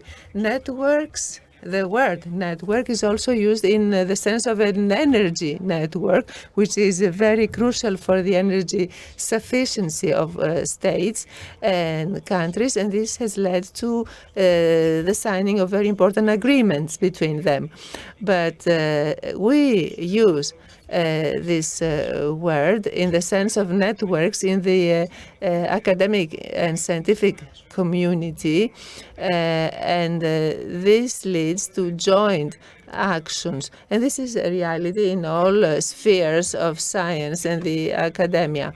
We are trying to have the first network in the field of educational institutions that are connected with religious studies, here or abroad. The initiative was taken by the Patriarch Foundation for Religious Studies, which started operating about 50 years ago in the area, in the space of the monastery of Blatades, and has completed 50 years of continuous services with a very rich scientific and publishing work, which has turned this foundation as one of the most recognized ones worldwide. This is why the Ministry of Education, about a year ago, comprised it among the recognized research institutes of our country. In this context, and with the eulogy of Bartholomeus, our patriarch, we decided to take the initiative in order to create a cooperation network between research institutes of the Ecumenical Patriarchate and other research institutes of Cyprus and Greece. And after a lot of discussions took place about the framework for the operation of this new network, in June last year, we organized the anniversary symposium for the 50 years of this foundation. And during this symposium, we invited 8 directors or heads of such research institutes were invited to create this cooperation network at the scientific, research, and inter-orthodox levels, to the benefit of all the cooperating institutions on joint matters, activities, and other fields of ecclesiastical character. Various institutions participate in this network. The center in Chambassi in Geneva is one. We heard about it in the previous session by Metropolitan of Nea Ionia, Gavril. He told us about its history and its activities. For some years now, it has managed to internationalize Orthodox studies, since in the Chambassi Institute, tens of young scientists follow postgraduate studies every year. Second, the Orthodox Academy of Crete in Kolimbari, another institution with a long history and high recognition internationally, and we will hear its director, Mr. Konstantinos Zorbas, later on. Third, a younger institution based in Berkeley of California, directed by Nikitas, Metropolitan of Dardanelia. It offers a very important educational work and attracts a lot of Orthodox students, but also of other religions. Fourth, the School of Theological Studies of Volos, Thessaly, which in recent decades has developed very important work through organizing international conferences and having its publications. And it has also been recognized by the Ministry of Education. Fifth, an institution of Paralimni in Cyprus, which, thanks to the help of its director, Vasilios, is already preparing a postgraduate study for Mediterranean studies, which has attracted a lot of interest from the countries of the Middle East. Sixth, the the institution of Panagia Kikou, Cyprus. It has played a very important role in activating a lot of religious and ecclesiastical bodies in the intercultural and interreligious dialogue. And seventh, the research center of the metropolis of Samos and Icarias, a very new research center. So these 8 distinguished scientific foundations are the initial core of this very important network, whose work has the following objectives. First of all, to promote the patristic and overall religious tradition in the modern world, to promote the Orthodox theology and the Orthodox civilization in its various expressions in the Byzantine period, and third, to promote and contribute to the dialogue between religions. for the benefit of humanity. Means for the achievement of these objectives are conferences, meetings, summer schools, lifelong learning seminars and workshops on the patristic tradition, the theology, the contribution of the church, seminars of a small number or longer number of days on the history of the church and civilization it has produced in the past and is still producing. Also, the organization of educational activities for young people who want to study the history of theology or the Byzantine civilization, and finally the creation of a digital platform on matters that are of interest for the network, and also the creation of an online library. In this network that was initiated by this foundation, we have also the participation of the University of Thessaloniki, the Technological and Research Institute of Crete, and another body that was created jointly by the Municipality of Thessaloniki and the community of Mount Athos, and this last one, by promoting the community of Mount Athos,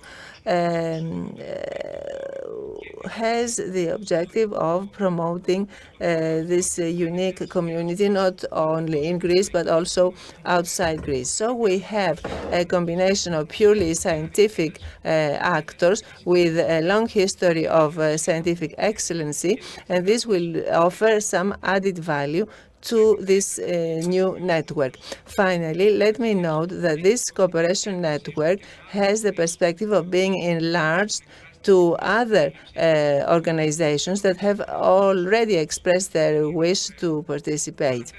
Let me also mention that we are planning to expand this network with schools or departments that have theological courses, mainly with the Theological School of Halki, with which we have already prepared mobility scientific courses for students of theology, not only from our country, the Boston Theological School, the school in Cyprus, but also the Orthodox Theological Academy of Toronto, which also recently acquired the status of an equivalent educational institution by Canada. At this stage, it is necessary for any interested party to submit a request, an application, and it has to prove its links with the Orthodox Patriarchate or other equivalent bodies of Cyprus or Greece. We can also have accept the participation of other organizations that don't fulfill those criteria, provided we think that they can contribute to the achievement of the objectives of the network. Besides this network, there are some important networks about which we have to be aware and to use them in the framework of the ecclesiastical diplomacy. Let me just mention the European Academy of Religion, based in Italy, Bologna, and internationally, the newly founded, the International Orthodox Theological Association, which has already almost 1,000 members from all over the world. And last January, it organized its first international conference in Iasion of Romania.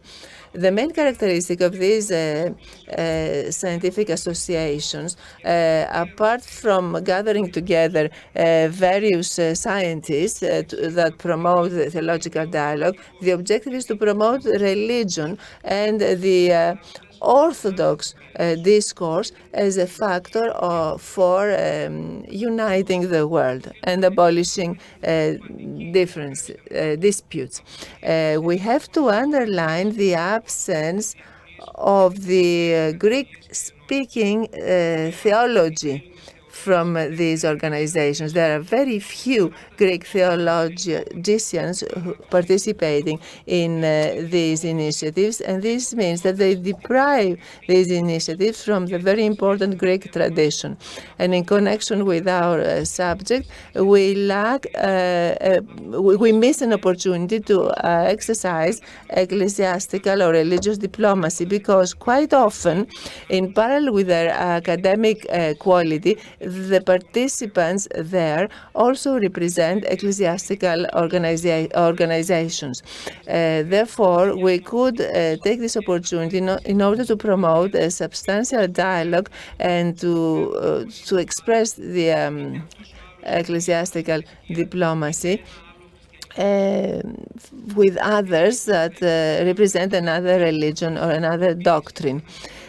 So in concluding, we should have increased awareness of how important these networks are for our field, and we should open up to such institutions in Greece and abroad. This would be an exodus for the Orthodox theology, of the Greek-speaking Orthodox theology, Urbi and Orbi, and this is needed by the world. Thank you very much, Professor. Your presentation was impressive. You mentioned a lot of things that many of us did not know. And you also showed how this network contributes to lifting any divisions and contributing to efforts for unity. And I hope that with this session that the scientists and theologians were inspired by your work. Now I want to give the floor to Dr. Yangos. You have the floor, sir. The Dean of the School of Theology of the Aristotle University. Your Excellency, thank you for the invitation, and I'd like to congratulate you on organizing this two-day conference. Fathers and brothers, the Synod of Crete, which was the first great synod of the Orthodox local churches at the time of the autocephaly, laid the foundations for the creation of new aspects in the relations between the Orthodox churches, but also between the other churches as well. 2.5 years later, with all the judgments, both positive and negative, we now have an environment which allows us to draw some mature conclusions. The first and main thing is how this synod, which was being prepared for over 100 years. So the question is, what will the next day be of this synod? And how will the decisions be implemented? And how will they be perceived? So the first paragraph is the following. The contribution and the importance of this particular synod is not only limited to its decisions, but it can also be seen clearly due to its lengthy preparation, but also its successful organization. So, with the beginning of the 20th century, we know that we had the encyclical letter of the ecumenical patriarch Joachim III to the patriarchs and archbishops of the autocephalous churches. Was the beginning of the realization of a vision, and it determined inter-Orthodox relations, but also theological quests.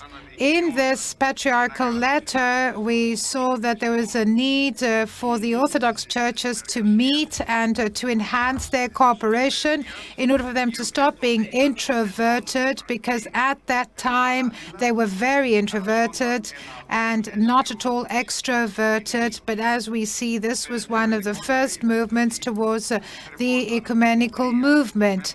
And there were three things regarding this letter. One is to fight against the threat of secularization, which was the result of Enlightenment, changing the calendar and also the day for Easter, addressing other Christians, but also the need for the Orthodox to have a common stance, and this would be done through pan-Orthodox meetings. And here we have the idea of convening an ecumenical synod. This was something that had been ignored for centuries, an institution that had been ignored for centuries. In the letters of the primates and heads of the patriarchates sent to the Patriarchate of Constantinople, many other issues were also brought to light, and this is how they started working on the different themes to be covered by the synod. And this was codified in the stages that followed pan-Orthodox, if you like, a conference in the Rhodes Conference, and that's how the themes were decided upon. So here we see that at the time there were many concerns, pastoral concerns, but it also set out the objectives of the Orthodox Church. Of course, the common thread was to be able to revive the synod at a pan-Orthodox level. So we know that we needed to have synods, but we also needed to follow the canons of the Church. So in the form of a declaration, which is in the message to the Holy and Sacred Synod of Crete, and this actually summarizes this consciousness of synodicity. Synodicity is found in the organization, the way in which decisions were made, and the course of the Church is thus decided. So autocephalous churches are not a confederation of churches, but the one holy Catholic and Apostolic Church. Every local church offering Eucharist. The Eucharist is the local presence and revelation of the one Catholic and Apostolic Church. During the deliberations of the Great and Holy Synod, the meetings were thus encouraged. A lot of meetings had already taken place, and the proposal was that this Holy Synod be repeated, not just a one-off thing, but an institution that will be repeated. This is from the message conveyed by the Holy and Sacred Synod. So this actually shows that there are bright prospects, and we have the last sentence from this message of the Synod. This was based on an exhortation by Daniel, the Patriarch of Romania, and this was expressed in an urgent manner in January of 2016 in Geneva. So the Church of the Synodicity leads to take into account the great experience that was acquired during the preparation of this great synod, meaning in the pre-synodic consultations, and to immediately set as an objective the regular meeting and holding of such synods. So the proposal of the Patriarch of Romania was agreed upon by everyone because it also confirmed the conviction that various problems cannot nullify the synod, the institution of holding the synod. So even though this position may seem romantic, given the fact that the inter-Orthodox relations had been strongly impacted following the autocephalous tome of Ukraine, we see that this is the Synod is an important institution from which the Orthodox Church cannot alienate itself. The Great Synod in Crete wanted to promote the unity of the Christian world as a whole. Now, the following Great and Holy Synods will aim to further cultivate the unity of the Orthodox world. Third,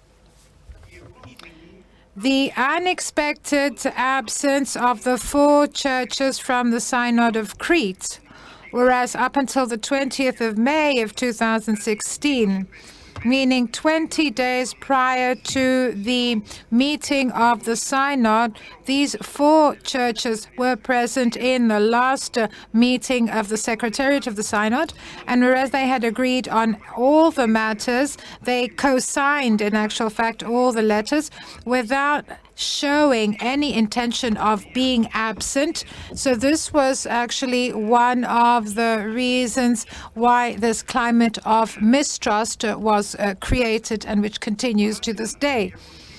At the same time, the absence became the subject of exploitation by various circles who deliberately, I believe, challenge the pan-Orthodox character of the decisions of the Synod of Crete. So here I would say that in the pre-synodic consultations, there was a tendency to water down the texts. And outside the Synod, at a later stage, we see that many people wanted to turn the Synod into something not of great value. And this is something bad, trying to discredit such a Synod. And at the same time, let me say that the main part of pre-synodic meetings did not venture on ethnophilitism. The main problem had to do with who was first in the hierarchy of the Orthodox churches. And I would say that the institution of the Synod cannot be functional without the presence of the entire corpus and without the first in rank, according to the canons. And let us also take into account that this ecclesiological context in the Byzantine times had a strong factor that ensured the unity of the church, and this was the emperor. The emperor. So what will happen today at the time of autocephaly? Which will be the determining factor that will ensure the superiority of the Orthodox Church? We know that in the Roman Catholic Church, there is the Pope, and we have the primacy of the Pope. But we need to have somebody who is strong in the Orthodox Church as well. So we must also mention that the Synod of Crete was created in order to promote the unity of the Christian churches. This is an undeniable fact, but we see that this was very important, particularly after the lifting of the anathema. The dialogue between the churches gave the right to look at the sources in order for us to draw safe conclusions on how to move towards unity based on the common tradition of the first millennium. And we see that important texts have been produced. This is also mentioned in the text prepared in the third pre-synodic meeting. But what about the last phase of the preparation of the Synod? In the last phase, and I mean after 2014, so from 2014 to 2016, which is when we had a special committee for the proofreading of the texts and the updating of the texts. So it was in this phase that the climate changed, and there we see a fundamentalist tendency, and it's got to do with what I said before, that people were trying to water down the text and reduce the text, and the alibi was not to scandalize the flock. If the congregation, if the flock is not mature, then the shepherds must try to cultivate maturity amongst the flock, but the flock cannot play a primary role in the decisions of the synods. So this is weakness, if you like. And let us not forget that our faith is the faith in our Father. It's not the faith of Mr. George or Mr. Kalliopis, who are sitting and dealing with these matters. So the Lord is our leader. So it is within all of these matters. So after the synod, we had the phenomenon that I described previously, but we also had another phenomenon, and this is a problem. It's one of the flaws of modern, if you like, theology. There's narcissism and there's a lack of trust.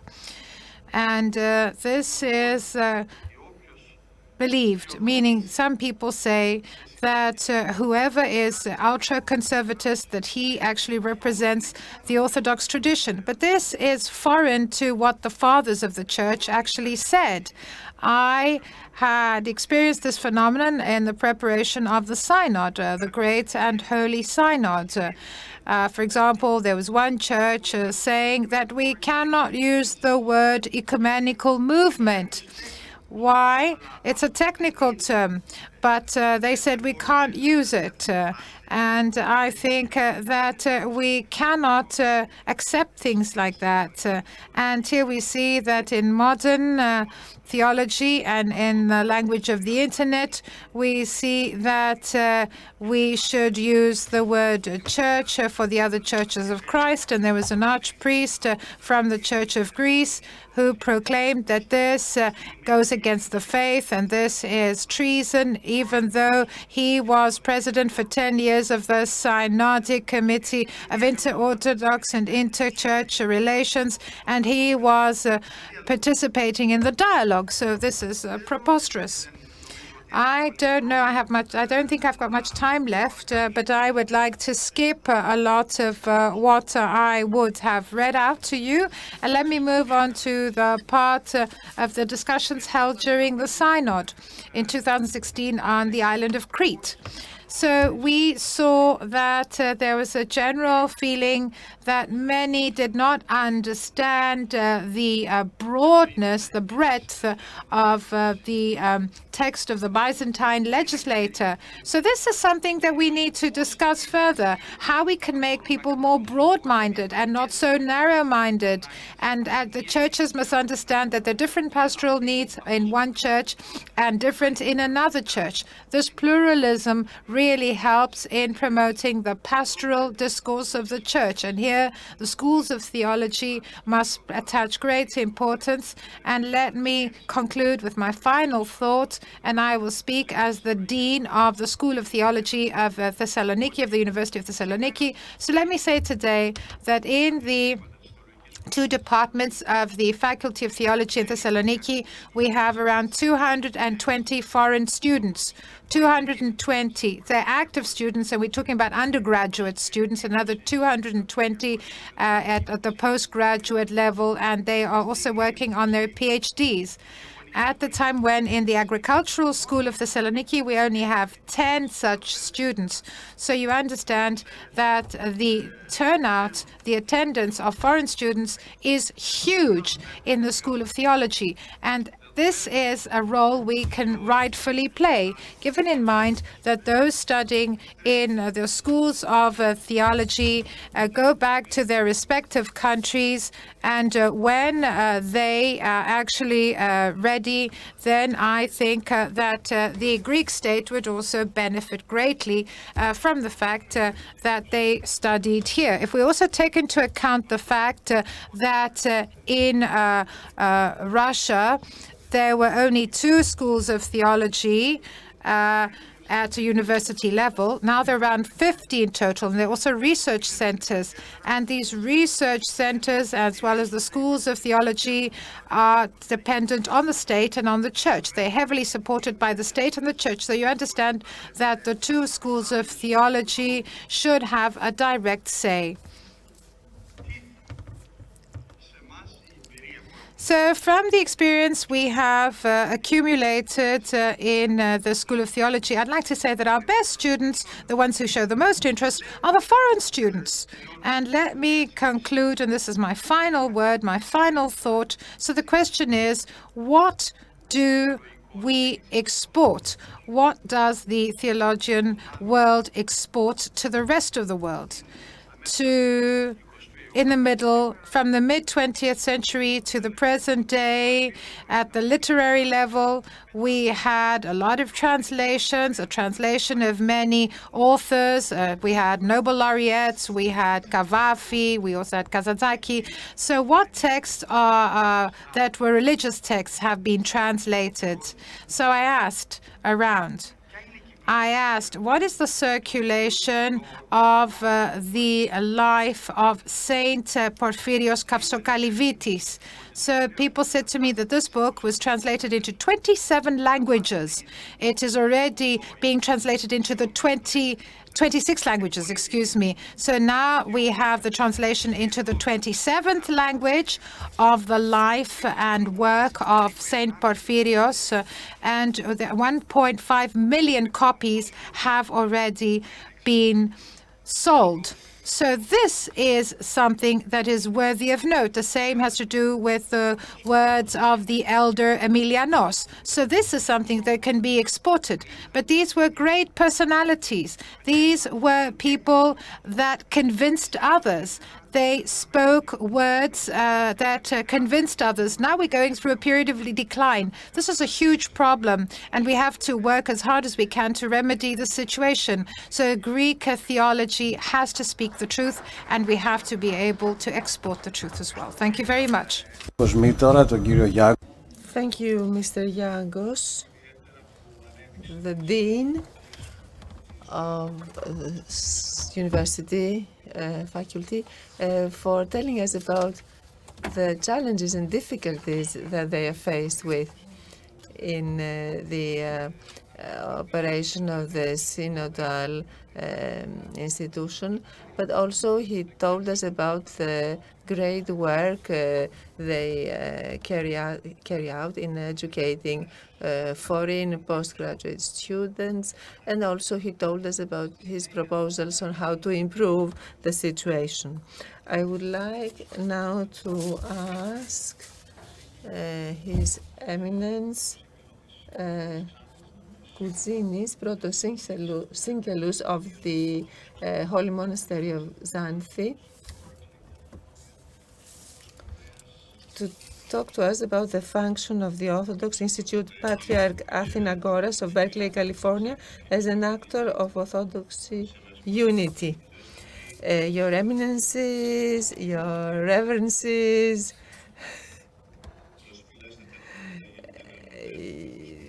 the General Secretary of the International Council of Churches, WCC, representatives of the monotheistic religions, ambassadors, dear speakers, ladies and gentlemen.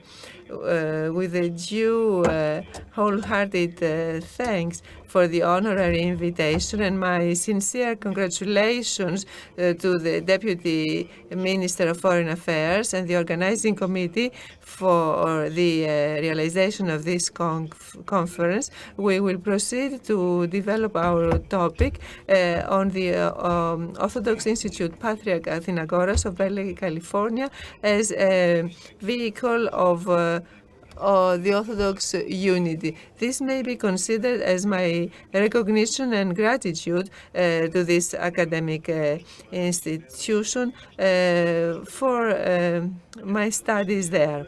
We consider that the presentation of the work of this institute is very important, especially for our introvert country. We present its objectives, the history of its foundation, the academic and other activities of the institute, in order to reach some useful conclusions on the Orthodox unity and the ecclesiastical diplomacy.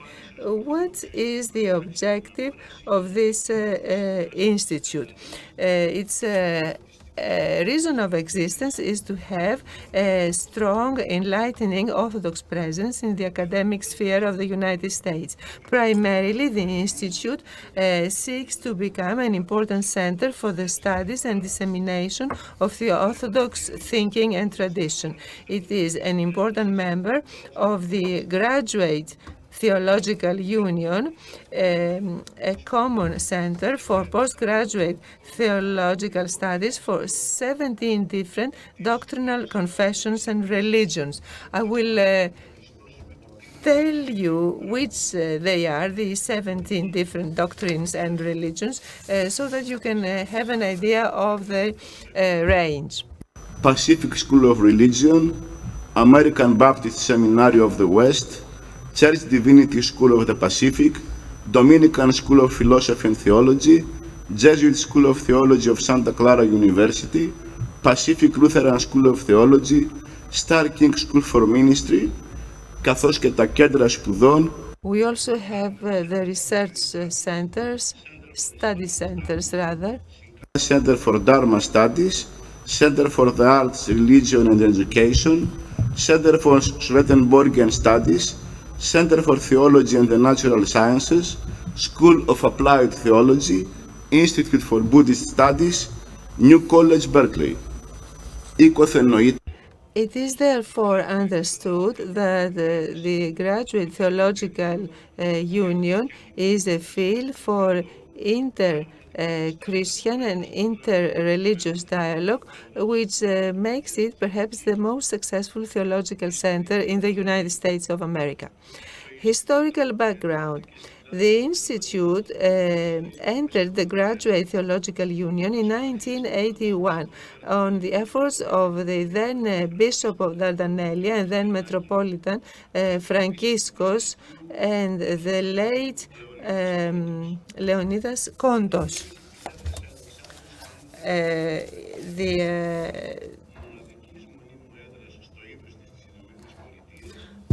Διδάσκονται μεταπτυχιακά μαθήματα Ορθόδοξα. The seat of the Orthodox history and thinking was founded in 1987. The Institute offers a Master of Arts degree in the Orthodox Christian Studies. It is a 2-year educational program, and it is the only one offered in the United States on the East Coast. Through these courses, the perspective of the Orthodox faith becomes known to the academic community of the GTU regarding the wisdom and spirituality of the Orthodox tradition. Students from a large variety of Christian traditions has the unique opportunity to learn from close about the Orthodox liturgical life and theology. They have the possibility to appreciate Orthodoxy, and these students will have the possibility to become religious leaders that will promote mutual respect, understanding and cooperation in the framework of the relations with other Christian communities and traditions. Moreover, with the decision of the Holy and Great Synod of the Ecumenical Patriarchate, the Institute is placed directly under the Ecumenical Patriarchate. It is a pan-Orthodox endeavor supported by other Orthodox churches of America, and therefore it represents the whole of Orthodoxy in the University of Berkeley, this important center for theological education. Now, let us have a look at the rest of the Institute's activities that contribute to the achievement of its objectives. Whereas the Orthodox teaching makes up its main objective, the Institute's mission is also obtained through a variety of other activities. First of all, lectures. The Institute organizes on a yearly basis a number of lectures. They are called Paul Manoli's Distinguished Lecturer series by a distinguished speaker or lecturer, and thus the opportunity is given to eminent Orthodox scholars to attract wide audiences of interested parties from the Orthodox community, but from the wider region of San Francisco. Some of the lecturers have been Metropolitan Kallistos, where the liturgiologist Robert Taft, Christos Giannaras, and others. Second, symposiums, academic conferences and gatherings, and open days when the Institute is open to the general public. And also the Institute participates as an Orthodox representative in ecumenical events that take place in the wider area of San Francisco. The Institute's library, where one can find books, periodicals, and archives regarding the Orthodoxy. We have nowadays 10,000 volumes. It also offers scholarships, thus encouraging Orthodox students who wish to proceed to Orthodox theological postgraduate studies. Another aspect is lifelong learning. Its unique position makes the Institute able to offer support for Orthodox theological schools graduates, and also to offer this possibility to clergymen who wish to complete postgraduate theological studies. In parallel with the publication of its information bulletin, Orthodoxy, the Institute also has a publishing house called Orthodox Press, with a large range of publications. It also has a pastoral activity. The Institute offers the possibility to Orthodox clergymen of the region to have a spiritual contact with the many Orthodox students of the Berkeley University. In the chapel of Saint Demeter, one can follow the Holy Mass or pray in private. Students gather together on a weekly basis under the guidance of Orthodox clerics for the celebration of the Holy Mass. It is also open to the wider community. It offers spaces for meetings and gatherings, for studies. It has constant interaction with the diaspora of the San Francisco Bay Area, with events from evenings with Byzantine music, seminars, workshops, summer schools, and so on. It can also develop common joint actions with organizations that deal with the management, registration, and promotion of the history of the Greek American community. Since the foundation of the institution, 1981 until 2001, Professor Paul Manolis was its director. From 2002 to 2006, Professor Anthony Vreim was its director, and from then until today, His Eminence Metropolitan Nikitas of Dardanelia, who is distinguished for his insight, organizing skills, amiability, theological sensitivity, and his practical thinking, which is absolutely necessary for the successful function of the Institute. The Institute is a vehicle of Orthodox testimony. We can conclude from what I said so far that the Orthodox Institute, Patriarch Athinagoras of Berkeley, is, so to speak, an outpost of the Orthodoxion of our nation. As Paul Manolis, one of his founders has said, we are the modern Akrites, the frontiersmen of Hellenism. Indeed, if we consider that at one extreme of the world map we have the Far East, then at the other end we have the west coast of the United States, where the Institute is seated. So we are on a border area, and this naturally makes us a place of meeting, dialogue, and mutual knowledge. Its many activities, its inter-Orthodox character, the celebration of the Holy Mass in English, its dynamic presence through the Orthodox Christian Fellowship Campus Ministry, also the Berkeley University Campus Ministry Council. They all make this institute a unique vehicle of Orthodox testimony in the extremely progressive and modernistic state of the United States, California. And this is particularly promising for the troubled Orthodox unity in our days. Just consider that the choir in the chapel is made up of students, girls and boys that come from different cultural and religious traditions. Converted Americans, Greek Americans of the 4th or 5th generation, Albanians, Romanians, Carpathian Russians, Serbs, Ukrainians, Bulgarians, Antiochians. We shouldn't omit mentioning students of other religions or even agnosticists who are interested in learning about Orthodoxy in its authentic expression, the Holy Mass. But there is the Holy Mass and there is what comes after Holy Mass.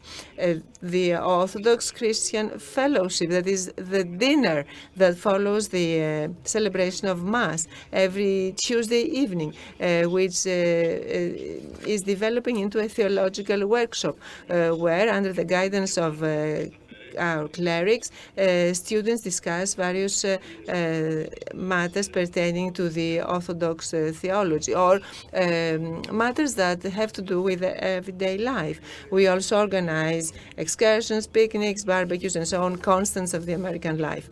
It is very important to mention that the Orthodox Institute, Patriarch Athinagoras, was not founded on an initiative of the Church of Christ. It owes its existence to the late Father Leonidas Kontos, who was the first who had the vision of the University campus of Berkeley as a space of orthodoxy.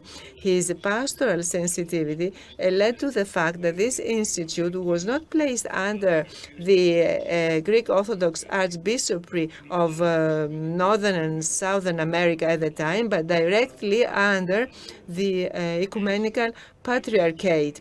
This is why it was named after the great Patriarch Athinagoras, who was of American origin. So even by its name, the Institute keeps remembering its dual pan-Orthodox and ecumenical identity and mission.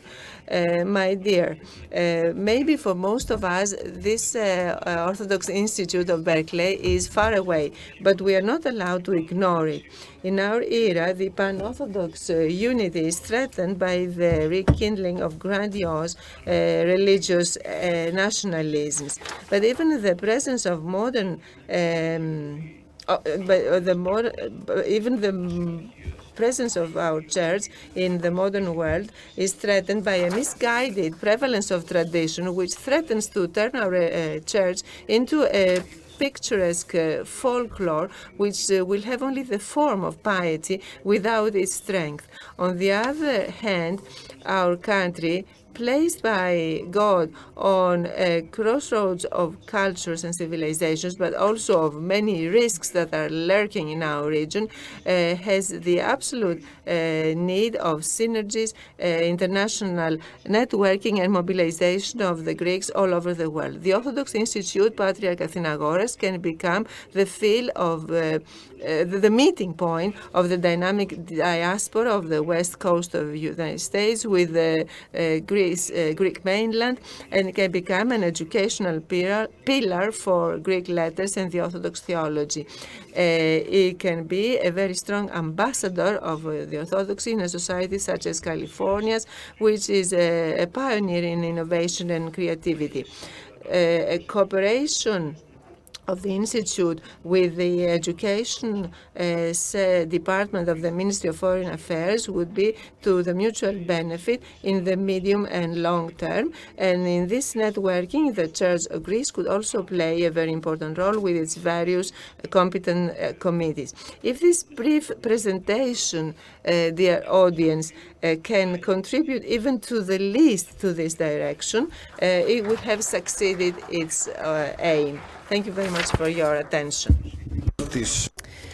Thank you very much, the Proto-Singulis from the metropolis of Xanthi, for developing the operation of this center in California, and for his proposals, which we will take stock of at the Ministry of Foreign Affairs. Let me now give the floor to Dr. Konstantinos Zorbas, Director of the Orthodox Academy of Crete, who's going to talk about the function of the Orthodox Academy of Crete as a tool for implementing ecclesiastical diplomacy. Thank you, Chair.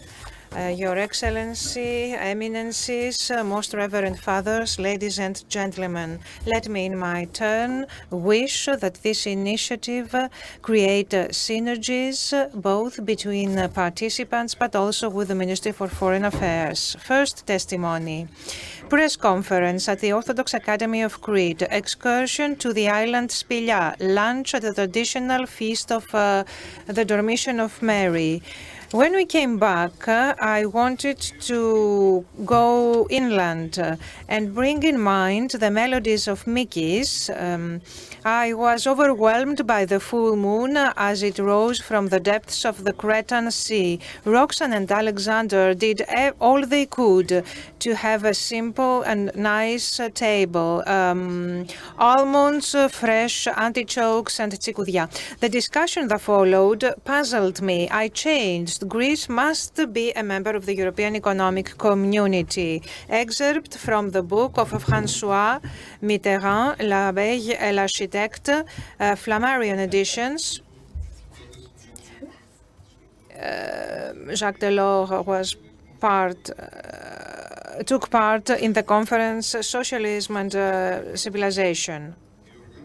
Second testimony, the organization International Alert organized a seminar with 20 members from the Parliament of Sri Lanka, among whom MPs from Tamil, the ethnicity of Tamil. The seminary focused on problems of parliamentary democracy and the experience of southern countries in relation to the drafting, voting, and implementation of democratic constitutions. The MPs, after they left, expressed thanks, I quote, because they came to our country with the hope that at the birthplace of democracy in the tradition of an ancient civilization of world appeal, in the spiritual atmosphere and experience of dialogue at the Orthodox Academy of Crete, they were able to look deeper and face the most essential problems of their countries. End of quote. In Sri Lanka, there is to this day an informal group of friends who call themselves Cretans.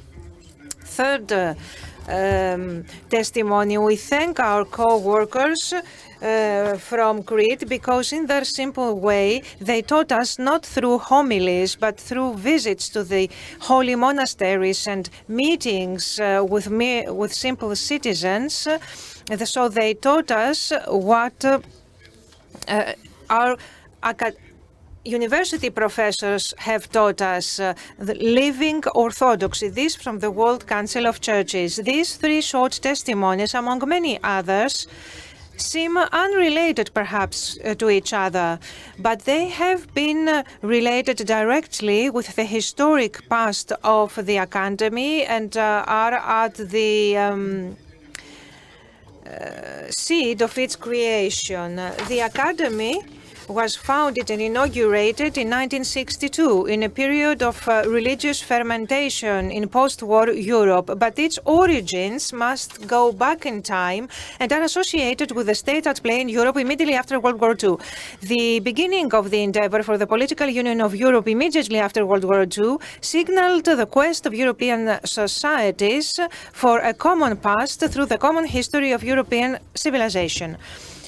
religion as an element of identity and inclusion in this quite indeterminate notion of European civilization brought a new rapprochement between the political and the religious and brought the churches back as part of the civil society at the center of political developments. But the Orthodox Academy of Crete, how did it come about? How did it come about following a model that Orthodoxy had not used? To answer this question, we have to go back and study the work and the anxieties of the late Metropolitan of Irenaeus, who believed that the local church had to respond to the spiritual and material needs of the people of the area who had suffered from 10 years of wars.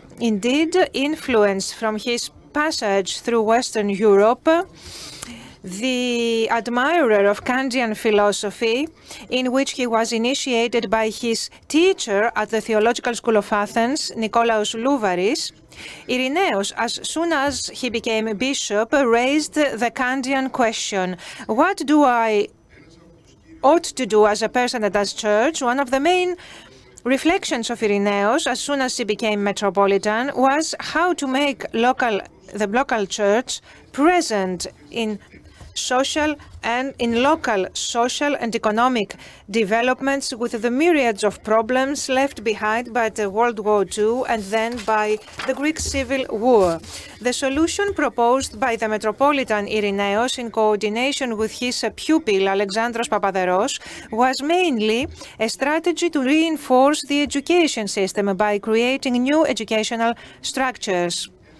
The Academy set two targets. On the one hand, to contribute to the education of laypersons so that they may better serve society and take up the social work of the church, and on the other hand, to become a space for free and open discussion on the problems society was confronted with, and mainly to become the locus of encounter and dialogue between different social groups. Dialogue was one of the main priorities. Mr. Begsos talked about dialogue. I don't need to repeat. The foundation placed itself at the disposal of the Ecumenical Patriarchate and the Ministry of the Orthodox Church of Greece, and became a place, a bridge for a better knowledge and communion of people, for a permanent spiritual life between the Orthodox at a critical point in history when Orthodoxy ought to provide a persuasive testimony to the world. Perhaps this characteristic led to the decision of the prelates to launch the Holy and Great Council in the foundation in 2016. This decision was taken by consensus. The Academy represented something new for Greece and was the springboard for a dynamic intervention of the Orthodox Church in society.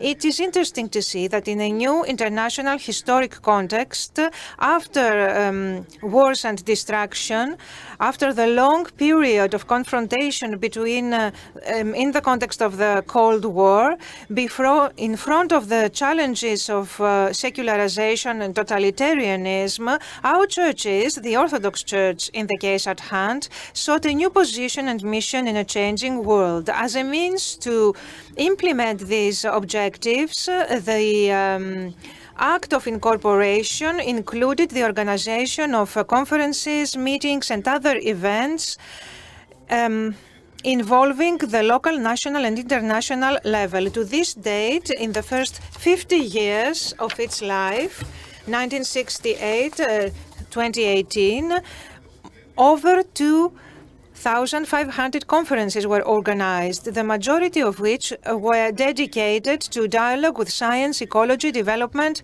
and interpartisan dialogue, but also theological research and cooperation with the World Council of Churches and the Council of European Churches. I will not go into too much detail about the history and operation of the Academy. I want to say the following. As many recent studies have shown, one of the reasons for which the Orthodox Church, until recently, was not known for its strong social work or active participation in the civil society. This was due to its very peculiar relationship with the state. The mutual dependence between the two dissuades the social action of the Church, because on the one hand it is subject constantly to state control, which has taken up the exclusivity of education, healthcare, etc., areas where Church could be present. On the other hand, because of the security and social presence of the Church through state power, it did not have to seek ways to come in contact with society and social problems. This is the difference with the Academy. The Academy, from its inception, assigned priority to social work, of course, without abandoning spiritual work. To understand the specificity of this Academy, we need to review how Irenaeus Galanakis perceived social and political responsibility of any Christian. According to him, a Christian citizen has to abide by God rather than by people. And this for two reasons. On the one hand, the state is not more important than God. On the other hand, there is a humanitarian debt, duty, because denial of God leads to denial of man. It was indeed a declaration, a protestation, a political stance, the responsibility of any Christian, which led to a big spiritual campaign that he called Revolution of Consciences. This perception about the relationships between state and church and the social and political responsibility that Christians should have, and in extension that the church should have vis-à-vis fellow human beings and society, is what gave the freedom to make this foundation singular among the Orthodox Church. In this spirit of freedom, the Academy tried to respond by proposing a new social ethos, unprecedented for Orthodox Christians, that would respond to the swift transition of Greece from a closed and self-sufficient rural economy to economic rationalism, to its transformation. Today, to the present day European public area, we need to promote a European democratic conference beyond national frontiers, involving people into decision-making and bringing the civil society into public debates on European issues, as the minister said yesterday.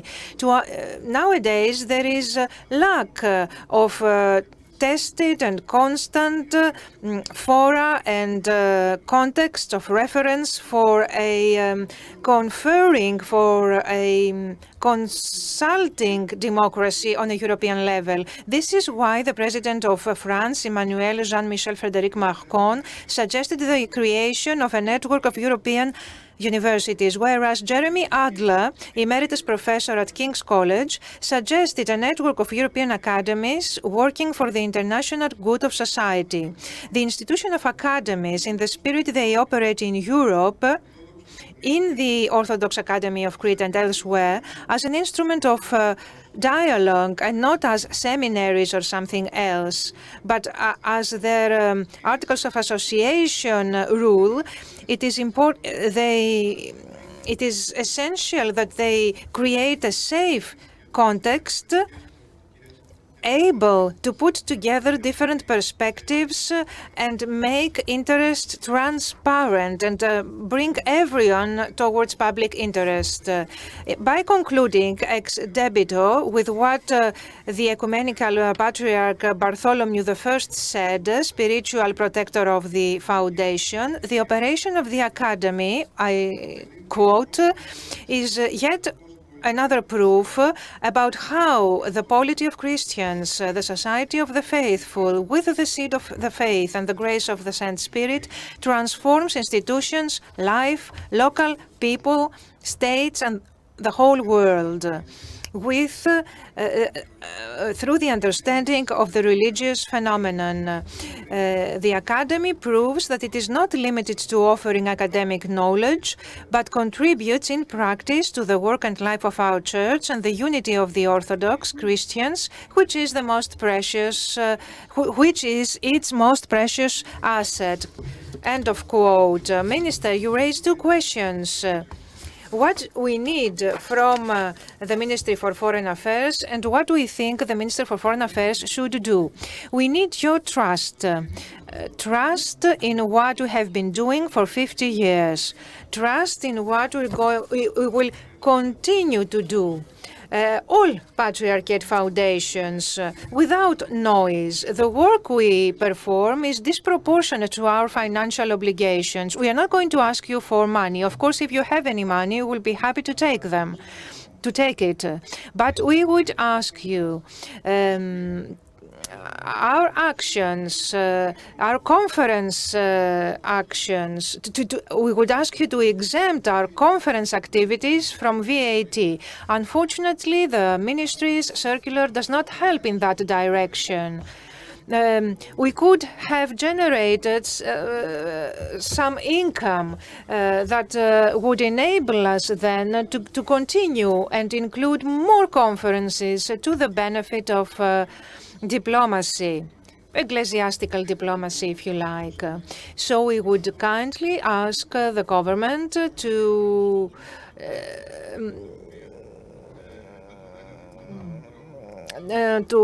desist from just receiving money or stopping money from reaching academies. We would ask the government to help us to perform this good work. Thank you. Thank you very much, Mr. Zorbas.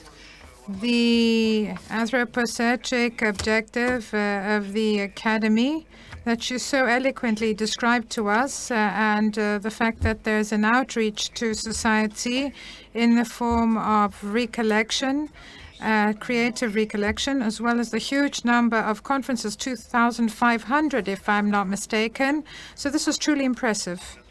And we also take note of your proposal regarding how to help with the functioning of the Academy. We'll see whether this is feasible. Now, before giving the floor to the Director General for Antiquities from the Ministry of Culture, Mrs. Veleni, I would like to announce that right after Mr. Veleni's presentation, we will have a brief address,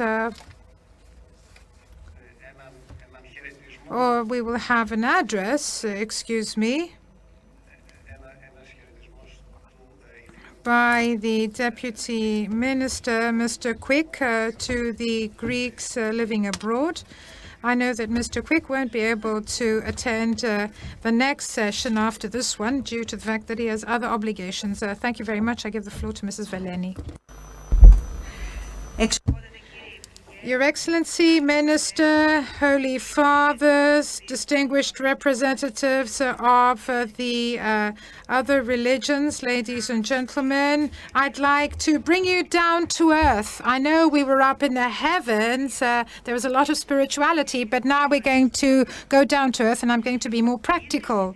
The foundation of the Archaeological Service right after the formation of the modern Greek state led to a strong set of laws for the protection of Byzantine sites and monuments. And this means that a lot of foreign and Greek experts wanted to learn about the existing monuments and sites, and this laid the foundations for comprehensive research on Byzantine antiquities. So the Byzantine world comes to the fore in the first half of the 20th century when Western scientists recognize its values, but it doesn't always win the battle in Greece of the modern Greek state, that is, where what was noticed, of course, not to a large extent, the phenomenon that in the first excavations in Athens, we see that Byzantine remains and whole churches were pulled down or demolished in order to bring to light older layers belonging to the classical era of Greece, because back in the 19th century, they believed a lot about the glory of ancient Greece, Pericles, the Parthenon, and so on and so forth. All these values pertaining to the democracy of Athens. But once people started examining the Byzantine sites more closely, we had a change after World War II, when Europe is divided into East and West Europe, where we have West, meaning we have the Protestant world, the Roman world that were the victors, but Eastern Europe, the Orthodox Eastern Europe, was among the losers, and then they were connected to the communist regimes that prevailed after World War II, and this did not allow us to shed light on the Byzantine antiquities of these Eastern European countries for many years. The recognition of Byzantine sites and monuments and their declaration as cultural heritage worthy of protection by UNESCO, because many were mentioned on the World Heritage List, this started only in the last quarter of the 20th century, when there was a renewed interest internationally on Byzantine monuments, and Byzantine was rediscovered, so to speak. So in the 17th Conference of UNESCO, carried out in Paris in 1972, the participating countries agreed on a common text. There were 38 articles in this text on the protection of cultural and natural heritage sites. So in 1978, on the list of World Heritage Sites, which was established following a vote by all member states, for the first time we also have Byzantine monuments and sites on the list. The inscription on this World Heritage Site was undoubtedly a very important decision, and this was indicative of the recognition by the international community to Byzantium and how important it had been as a phase in human history. So it gave Byzantine civilization worldwide recognition of its value. So Byzantium, for the first time, is mentioned in the list of UNESCO in 1979. We're talking about the Ohrid monuments. And since then, we see more and more Byzantine monuments are included, falling in that era. Now, the second reference to Byzantium is in 1979 for Serbian Byzantine monuments, some fortresses, churches, and monasteries in Serbia, in Stari Ras and Sopoćani. This list says that the Sopoćani monastery was a monument where there had been many meetings between the West and the Byzantine world, and said that the plasticity of the buildings and the quality of the buildings of the 19th century confirms the vitality of Byzantine art at a time when Constantinople was in the hand of the Crusaders. So then we had other monuments that followed and were placed on the list in 1982. These were Byzantine monuments in Tipasa, Algeria. And the first Byzantine monument that was listed on the list that was purely Byzantine was the one with the murals. I'm talking about Rhodos, Cyprus in 1985. So this was a Byzantine monastery on the island of Cyprus.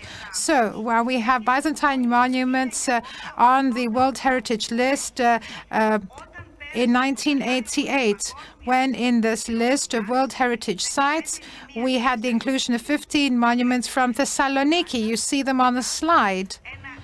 One wonderful complex of buildings. So these are great buildings. This is Byzantine Thessaloniki, which for centuries was the second city of the Byzantine Empire. So we have an important complex of churches and monasteries, and UNESCO included them, and this was a blessing on the list of World Heritage Sites. We also have other important monuments in Greece. For example, in 1989, we had Meteora, which were included. These are called the Pillars of the Sky, with the 24 monasteries. Here are some of these monasteries in Meteora. And then we have the different monasteries on Mount Athos and Mistras. So this is the text that accompanied the Mistras complex. It talked about the miracle in Morias, and it talked about the Paleologos dynasty and the libraries there and the thinkers that followed the last descendants of the Paleologos dynasty, for example, Ioannis Vessarion and Plithos Gemistos. And then we had Neoplatonic humanism in Italy in the 15th century. So here we have the palace in Mistras. It has been restored, and soon it will be open to the public. So in 1990, we also had the inclusion on the UNESCO site, the Monastery of Daphnio. You can see it. This is the Holy Monastery. It was recently restored. These are the beautiful tessera, if you like, murals. They are true works of art. You can see that they are beautiful, like mosaics with tessera. This is St. Lucas, and this is the monastery in Chios, on the island of Chios. Here we have great examples of Byzantine art. So the cultural management, the term cultural management is a rather recent term that appeared in the last decades, and it has to do with the promotion of monuments for public benefit in order for them to become part of the daily lives of urban centers, but also remote sites in rural areas. So it is within this context that the Ministry of Culture in the last 30 years has actually used many EU funds, but has also used national funds. So a lot of money was spent in order to restore existing Byzantine monuments that had suffered through time. We helped with the restoration of murals, and the main aim is for them to become an integral part of modern life. So many of the Byzantine monuments, of course, for many centuries remained very vibrant and alive because most of them played their initial role, i.e. they were places of worship. So a lot of masses were held out there. And because they were used constantly, this means they were never abandoned. But sometimes we see that a lot of damage might have been done to the initial works of art. Sometimes there was wear and tear. I'm talking about the fact that we had the smoke from the candles smudging the icons. And sometimes we see that some were painted over, and this was done in an arbitrary manner. There were other changes which were to serve various needs. In the last few years, I must admit that we see that a lot of people see eye to eye, and they believe that the Byzantine churches must be preserved. So the priests actually working in the churches understand that even though this is a place of worship, they are protected and must be treated in a special way when it comes to restoration of artwork. And here we had the creation of single ephorates of antiquities from 2014, meaning there's one ephrate of Byzantine antiquities in every province. They work harmoniously with other antiquities. So together with the central service, these Byzantine antiquities protect and conserve a large number of Byzantine monuments. And we're talking about thousands of Byzantine monuments in Greece and a lot more in what once was the Byzantine Empire, because the Byzantine Empire was huge, and the Byzantine Empire lasted for many years. It was one of the empires with the longest reign, 1,100 years. So I think it's perfectly understandable that there are thousands and thousands of Byzantine monuments throughout the Mediterranean and in all places to which the Byzantine Empire extended. In the last few years, we also have museums. The main museum being the Byzantine and Christian Museum in Athens.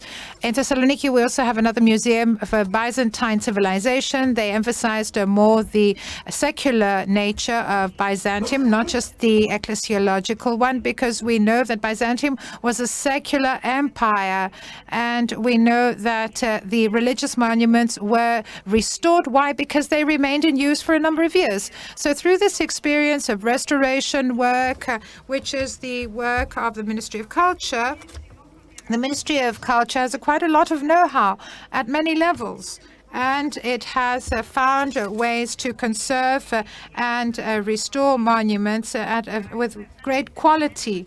So we have these restorative programs which continue to this very day with great intensity, and we see that a lot of important monuments are restored, either old ancient monuments or monuments which need to be protected further. And in the last few years, we've also got more museums that have opened up where we see the similarities and differences, continuity and lack of continuity between the different eras. Such a museum is the Museum of Larissa. It's a wonderful museum. Another one is in the Dimotiko, where one can see the development through the ages. So the Ministry of Culture has also gone abroad with a number of exhibitions, invested a lot of money for these exhibitions. So the international public got to know the values of the Byzantine civilization. So these exhibitions abroad are numerous, many such exhibitions. It all started in 1977. So we have acquired a lot of experience. So we know how to organize exhibitions, we know how to exhibit various relics, and this once led to a lot of experience on methods of restoration of all types of materials. So, cultural diplomacy as a concept now. This is a newly minted term. This is a term that has appeared in the last decade after a new concept around monuments, and this was the result of the restoration works of the cultural heritage of Greece and all the exhibitions that have been organized since 1977 abroad. And we are talking about many such exhibitions in Australia, in the US, in Europe, in many countries. And we see that we have a lot of exhibitions being organized. I'm just going to show you some by way of example.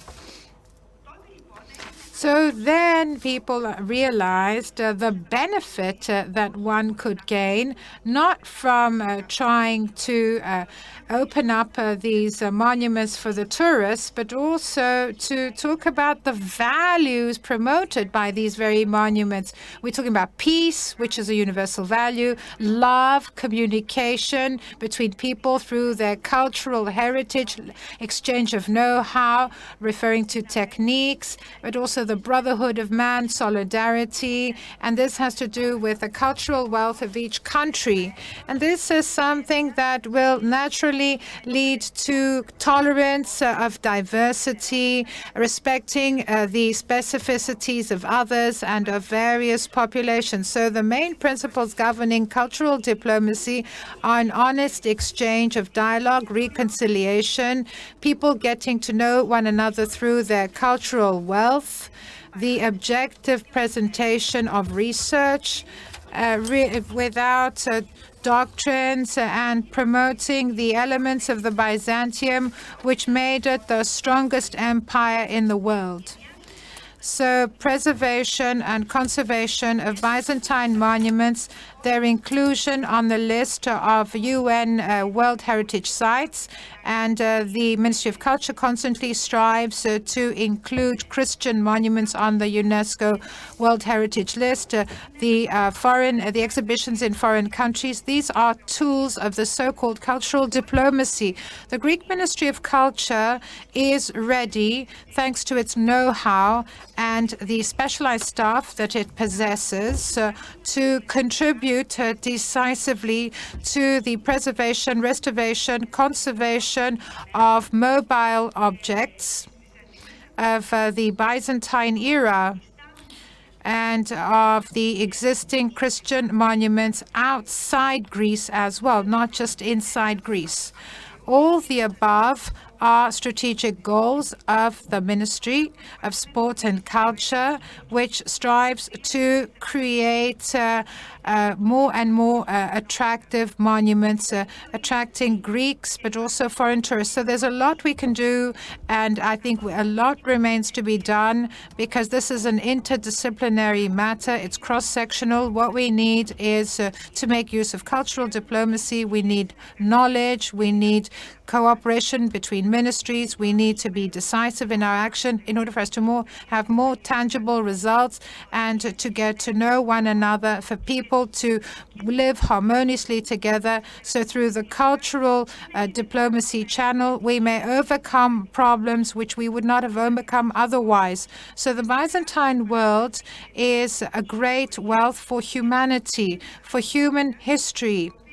And I think that it's a very dynamic, if you like, field, and it gives an added value to countries that possess Byzantine monuments.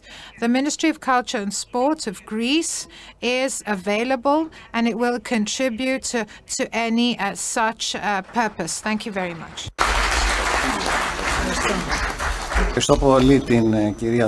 Thank you very much, Mrs. Veleni. Thank you very much, Mrs. Veleni, for exposing to us the huge heritage of the Byzantine culture and how we can use it to promote humanistic values and mutual understanding between peoples. At this point, I would like to ask the Deputy Minister, Mr. Quick, to take the floor. Ξέχασα να το αναφέρω, μόνο μία πληροφορία. Αν γίνεται μετά η I would like to give you some information now or later. I was asked to convey to you the message that it is very important to have the restoration of the monastery of Holy Sepulchre as a research center in Jerusalem. Thank you, and thank you very much. I'm particularly glad for taking the floor directly after you, dear professor, because the day before yesterday I was in Jerusalem for the tripartite meeting between Cyprus, Jerusalem, and Greece, and we decided to include in the actions of these three countries the monastic, touristic, or cultural actions that would focus on Petrochimonu. This is a point of reference for us, and as I have said, we are living at a time when Christianity is attacked by ISIS. They destroyed a wonderful temple by Palmyra. It was blown up. On the other hand, we have, allow me to say, we have an extreme kind of aphoristic word speech by the extreme Muslims of Thrace. All people are our brothers and sisters. We respect all of them, provided that they respect us. I would like to begin my speech now. I would like to thank my colleague, Mr. Marcos Boloris, for giving me the priority to speak, because I need to go to Delphi at the last moment. I would like to refer to the bridge with diaspora. We have two such bridges. One is the church, the other is language, without prioritizing them. Unfortunately, we're losing the battle with language. We have reached the third or fourth generation, and in countries such as the USA, young people start forgetting the Greek language almost completely, but they maintain their grandfather's DNA. They still love Greece. Unfortunately, however, we go through a new stage, and they themselves confess that they are not Greek Americans. They are American citizens of a Greek origin.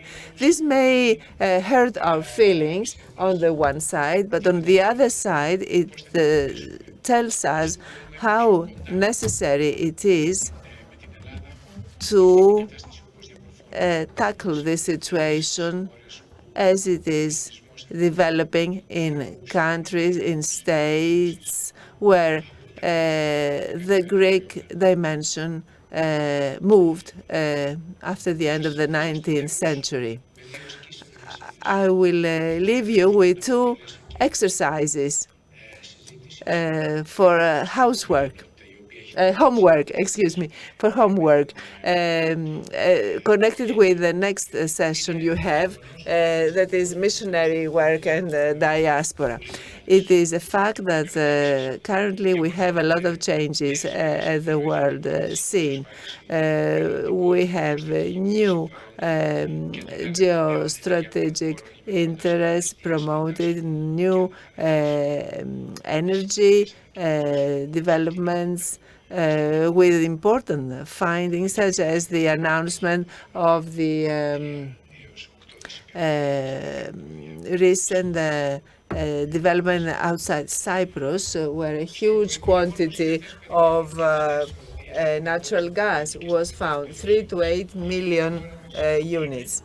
Our country still is a factor of security and stability, and with our strategic advantages, with flexibility and sound judgment, we have concluded important agreements with other forces of the region. We have very important tripartite cooperation at all levels, at the top level, to the contacts we have with our diaspora in the Middle East, the Jordan, Lebanon, the Balkan states, of course.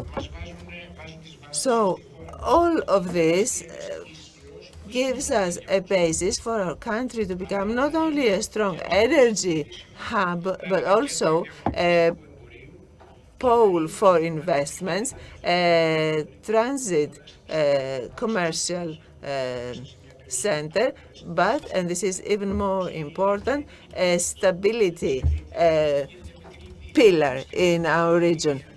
Just remember what is happening in our region: Libya, Israel and Iran, Syria, Turkey, Russia, Crimea and Ukraine. Just think the Balkans and their intrusion of Turkey in Kosovo, in Bulgaria, and in northern Macedonia, I would say, with a huge influence of Turkey, thanks to Albania mainly, and also in Bosnia-Herzegovina. So in this context, Greece is taking initiatives and is trying to solve problems. So we can have a very decisive contribution with our capital, which is the Greek Diaspora, a flesh of our flesh, soul from our soul. Another Greece that progresses and creates outside the Greek borders. Ever since the ancient times, Greeks took to traveling to other countries. Diaspora that went hand in hand with the dissemination of our civilization. And there is nobody who can doubt that our civilization is the cell of modern civilization. And when they left, what did they take with them? Even ancient Greeks, they took their church, their gods. And the first thing they did when they found a new land, they set up an altar and a temple. This is exactly what our emigrants did at the beginning of the 19th, beginning of the 20th century. When they left the country, the first thing they did when they reached another place, they built a church in order to have a neighborhood, a parish, a fraternity, a community, a federation, and then they fought among themselves about who would become the president. And this is something we keep facing everywhere on earth with our diaspora communities that are somehow agitated. So the church is a constant presence. Nobody can question this fact, with a lot of ways of influencing modern reality. Although the religious sentiment, one could say, has declined in modern times. The major question is how church can keep the congregation alive and interested.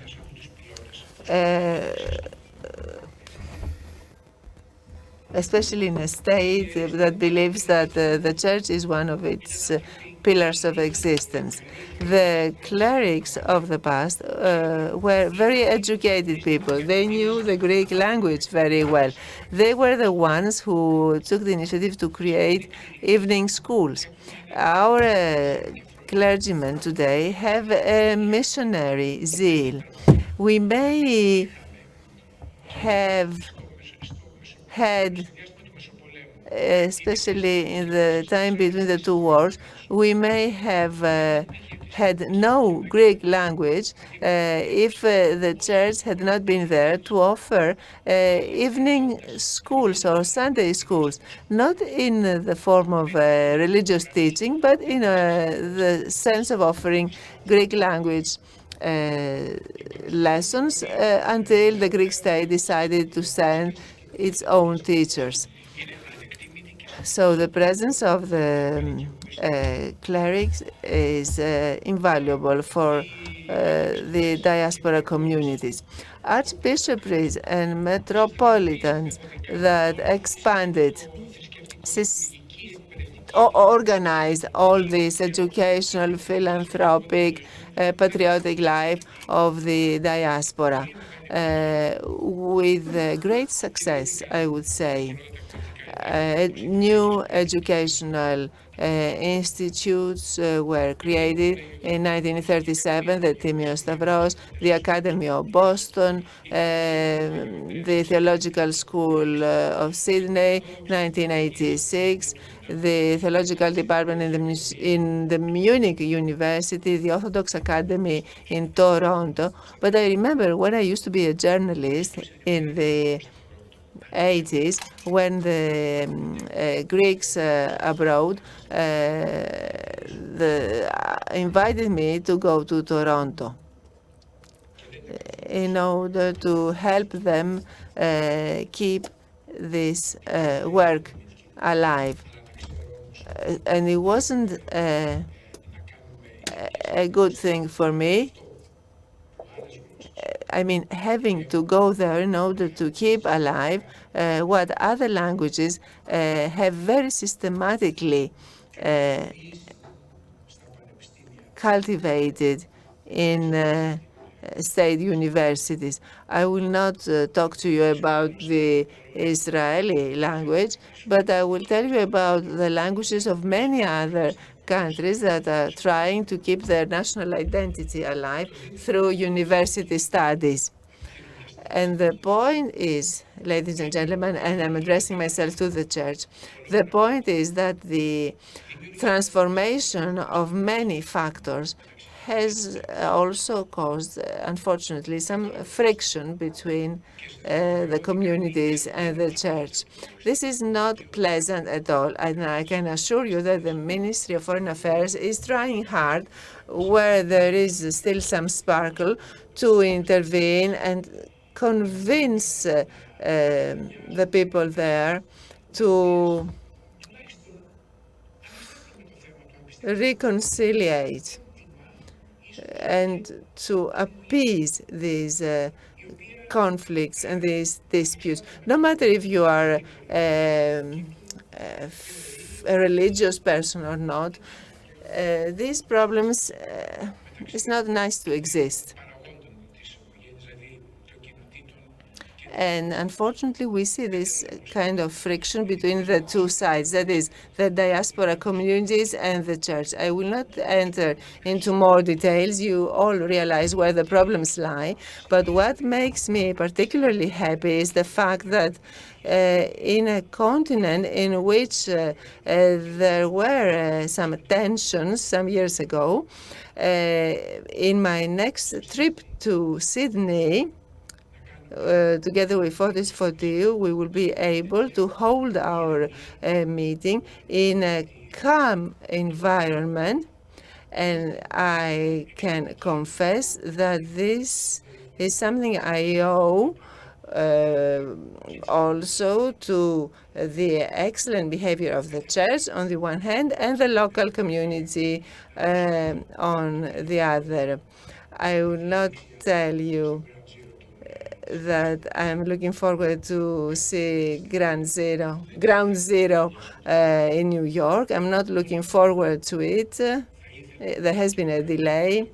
Anyway, what I would like to say is that I would appeal to all of you to distinguish another fire that is burning in Toronto between the community there and the church. I'm addressing myself to all the people present here with two ideas of mine. The first one is the question whether the name should change, because there is a relevant procedure in recent times, whether the name of our church should be changed in the United States, whether it should be called Orthodox Greek Church and not Greek Orthodox Church. The argument is that people could come and worship Orthodoxy through our masses. People who are Orthodox Christians, but from other countries, Serbians, Bulgarians, and so on, who may not have their own national churches in their parishes, and so they could come and pray in our churches. But they may be disturbed by the Greek Orthodox Church in the title. This is something you could consider. The second question is whether, finally, it was a good thing that in many areas in the United States and in Canada, the Mass is celebrated in English, whether this is a good thing or not. For many people, this may mean a decline of the Greek language. This is something for your homework. And since the next session is about missionary work and diaspora, the church has played an unbelievable missionary role in Africa. This is something I must say. The Western world for whole decades turned all its attention to Asia for different reasons. And we left Africa to its own devices. And only when the colonial occupations ended and people started coming back from those areas, it was only then that they turned to Africa. And it was then that the Patriarchate of Alexandria played its so important role. I will not refer to the present Patriarch, Theodoros from Crete, but also I will refer to his predecessors. This is a clear example of how church is capable, with the help of the diaspora, because let me tell you that there is no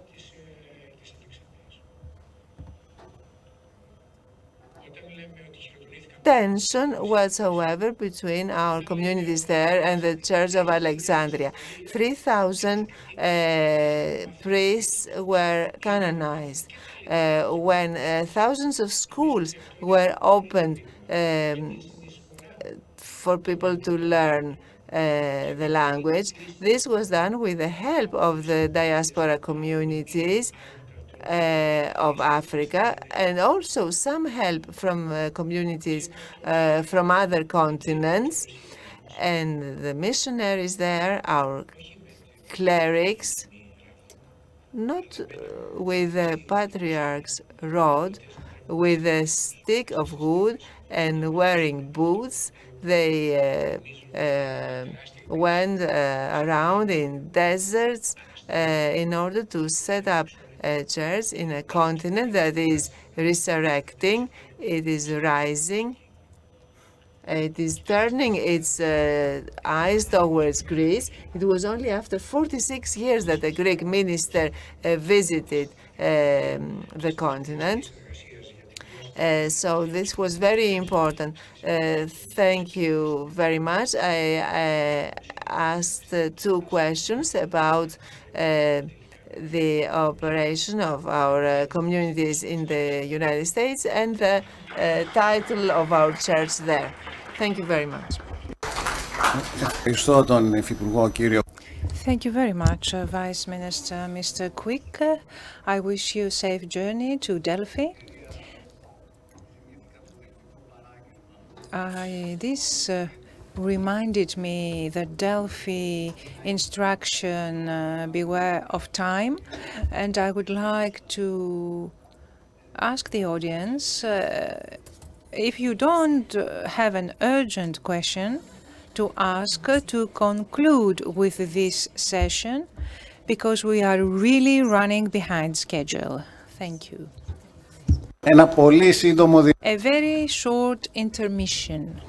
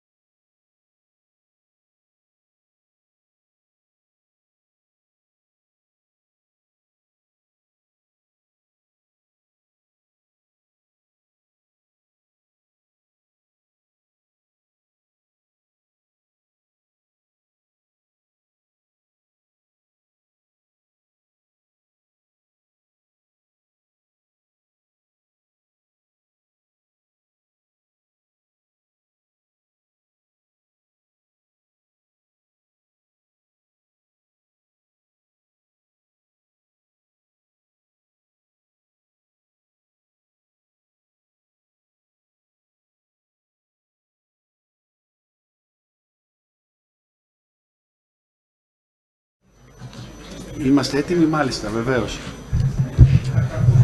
Βεβαίως, καλησπέρα σας.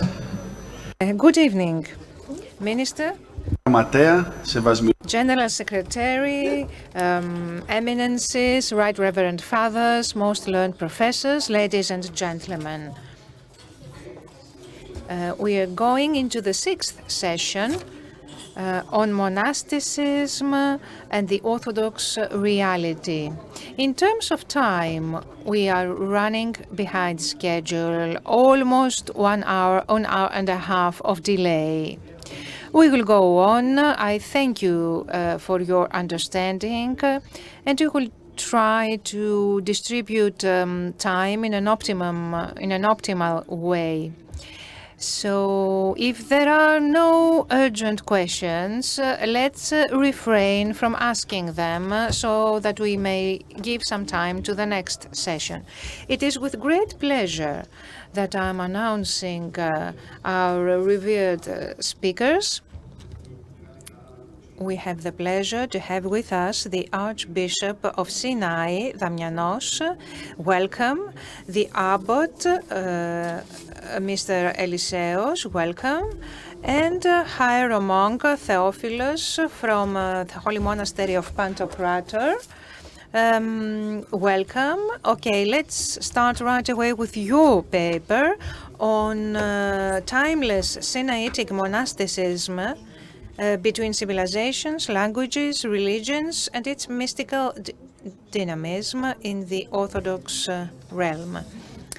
Thank you, Minister, for inviting me to such an important conference, and congratulations to the Ministry for Foreign Affairs that for organizing these nice things. These things should be happening forever. If we want to carry out all these actions together, to bring civilization and peace to the world and to souls. Father Simeon, who is faster than myself when reading, will read the paper. Interpreters kindly ask you not to read too fast.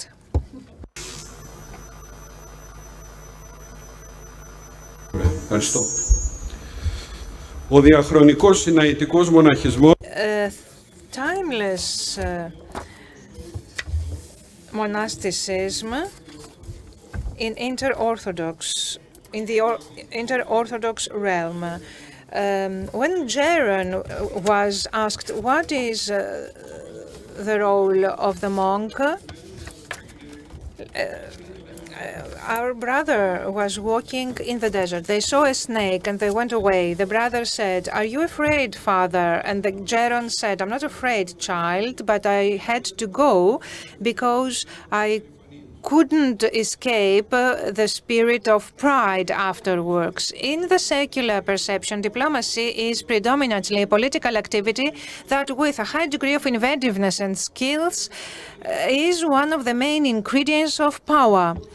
The Oxford Dictionary defines diplomacy as management of international relationships through negotiations. This is the method that regulates international relations through emissaries and heads of state. Respectively, in church life, not religious life, church life, there is the virtue of discrimination, as the Jaron said. According to Joan of Climax, pure conscious, pure perception, virtues that should accompany every accomplished diplomat. Diplomacy, despite its tools and goals, is about secular matters, finite in time. It deals with the epiphenomenon, which seems to be contradictory since it delves into endless mazes. Religious diplomacy and interfaith diplomacy serves what is celestial and perpetual. Its main ingredient is humiliation. according to scale. Sinai is a mountainous desert of 64,000 square kilometers, an infertile, a barren land. In the silence of the desert, in the transparency of nothingness, God makes his presence felt. This is where human is intersected with divine history, with holy history. God reveals himself to man through Moses. He offers his covenant and directions for human beings. This is including in the familiar Ten Commandments, which is part of the World Heritage of Law and of Formation of Society, with elements of multiculturalism is something that has characterized Sinai from a very early age. Moses was a fundamental figure, a coalescence of religious and secular leader. Many different tribes used to live there, and despite the coexistence of Moses with other tribes, the monotheistic tradition was never abandoned by him. Despite his living in the pharaonic court, he worshipped the God of his fathers. This is a nodal example of coexistence between differences without threatening the fundamental. For 40 years, he served as an ambassador of his peoples vis-à-vis God, and he was the voice of God towards the people. This figure, this personality, who was called the friend of God, became a model for the life of the first Anachorites who settled there in the 3rd and 4th century after Christ in the desert, the place of terrible epiphany. 400,000 ascetic premises around the flaming bush and the Tower of St. Helen. Like Moses, they resided between different tribes and religious beliefs without rejecting their environment. They dealt with the difficulties with patience. Sinaitic fathers used the charisma of discrimination, the evangelical principles, because they lived by the Holy Gospel, which is the canon of agape, love. They were never superficial. They confirmed the truth of their faith by transforming it to love, sacrifice, and self-sacrifice, like Jesus Christ, who is our leader and savior. Truth combined with love can be involved with everything that is different and other, focusing on the person.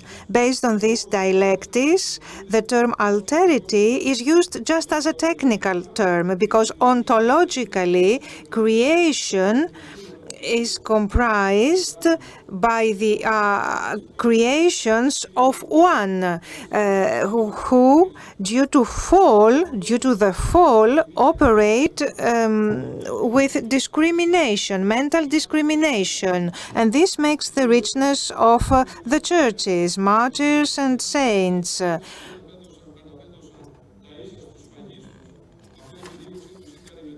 Just a few days ago, we celebrated the 50 fathers who refused to retaliate to their tormentors. This behavior had a beneficial impact on local inhabitants. After the construction of the big monastic complex of the Monastery of Savior Christ by the Emperor Justinian, accepted this monastic world and lived peacefully together with them. Monks extended their beneficial impact to other monastic centers near or far away. They always dealt with apparent alterities, but they served God in what was godly and served Caesar to what in as much as belonged to Caesar. Μέλους ανεπιζητούμεν και ότι η ιστορία παραμένει στα χέρια του Θεού. That was ancient quotation. Sorry for not translating it.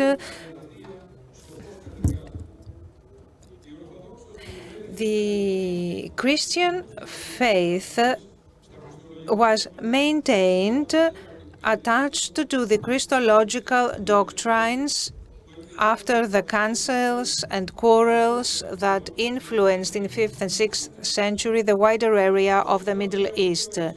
Sinai became precarious, not only under the menace of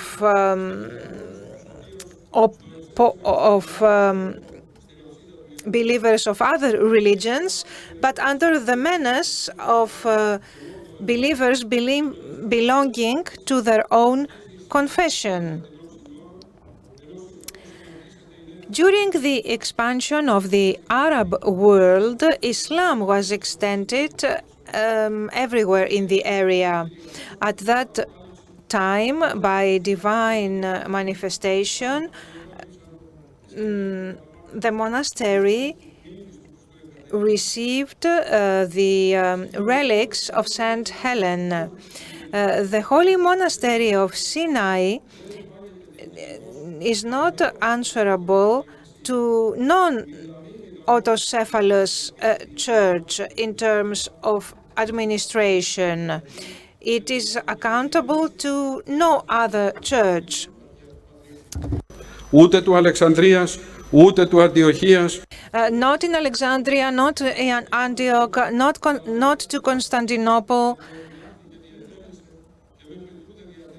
but to the present day, it is an autonomous and independent entity. Επισκόπου άμα και ηγουμένου. It is the abbot that makes the rule there. We summarize ancient quotations here. This small but privileged monastery is the most ancient Christian monastery with continuous existence, and with its canon regime, it operated as an island of order within chaos. The experience of monks for 4 centuries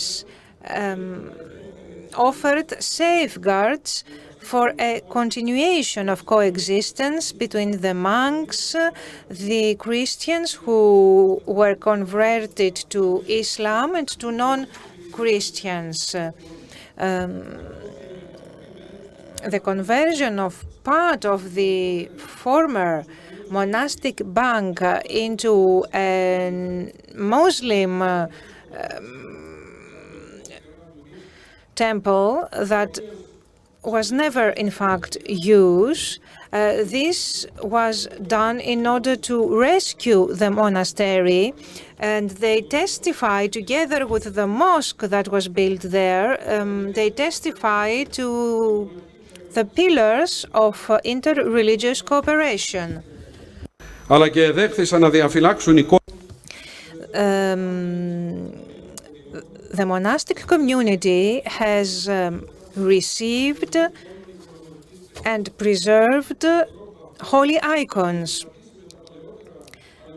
In this way, together with the ancient manuscripts kept at the Ark of the monastery, has made the monastery into the guardian of ancient relics.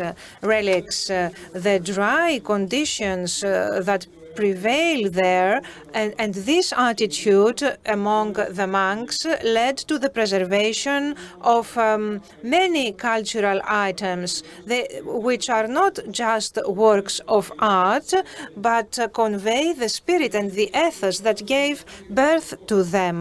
The attitude of the monks vis-à-vis other doctrines was very useful in dealing with the schism and the Christian crusaders.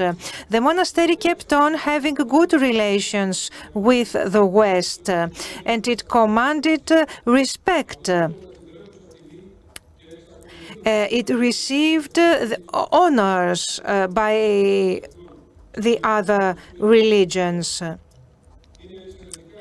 It is very interesting that Napoleon, when he visited Egypt, although he was against the clergy, he visited the holy monastery. He was impressed by the erudition of the monks and wrote a letter of praise to the hermits there about how remarkable they were and how they contributed to the edification of nomads and Bedouins. And that's why he instructed his army to repair part of the walls that had collapsed. Many times the monastery enjoyed assistance. The monastery had many glebs, metochia in Romania, in Cyprus, in Greece, and in other countries. The Sinai had as many as 40 metochia in Europe that operated as centers of erudition, spirituality, and they reached as far as India, as far away as India. These metochia performed significant national work in Greece. They offered refuge to persecuted Greeks, and they offered protection. They offered asylum. From the holy monastery of Sinai, within St. Catherine, founded a theological school which operated for 50 years. Under the protection and custodianship of the holy monastery, and the positive attitude of the Venetians, everything was taught in that school: mathematics, sciences, arts, ecclesiastical music. Many important graduates studied there, and painting.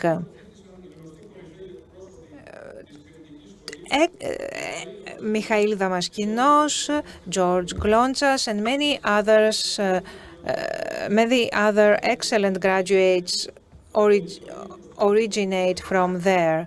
Dominikos Theotokopoulos, best known as El Greco, who has also painted frescoes there.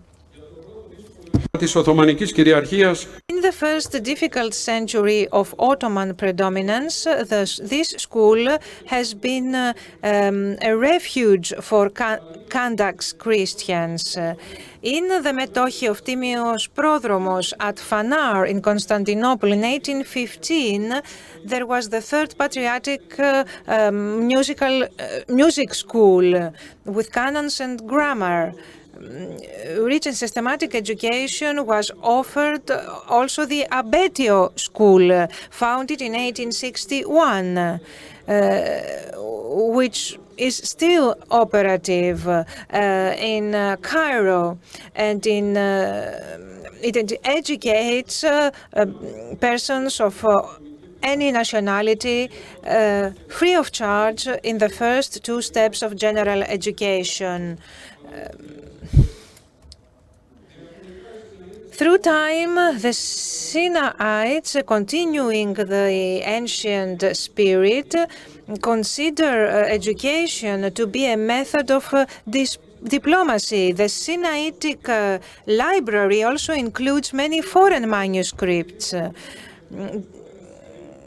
The fathers of the desert, Saint John the Sinite with his scale, Saint Zoe of 170 anachorites and monks who watered the desert with the tears and their blood and embraced the others without forgetting and abandoning the faith and the tradition of their fathers. This laid the foundation for the 19th and 20th century. From the midst of the 20th century, I started to be there in the midst of many challenges. Geostrategic reshuffling in the Middle East, the occupation of Sinai by Israel for 13 years, changes in due to the Arab Spring, all these have been landmarks in the management of the external problems of the monastery. Due to our tradition, steered by the evangelical word, the ascetic and theological spirit of the scale, and the high protection of Saint Catherine, the monastery continued and expanded the Sinaitic tradition to the contemporary world, trying to convey its spiritual messages first by participating in 12 international exhibitions of manuscripts and holy icons in the US, in Western Europe, in Russia, where thousands of visitors came to see them, felt the grandiosity and felt the work of tradition and the civilization that gave birth to them. In 2001, the monastery inaugurated in the area of the Themophylakia, with the presence of his Beatitude Bartholomew, a museum constructed according to the most modern methods, where many important icons and manuscripts are exhibited that are being studied by scholars and admired by the visitors. Third, the electronic edition of the so-called Sinaitic Code in cooperation with the British Library, which hosts the biggest part, gave to the world community of scientists the most ancient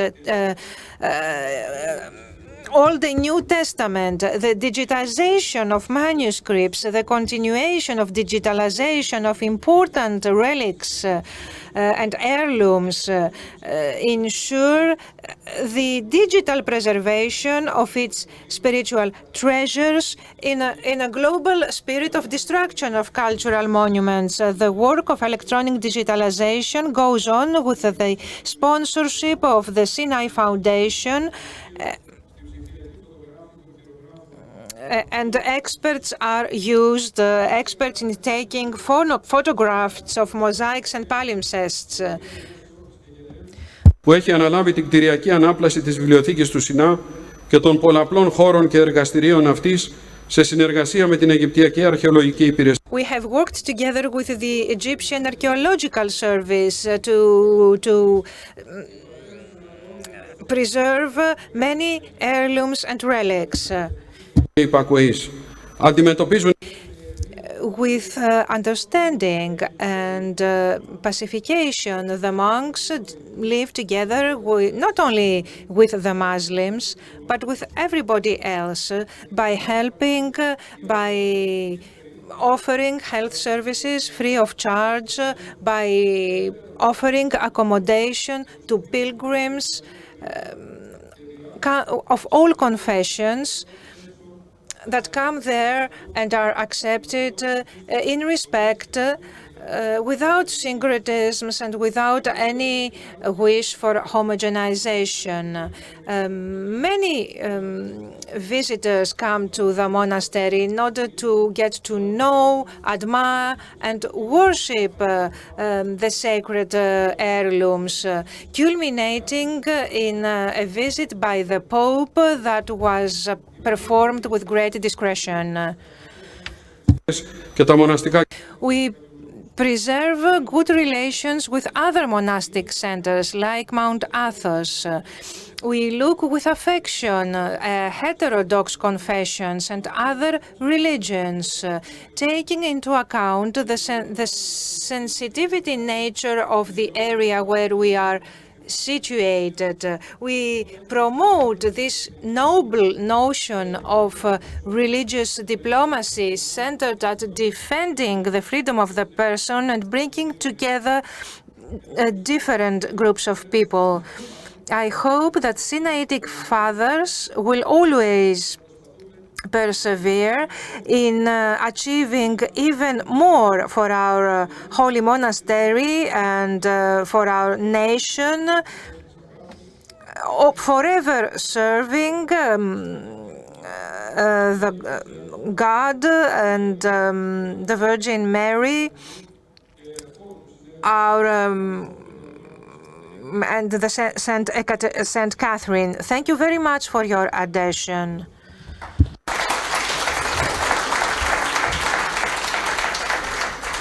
I would like to invite all of you and your friends to visit the monastery. Be sure that the southern Sinai is quite safe. Besides, Mrs. Boloris recently visited us, and he can assure you of the security that prevails there and the kindness of the monks, who are humans after all. They have their own and I apologize for the small delay. Ευχαριστούμε πολύ, Σεβασμιότατε, για την παρουσίασή σας. Thank you very much, Your Eminence, for reading this speech, but also for your serving God for 45 years in the outpost of Sinai. We all enjoyed your presentation, and I really believe it is worth visiting this monastery for those of us who have not done so yet. Let us proceed to the second speaker, Archimandrite Eliseos, abbot of the Holy Monastery of Simonos Petras on Mount Athos, the testimony of monasticism in inter-Orthodox, inter-Christian, and inter-religious realities. Your Excellency, Minister, Your Eminences, Your Beatitudes, dear participants and brothers. It is not redundant for us to add our own praise and thanks for the initiative of the Deputy Mr. Boloris, an excellent person, to congratulate him on organizing this two-day meeting. So in the framework of our contribution to the drafting of ecclesiastical and religious diplomacy, we will discuss monasticism, the testimony of monasticism in the inter-Orthodox, inter-Christian, and inter-religious realities. That is the testimony of Orthodox monasticism in the world. In this monastic approach, we could add the contribution of monasteries of other religions, but this is not our subject today. Monasticism is included in the topics in the agenda of this meeting because monasticism has always had a role in the history and tradition almost in all continents. Monasticism is an attitude, it is a way of thinking and acting which responds to the everyday needs of humans, the everyday values and dilemmas, problems that may be practical or ideological, and leads us to understanding and appeasement. It is action that targets real life beyond conflicts and disputes. And it is an attitude and a way that has a starting point in the ancient experience of man being the measure of any and everything, as the minister reminded us yesterday. Together with the Christian dimension, we could say the Theanthropos, human God, is the measure of everything. This is why the life of monks is deeply evangelical, because it is based on the deep wish to keep with the evangelical way of life, away from bureaucratic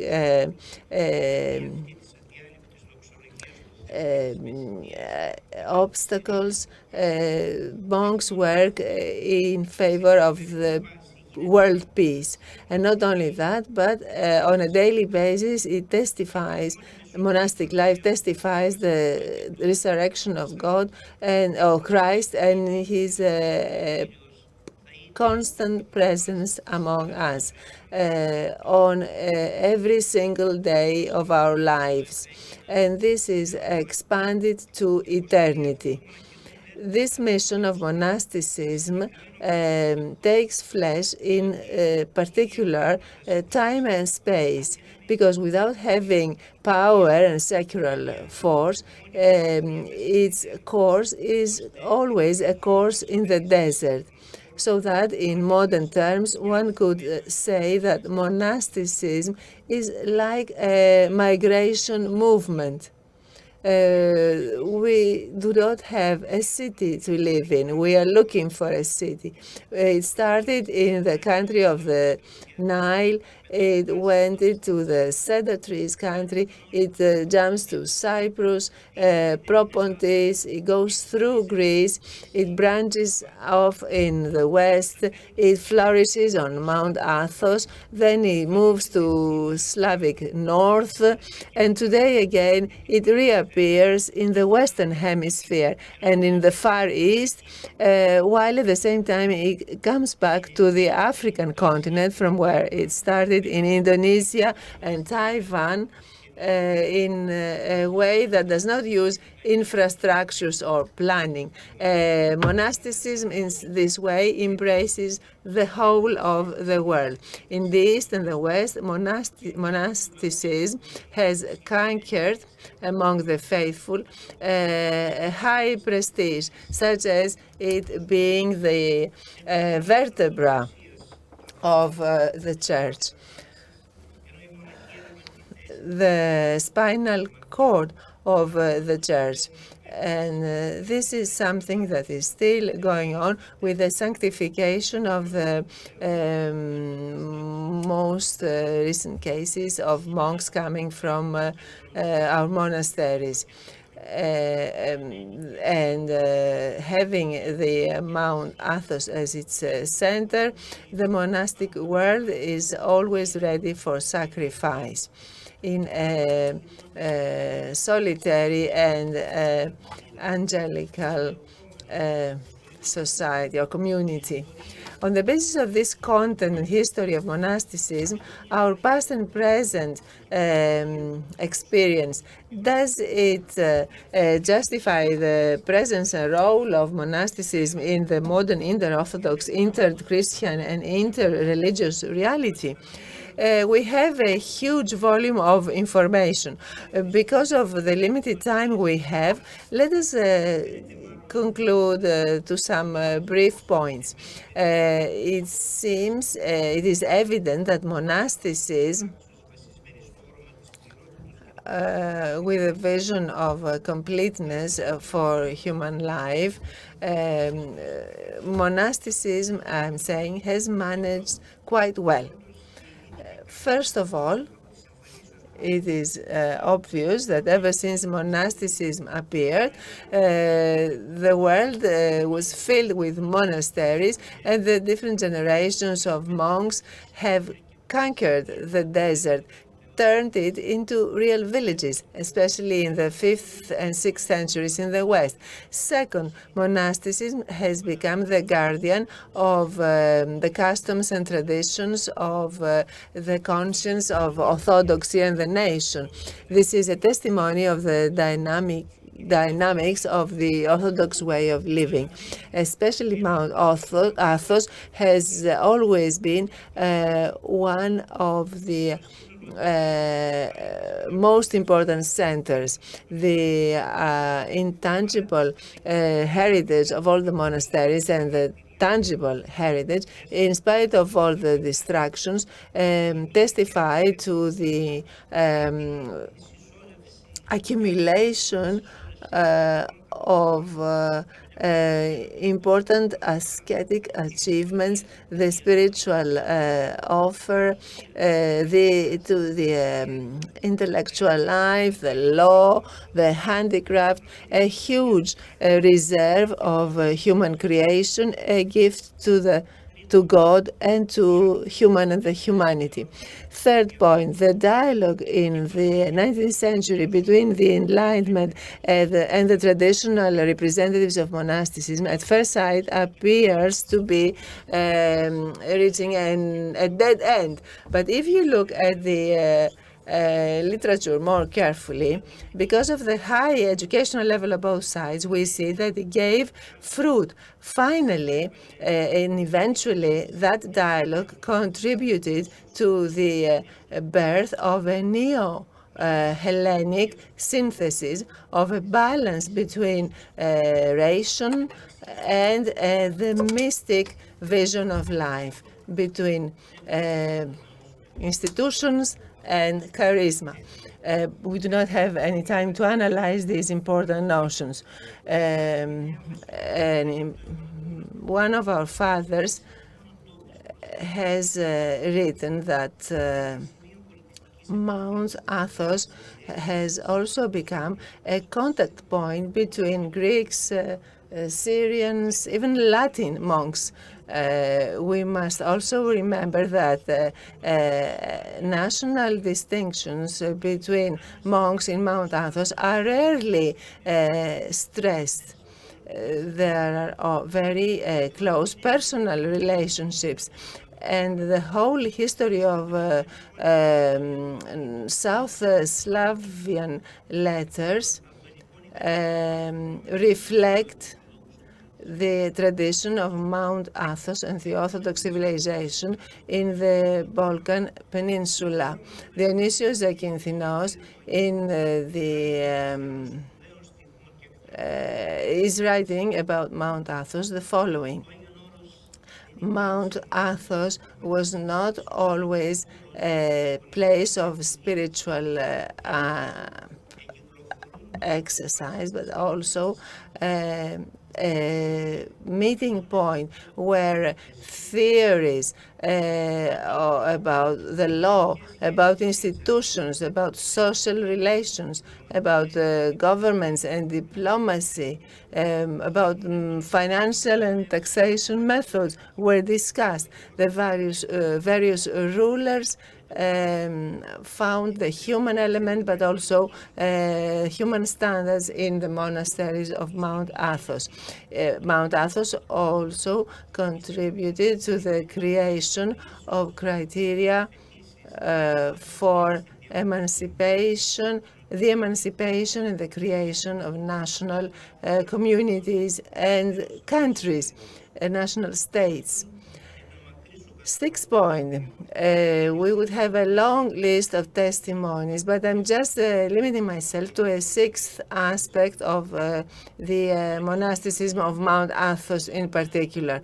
Monasticism is created by its nature, is shaped as a miniature of human society, where everything is simple but divine at the same time, having as a prototype the relationship between God and man. The monastery city has very clear objectives. Monks have the feeling that they make up a community. They do not feel that they are independent from the others. They depend on the others' opinions. Equality between its members is the result, but in freedom and self-consciousness. Nothing is mine. Each one offers the maximum to God, each one with his own soul and measure. Social life of monks is a spiritual life, and it was obvious that it attracted people from all over the world, people who wished to start their life all over again, to change life, to find redemption or an accompaniment for their sorrow and despair. There is an experience and a mystery behind monasticism that is difficult to be accepted by a secular man. It reflects the size of the saints, about the coming of the reign of God. Seventh point, monasticism still remains important in the Hellenic diaspora by creating small oases of hope and identity, the personal and the collective identity. In Germany, in Italy, in Switzerland, in the Netherlands, in England, there are Orthodox monasteries that operate. In England, there are 20 of them, either as metοχοί of Mount Athos or as diaspora monasteries. Also in America, there are 20 monasteries. In Africa, in India, in Korea, and maybe elsewhere.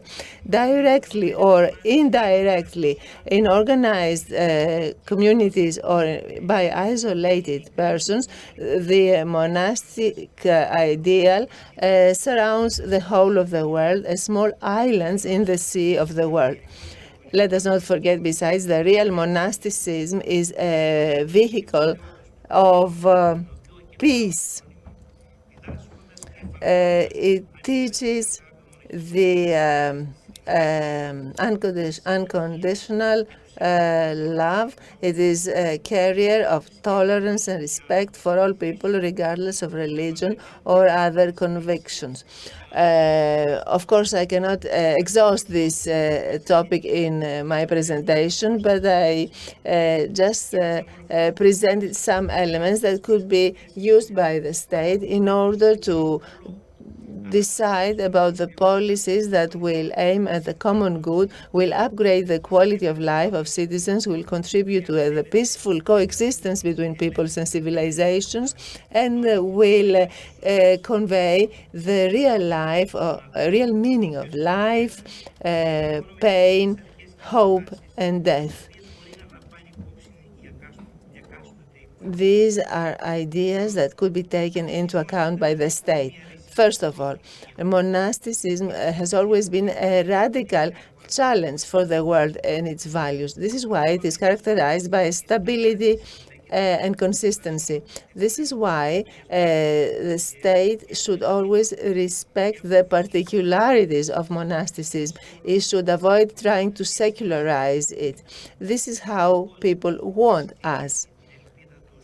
This is why people base their hope on the monks. Secularization is always a threat. Second, the state should reacquire the spirit of the Byzantium, because practically and ideologically, Greece is not limited in the Greek borders. Its spirit runs all over the world. In its spirit, under its spirit, Greece must cover different ideas, people, traditions, without prejudice. We are in synergy, not in opposition, all of us. We need a conciliation that will bring long-term results and recognition.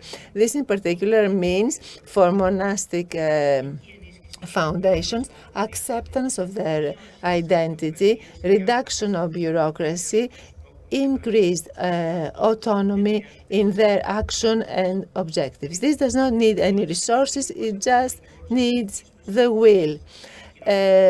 Another point is that monasteries by their nature are vehicles of social work, but also means of protection of the environment and the nature, because they do not have any other everyday burdens. They are very good in these fields.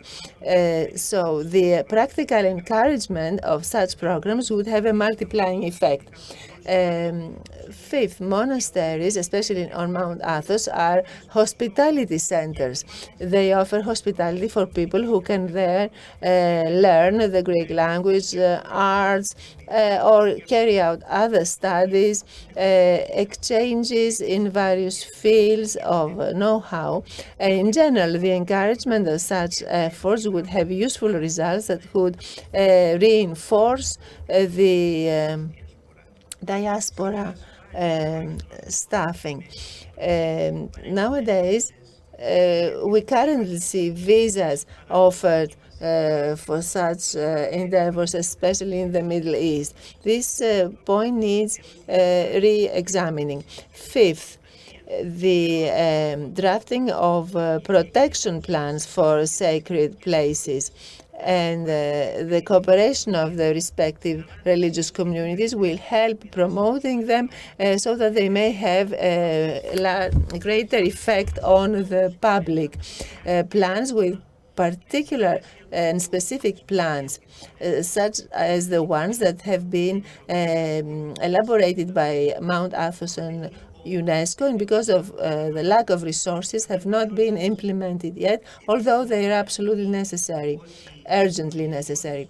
In concluding, I would like to highlight that monasticism, although it went through many difficulties, it will go on, even on its own, to testify on the real and eternal life. It has solid foundations and longevity as long as the world itself.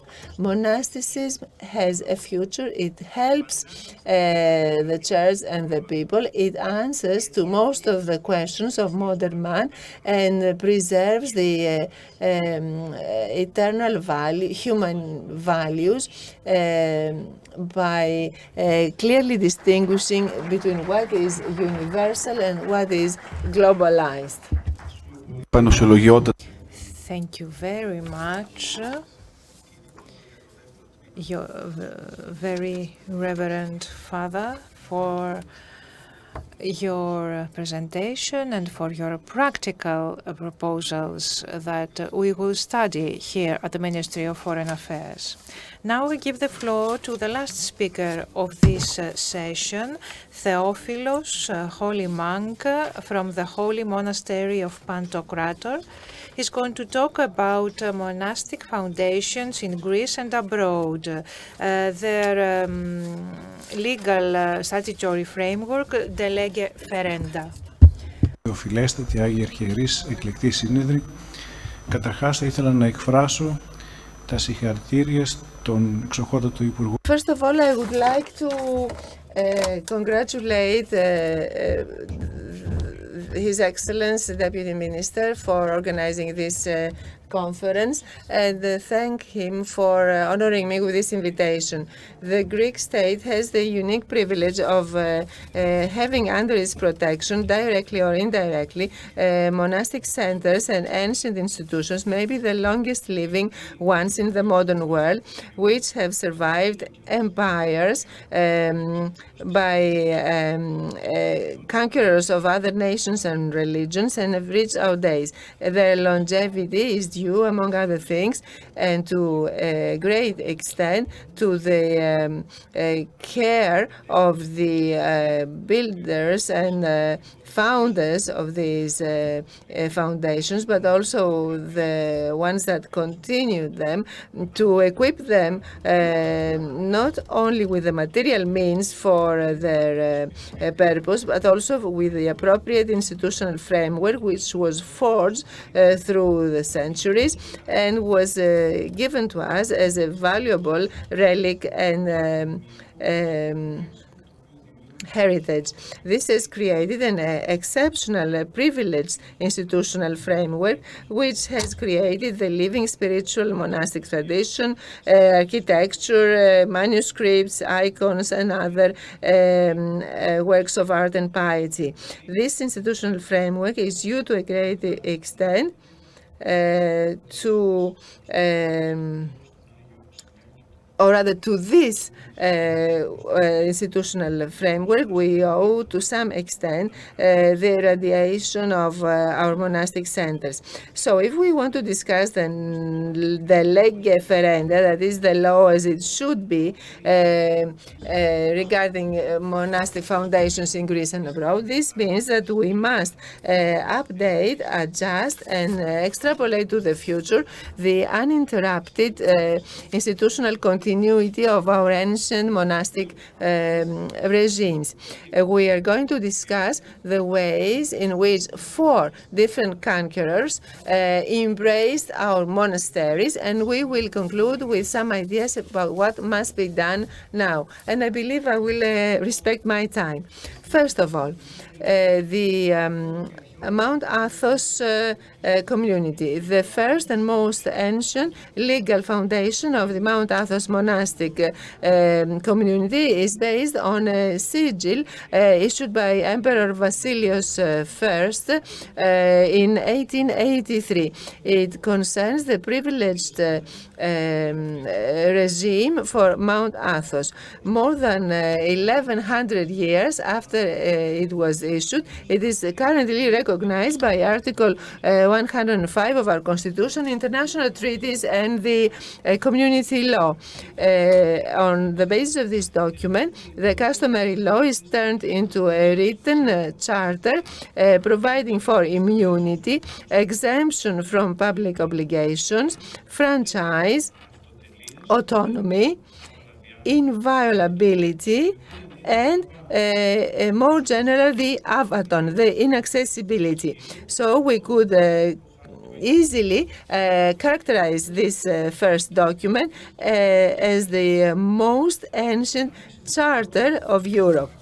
Upon analysis of the first emperor's acts, we see that these acts have 2 characteristics. First, they aim at safeguarding the undisturbed character of monastic life.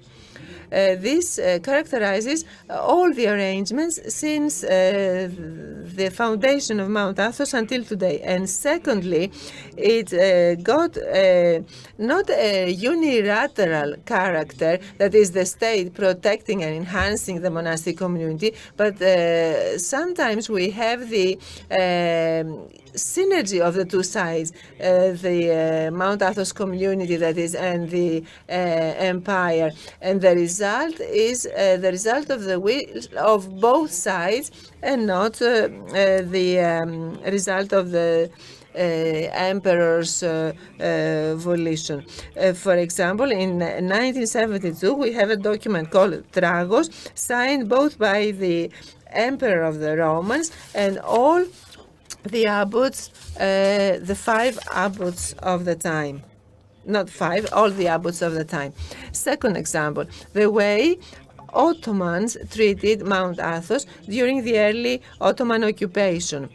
When the Ottoman occupation emerged in East and Central Macedonia, and since 1383, all this area was conquered by the Ottomans, including the strategic city of Ceres. When it comes to administration and communication between the monasteries of Mount Athos and the Metochia, we realize that these crucial issues are not governed by the law of the conqueror, but by the law of the conquered and their own administrative organs, without any involvement of the occupying Ottoman authorities, which appear to respect the old regime and provide these freedoms to the conquered party. And so it was not the Ottoman law that applied on Mount Athos. For whatever concerned the jurisdiction and administration of the monasteries on Mount Athos. Also, the judge, when they had to have to do with legal affairs, the judge was free to come and go and collect testimonies without any involvement by the conquerors. And the legal disputes are resolved on the basis of the legal system that pre-existed, and the justice system appears to function smoothly without any interruption. In parallel, the unwritten customary law of Mount Athos is applied. Regarding the administration, therefore, of their affairs, the legal administration and everything else, there was a privileged regime applied on Mount Athos, probably the result of agreements signed by the Mount Athos monks with the Ottomans. Third, the following rulers and how they treated Mount Athos. In the following years, many pieces of land were donated to the old monasteries. One of them was the monastery of St. Nicholas of Moscow that was donated to the monastery of Ivira in the 1630s. In the year 1651, there was a document signed by the Tsar at the time recognizing for the monks the ownership of the monastery, free license to stay and move for monks, to cross borders, rivers, and so on, within and outside the empire, customs and tax franchise, and immunity in general. And also land was donated to the monastery of Ivira and to its metochion and the dependencies. With this institutional and material equipment, the Greek monastery outside the Kremlin became for years a center and a point of reference not only for the Mount Athos monasticism but also for the Greek language and civilization. Last, Napoleon the Great and the Sinai monastery. As we heard before, Napoleon not only undertook to repair the collapsed north wall of the monastery of St. Catherine, but in 1799 issued an institutional act of a constitutional character. In spite of the fact that the French occupation was relatively brief, the French emperor regulated the Sinaitic regime. This means that it was among his priorities for this region. The form of this decree reminds us the sigils and other chrysovula of the Byzantine emperors, and the one we mentioned of 1883. That is, it covers a lot of different issues in a comprehensive way, and it safeguards the ancient regime. And taking into consideration that some implementing acts followed this decree, we conclude that this arrangement by Napoleon the Great was of a constitutional and institutional nature, and it led to implementing actions. These documents provided for the inviolability of the monastery, the free stay and celebration of religious acts by the monks, and their free movement, tax exemptions and customs exemptions for importation or exportation products in the monastery and its dependencies, the recognition of the public law status, and the freedom of intervention of any kind, either secular or ecclesiastical. This means that Napoleon Bonaparte took into consideration an ancient regime which he respected and safeguarded. And let us not forget that the famous Treaty of Mohammed prohibited any involvement of Muslims in the administration of the monastery of St. Catherine. And what Napoleon the Great did was important because he, as a person expressing the new world order coming from the French Revolution,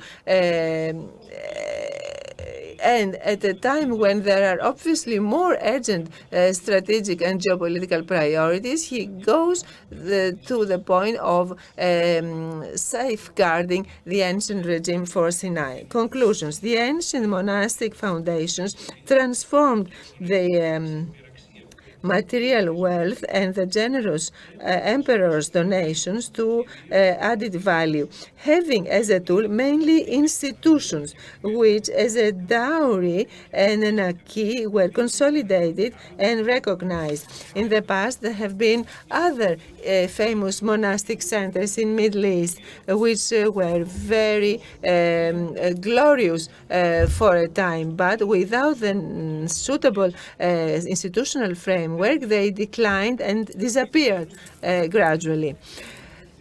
Two, especially and in particular, ancient monastic foundations are very high in the eyes not only of Christians, but also of Christians of other confessions, not only the Orthodox, but also in the eyes of Muslims.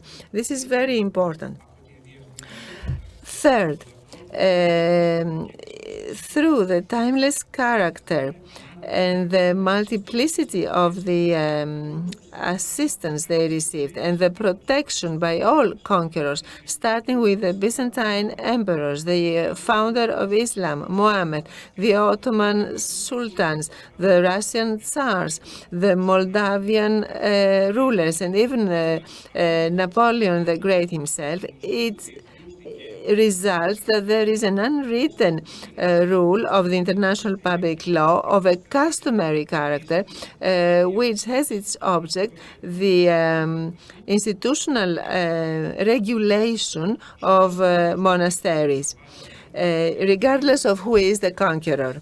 Living in a world where a lot of values and institutions are questioned, it is clear that we have to promote and update the privileged regime of these ancient monastic foundations for them to be able to continue to perform their work. Let us present a list, a non-exhaustive one, of what must be done. In the framework of scientific research and education, seminars must be organized in order to investigate the legal character of the ancient monastic foundations and their ancient regimes as a source of primary law of increased formal strength. It would be interesting to offer relevant scholarships for Greek, Russian, Serbian, Romanian, Bulgarian, Turkish, Georgian, and other universities in the Middle East, Europe, and the USA. Monasteries should be recognized as having a legal status of a specific character in the framework of the international public law.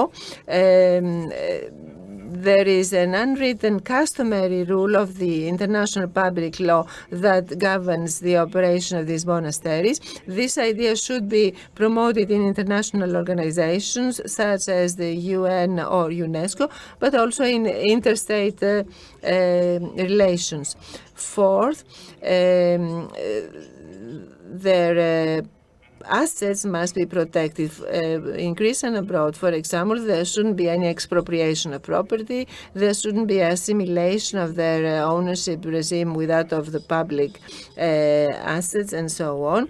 The management of the natural environment on the basis of the legal relations that result from the ancient regimes, recognition of ownership, enjoyment, and possession of their immovable property. Seventh, updating of the customs and taxation exemptions. Eighth, establishment of a specific licensing framework for the renovation and repair work that is needed with the help of specialized scientists. And finally, updating of the metochia regime in Greece and abroad, for example, VAT exemption, the possibility for monasteries to pay to sell what they produce without individual monks being obliged to set up a profession individually and thus being involved in bureaucracy and the secular world, which they try to avoid. And finally, there must be an officer in the permanent representation in Brussels that should follow constantly what is happening in order to be able to safeguard the special regime for Mount Athos.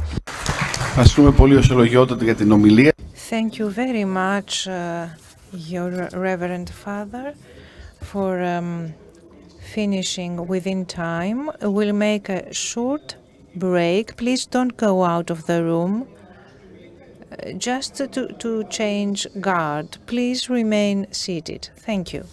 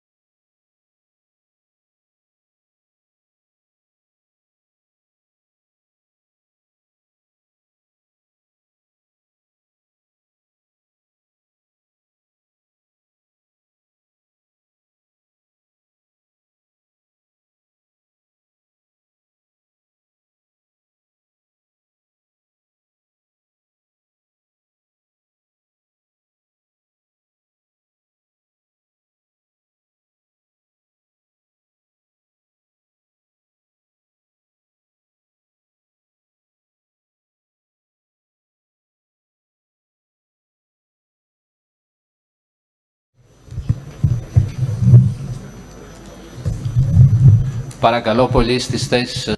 Please take your seats.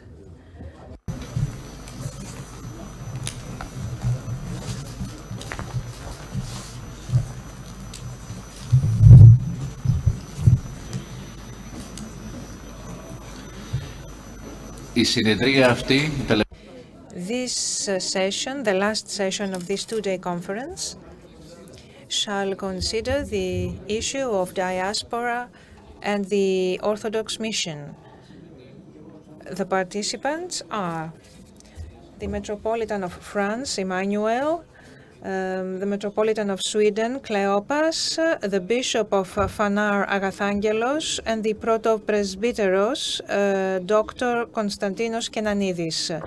We will start with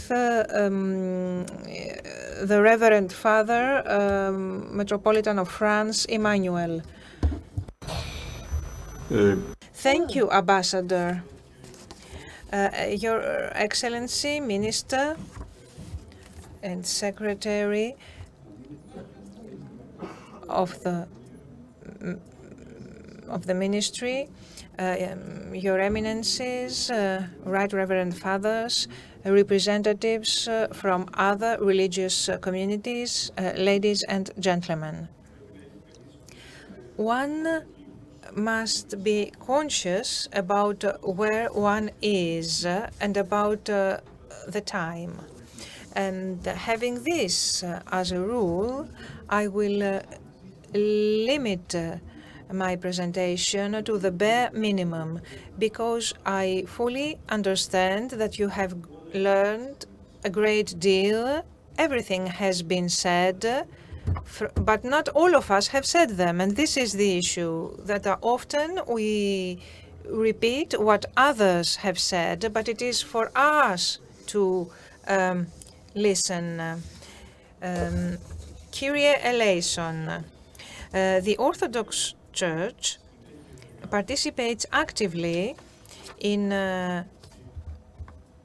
the dialogue between the Christian churches and confessions, denominations, and to dialogue and academic meetings between the monotheistic religions. So the Orthodox Church has put up these two pillars, and the Ecumenical Patriarchate has adopted these pillars for the modern ministry in a modern world. We, according to the Fanar tradition, do not talk about diplomacy. We follow tactics, and the Fanar tactics, and it is these Fanar tactics that I am here to present to you in a few words. The Ecumenical Patriarchate plays a leading role in dialogue with other churches and religions, playing a coordinating role while catering for the organization and the manner of carrying out individual meetings. The dialogue includes dialogue with politicians and other agencies. We have played leading role in bilateral meetings with Judaism 40 years ago, and with Islam also,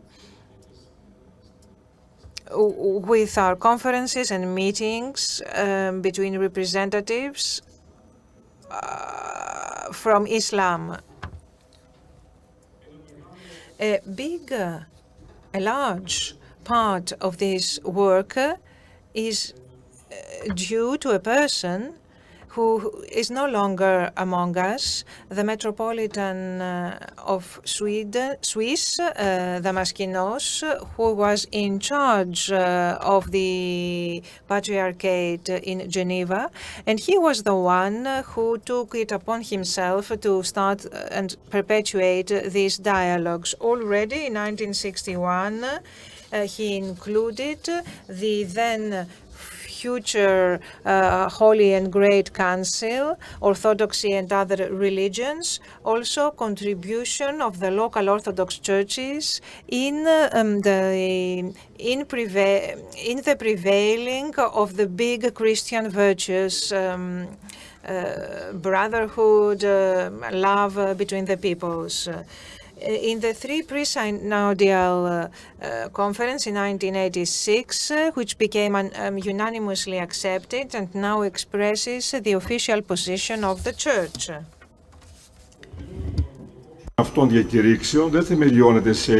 The spirit of all these declarations is not one of expediency, but it stems from the very essence of the Christian message and the ideology of the Church.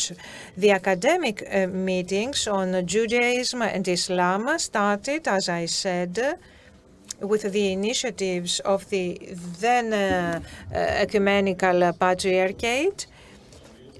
In the dialogue between Christians, members of other denominations talk all those individual problems, try to find solutions in emerging religious quarrels, as is the case in Africa, in many areas, in Nigeria, in Central Africa, in Myanmar, where you're trying to find common areas of action at community, political, and humanitarian level. It is our duty as Orthodox to work for the prevailing of peace and of goodness in the world.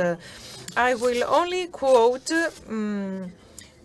something from the Holy and Great Council, where we say that the Orthodox Church, forever praying in favor of unity, nurtures dialogue with people near and far away. It played a really leading role in the modern quest for ways to restore unity between those who believe in Christ. It took part in the ecumenical movement as soon as it was formed. Besides, the Orthodox Church, thanks to its discriminating ecumenic and philanthropic spirit, prays for the salvation of all persons and for the knowledge of truth. The contemporary bilateral theologic dialogues of the Orthodox Church and its participation in the ecumenical movement are based on awareness of orthodoxy and ecumenicity, based on faith and tradition of the early Church, of the 7 ecumenical councils, of the unity of all Christians. Sacrifices are required and patience, will from those who participate, and determinedness in order to overcome all emerging obstacles. We do not make discounts, if you like, in our faith. We do not serve a spirit of syncretism. Syncretism has no foundations, has no position in the dialogue that we serve. These forms of dialogue do not negotiate our faith or our doctrinal integrity, and the theological ecumenical dialogue is not associated with political diplomatic relations, neither does it have a Pharisaic hypocrisy of tolerance, but it aims at honest cooperation and the fulfillment of the human need for communication. A basic aim of dialogue is to learn new things, to come to meet and know the other. When you know the other, you will not consider the other as enemy, but as a friend. The participants in a dialogue originate from different traditions or religions, and in their efforts to understand their interlocutors, perhaps have to make, perhaps have to give something and keep a noble and conciliatory attitude. A dialogue is comprised of two or more parts of religious or ideological groups. Often groups are not able to understand one another, and that's why you need to design the procedure without endangering the tradition of each time and keep limits clear in order to avoid trespassing and continue dialogue on a sane basis with an honest effort to find solutions. I will move on to page 7 for the interpreters. Thank you. Based on all these years of nurturing a spirit of cooperation, mutual respect, and peaceful coexistence between peoples and religions, we may summarize some rules, as already mentioned in the bilateral conference between Christians and Muslims in 1996. These rules can be applied more broadly in interreligious and interfaith dialogue. First, our religions do not want to disturb peace and serve the military hysterics of political leaders. Two, religions will not overlook the teachings and the importance of human beings in order to serve fragmentary ideologies and social quarrels. Three, religions do not mean to substitute for an appeal for peace and justice in the world. They don't want to substitute the appeal for peace and justice in the world for a war against everyone. Four, religions are willing to heal the wounds of the historic past in order to serve the weak and those who suffer. Five, our religions are willing to contribute jointly by publicizing the principles of mutual respect and sincere understanding in training and in books in order to do away with phenomena of blind fanaticism and religious intolerance. Six, our religions are willing to work together through dialogue to support peace, social justice, human rights among individuals and peoples, regardless of religious, national, racial, social, or other differences. Seven, our religions are willing to support governments and international organizations in their efforts to acknowledge and recognize the fundamental principles and peaceful coexistence between the peoples. Dear participants, it is important to comprehend the value of education and the fact that all these things that we experience have to go through education. We need to create a world for the future based on respect for others, on respect for traditions, and for respect to a spirit that will be a spirit of peace, justice, for a more fair and more peaceful world for our children, for the earth. Thank you very much.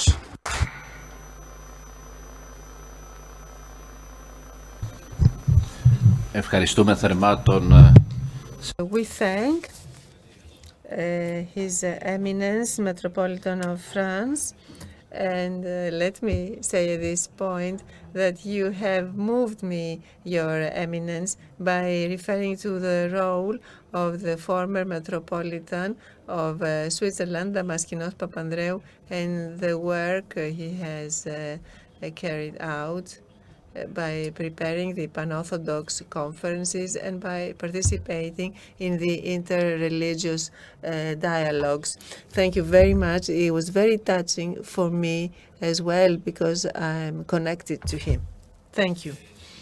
Now we are moving on with the next speaker, Metropolitan of Sweden, Kleopas, who will talk to us about church and the diaspora in Europe and America. You have the floor, Your Eminence.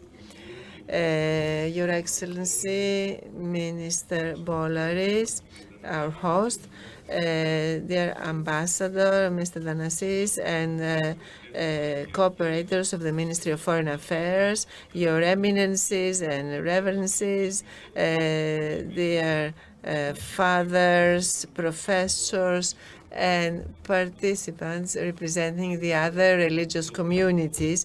Allow me first of all to express my gratitude to the host of this meeting and his excellent cooperators for the Abraham's hospitality they offered to us, and for giving us the opportunity to look at each other in order to use a typical expression of the late Patriarch Athenagoras.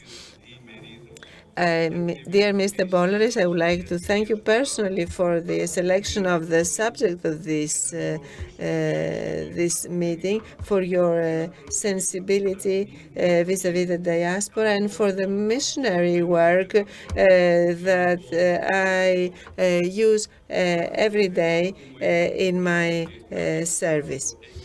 Although the subject I was asked to present is entitled Diaspora and the Church in Europe and America, I will limit myself to the 5 years time I have served in Scandinavia, which has been realized on the basis of my 22 years of previous experience in New York and Boston.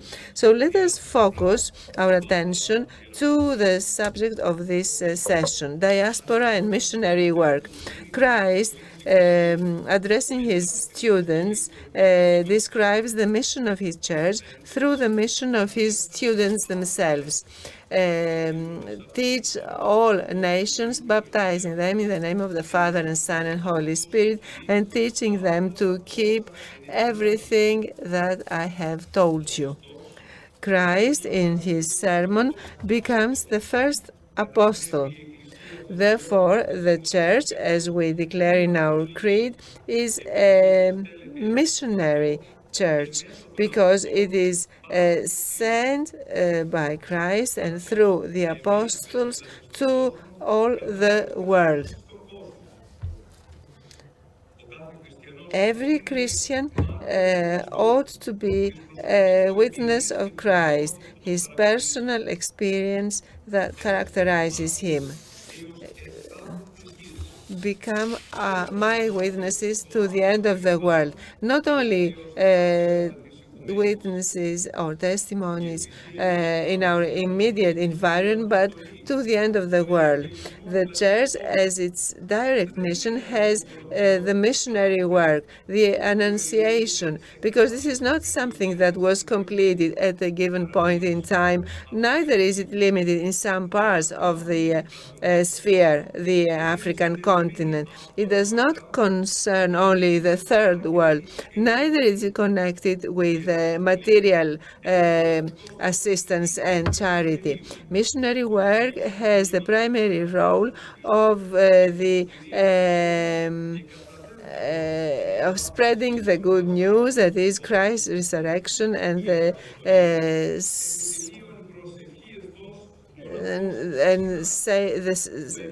salvation of the world. A solitary monk praying on Mount Sinai, the priest of a big parish of Athens, who every day feeds homeless and refugees regardless of race and religion. The priest who baptizes people in Africa and builds churches and schools. The priest who wanders in the far reaches of Europe, traveling on hundreds of kilometers in order to found parishes and spiritually assist people. They are all carrying out missionary work. In the Holy Mass, there is a citation referring to those people who are aspiring to be baptized and become Christians. This part remains unchanged throughout the centuries, and it shows clearly the missionary dimension of the course of our church. The inclusion of the term diaspora in the title of this conference suggests the presence of Hellenism abroad. Mother Church had always expressed its interest for the Greeks abroad. Serving the spiritual needs of the flock has led to the creation of metropolises, archbishoprics, parishes, and monasteries by hierarchs of well-known ethos, authority, and wisdom, so that Greeks could live in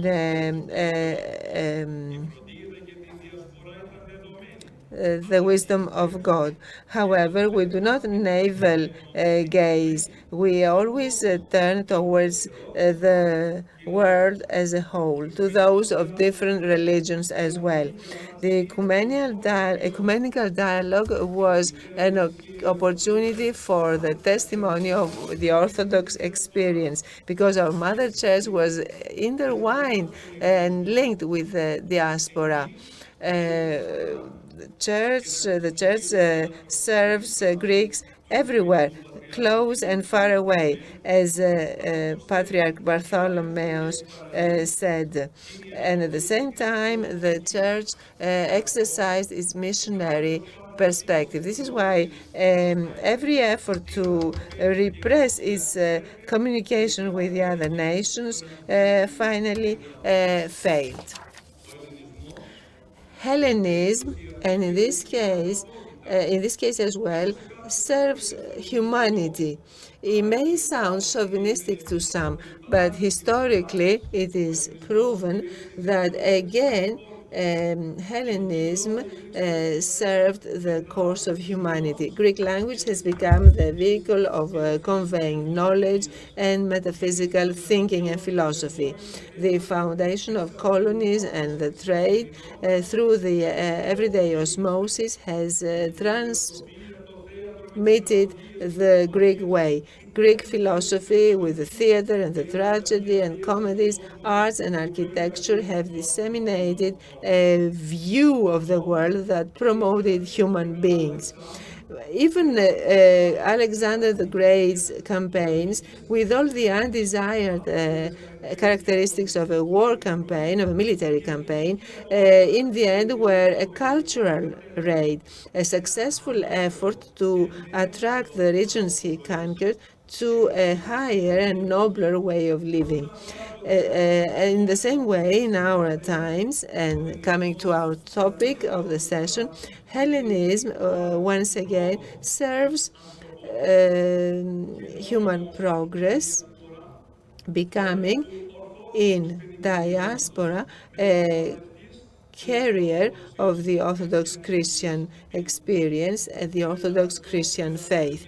Before coming to our missionary work of our church in Scandinavia, allow me at this point to express my deepest gratitude to the most reverend person of our ecumenical patriarch, Bartholomew, for the fatherly love he has shown to me. His intervention, his fatherly advice are my valuable heritage. The ecumenical patriarchate and its eparchies welcome everybody, regardless of religious or cultural background. They cooperate closely with the local communities of the European countries in order to achieve common objectives. We testify our Orthodox Christian faith so that everybody who is interested out of curiosity, interest, or zeal, or for any other healthy reason, may get to know this ancient faith that has survived until our days in spite of the innumerable challenges and persecutions. The Holy Metropolis of Sweden and all Scandinavia is an eparchy of the Ecumenical Patriarchate, and under it, it has Sweden, Norway, Denmark, Iceland, and Greenland. Since I took over in June 2014, and during these 5 years, the Holy Metropolis has added 10 clerics in its staff, ending up with 11 people, since there was only one in the past. In our 6 parishes since 2014, we have 8 new communities, 4 in Sweden, 3 in Norway, and 1 in Denmark. It is important to mention here that in my travel, I met a lot of Greeks and non-Greeks who ignored even the existence of our local church and its parishes. People that are recognized in the Scandinavian society and could support the work of our church with their acquaintances, their knowledge, and their financial means, did not know anything, or what they had heard or experienced dissuaded them from offering some substantial help. There are regions in Sweden with an intense Greek element, which in the past had never seen a Greek Orthodox priest. The proof is that in the city of Kalmar, at least 300 Greek families became Jehovah's Witnesses with their own church. It is then that we created 4 years ago the parish of Apostle Cleopa, and God willing, on the 7th of April 2019, we'll found our first parish in Iceland.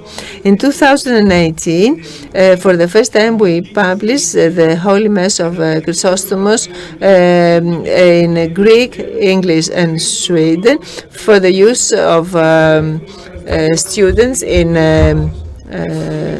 religious schools, and quite soon we will publish Akathistos Hymnos in Greek and Sweden. All these documents were published and sent for free by the Church of Greece upon initiative of its General Director, Bishop of Phanarion Agathangelos, whom I would like to thank wholeheartedly. From June 2014 until now, we have created catechism, schools, ladies' charity associations, youth clubs, cooking and music courses, and so on. This is very important. It is very important to mention our work with migrants. Because of wars and other harsh conditions, because of the bloodshedding in their countries, Europe is obliged to receive hundreds of thousands of refugees and migrants. Our church is concerned with the pastoral, humanistic, and social consequences of these unprecedented migration flows, and we try to support our fellow humans in every possible way at their in their first steps in a foreign country. Greece, which has gone through a very serious and long financial crisis, is also exposed to a great flow of Greeks abroad, which is due not to war but to poverty and unemployment. We welcome these Greek immigrants in Scandinavia. A church will be the connecting link between these Greeks and their birthplace. We welcome and embrace these brothers who come from Greece, and we make organized efforts to help them find a home and a job. Our activities include the appointment of specialized personnel for ecclesiastical and administrative posts, regular pastoral visits all over the territory of our metropolis, participation in congresses and missions on behalf of the Ecumenical Patriarchate, cooperation and personal presence in events organized by Christian confessions in Scandinavia, and this is a priority and a necessity for us. We try to find resources for the smooth operation of our parishes, the restoration of our churches. We organize concerts, meetings, lectures, and educational seminars of religious and cultural character. Since June 2014, and until December 2018, after careful preparation, our metropolis received 87 new members through baptizing minors and through the chrism for adults. We have 5 new ordinations of 4 young people of Greek, Swedish, American, and French origin.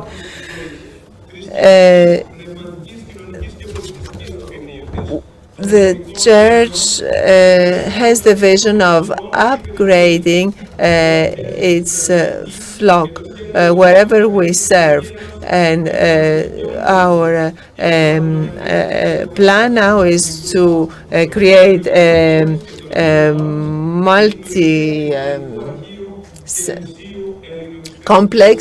cultural complex to create a historical archive and a museum of Greek Christian heritage.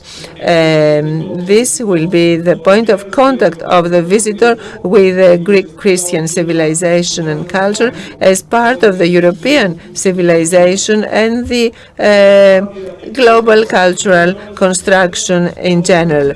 The effort to bring the holy relics back home is another important activity. What we will see in these exhibitions will be our identity throughout the centuries. So we are those that express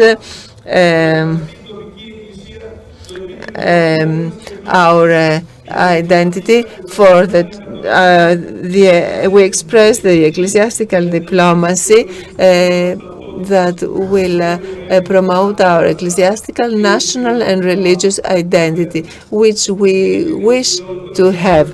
For the achievement of all the above objectives, we need to mobilize all our forces in order to be able to carry out our missionary, national, and cultural work. We need to set high objectives and to be co-visionaries in a society that has a great shortage of modern, healthy standards, visions and creativity.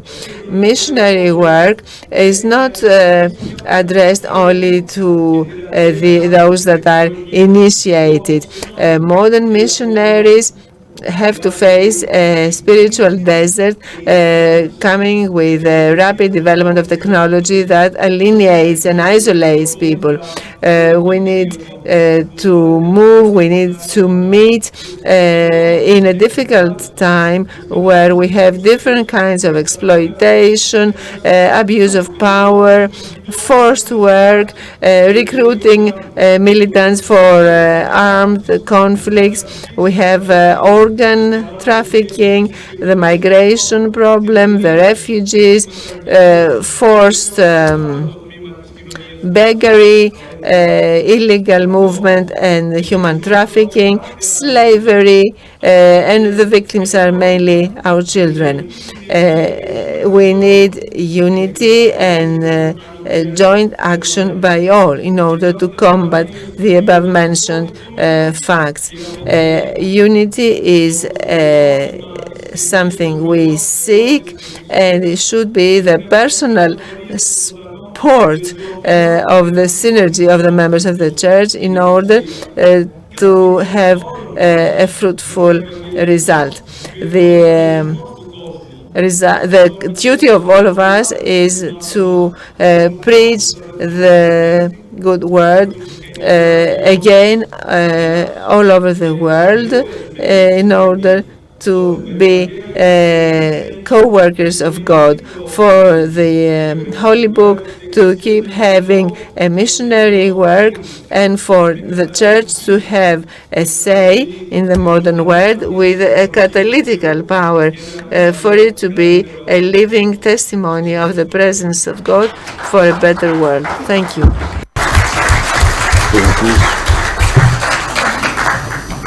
Ευχαριστούμε θερμά τον Άγιο Σουηδή. Thank you very much, Your Eminence.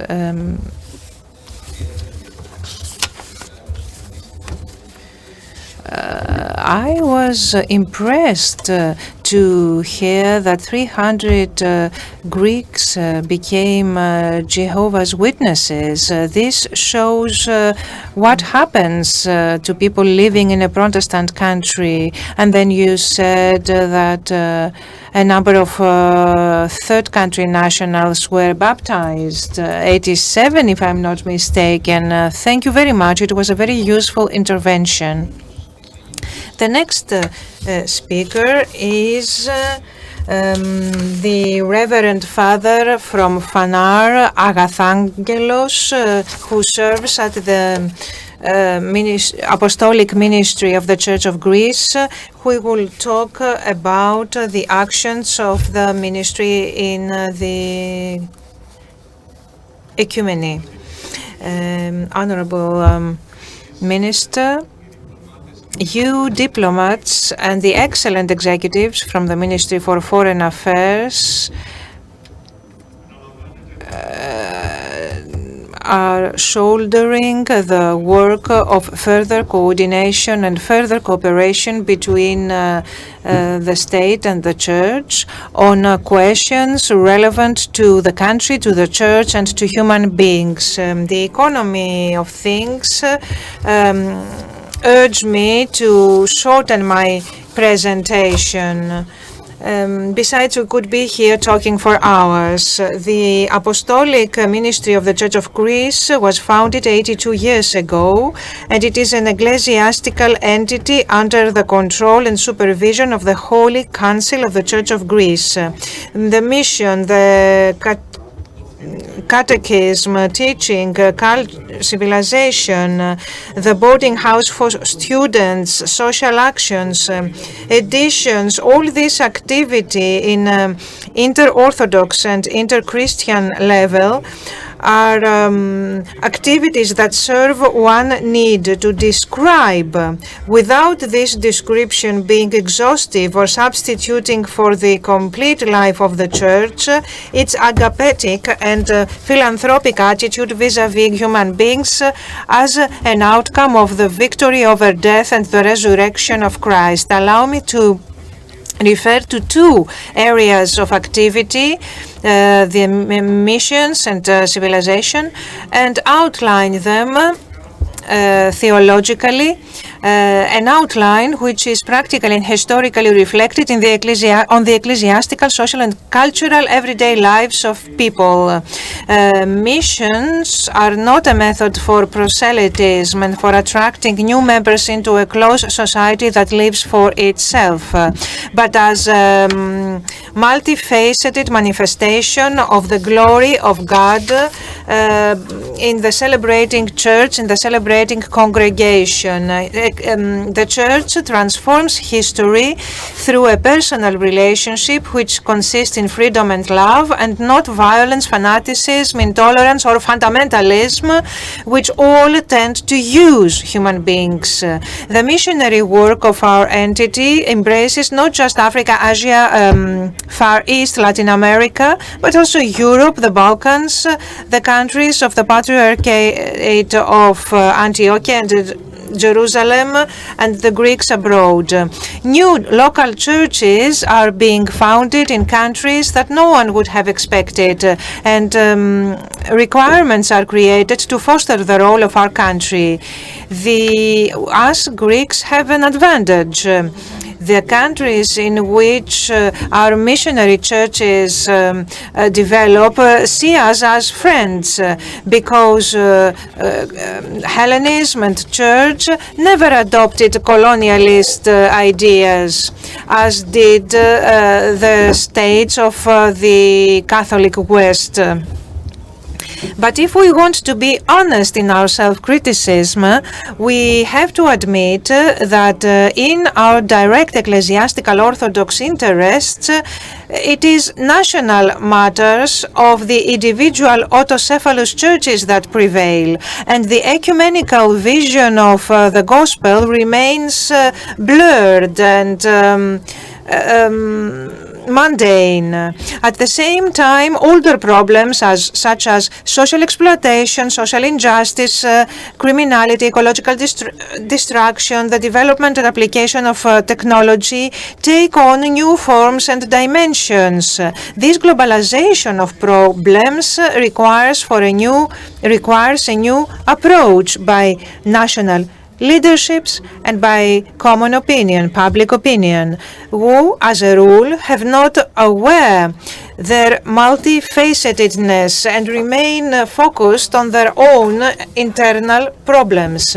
What happens on the global level constitute new challenges for theology and for ecclesiastical consciousness. They are the new diverse culture in which we are called on to work.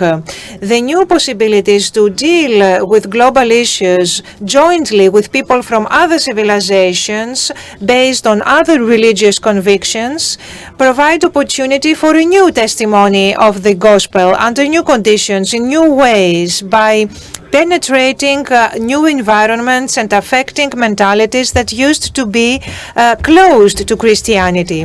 One of the most risky inhibitions against opening up to the contemporary ecumenical apostolic responsibility of the Orthodox is created by the proverb, when you're thirsty, do not throw out the water.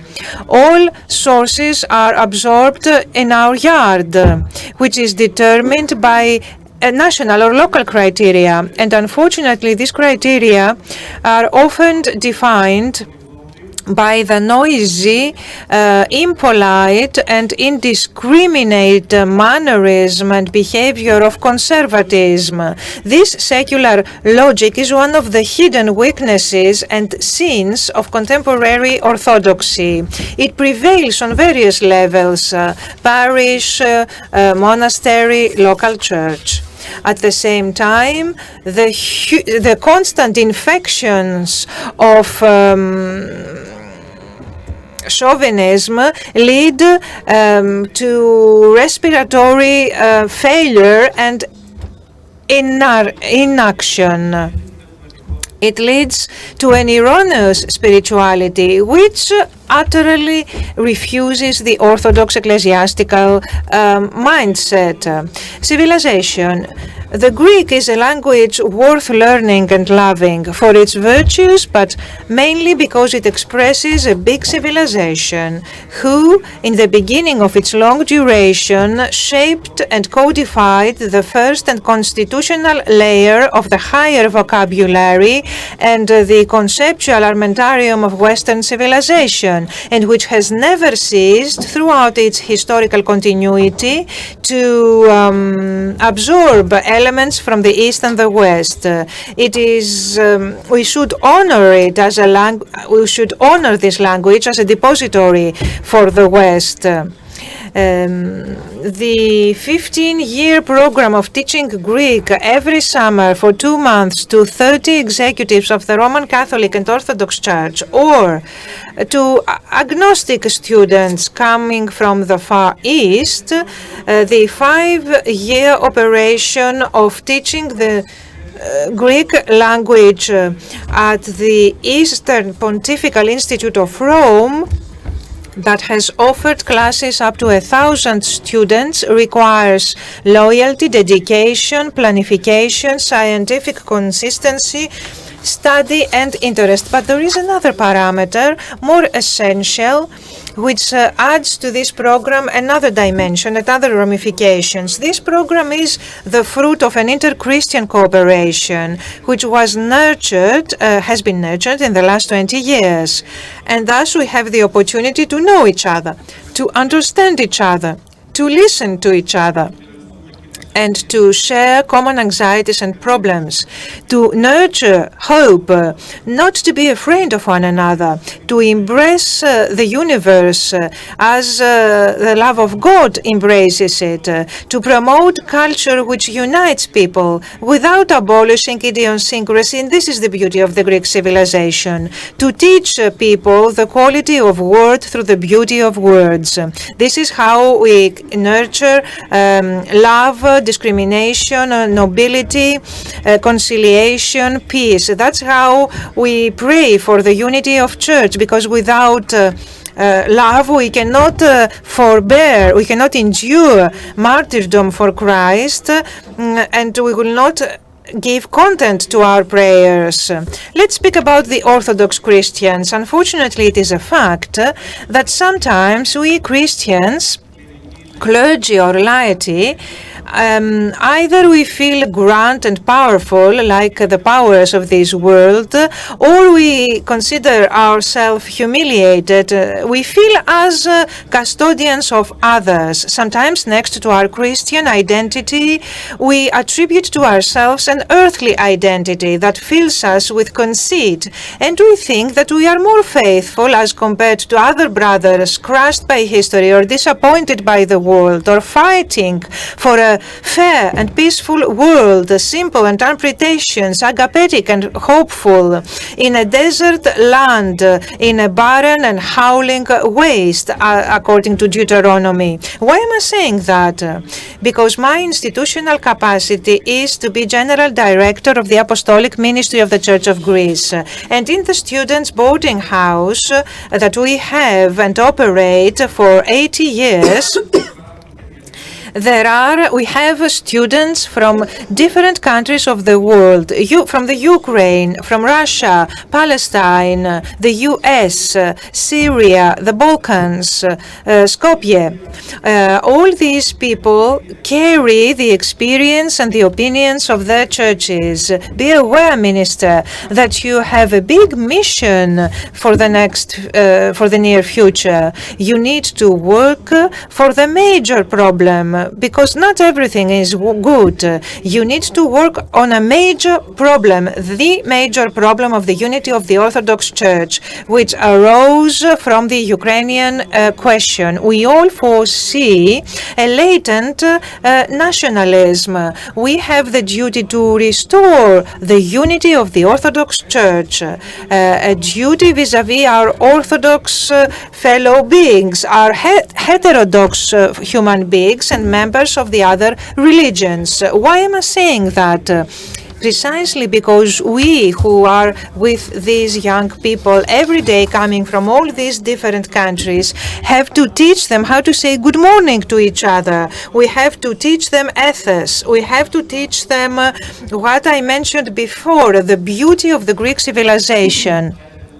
And this will be truly a heavyweight work for which you will have our support and prayers. Now, on a practical level, what we do in Africa, Asia, the Middle East, Europe, with Greeks abroad. First, we build and equip churches, missions, schools, small hospital units.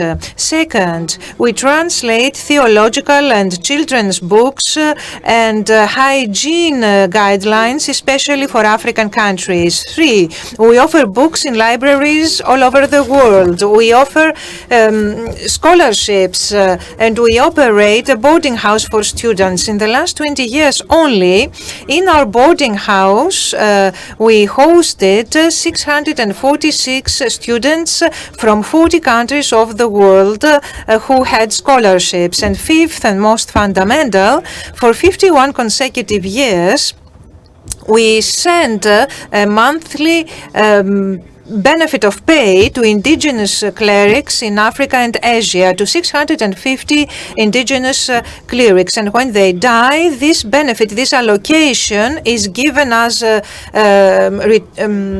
pension to their surviving spouse. We send the monthly allocation to Greek monks and lay persons who work in missions in Africa and Asia. You realize when this program started 51 years ago, my predecessor and now Archbishop of Albania, Anastasios, 10 priests worked for this program. Today they are 650, but due to the economic crisis, we cannot bring in new indigenous clergy who are ordinated into this program, but we cannot restructure this amount because the cost of living is different in Africa and in Asia. So we address this appeal to the Ministry for Foreign Affairs. Perhaps you should consider some kind of support on a permanent basis to the payroll of indigenous clergy in missions.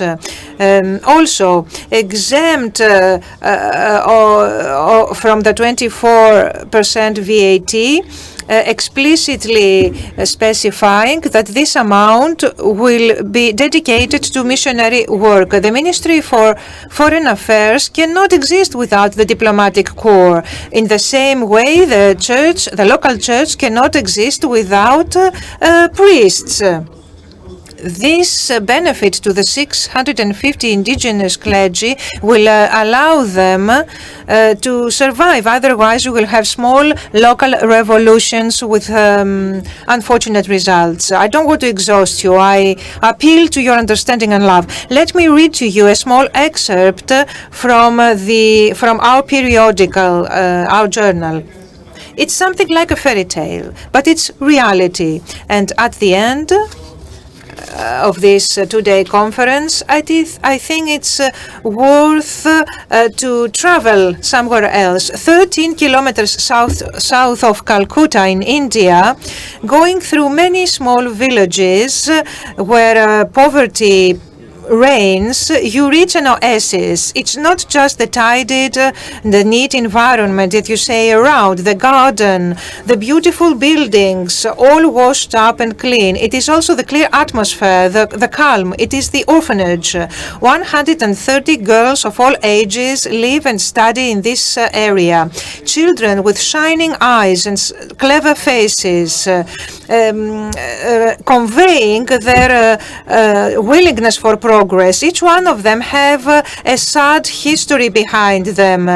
Suicides of parents, wildfires, where the children, of which the children were saved as if by miracle, alone in the world, traumatized. Now they find food, education, and affection in this house. Why did I read to you this? The soul of the orphanage, the soul which raises and loves these children as if they were of their own, is the Greek nun Nectaria.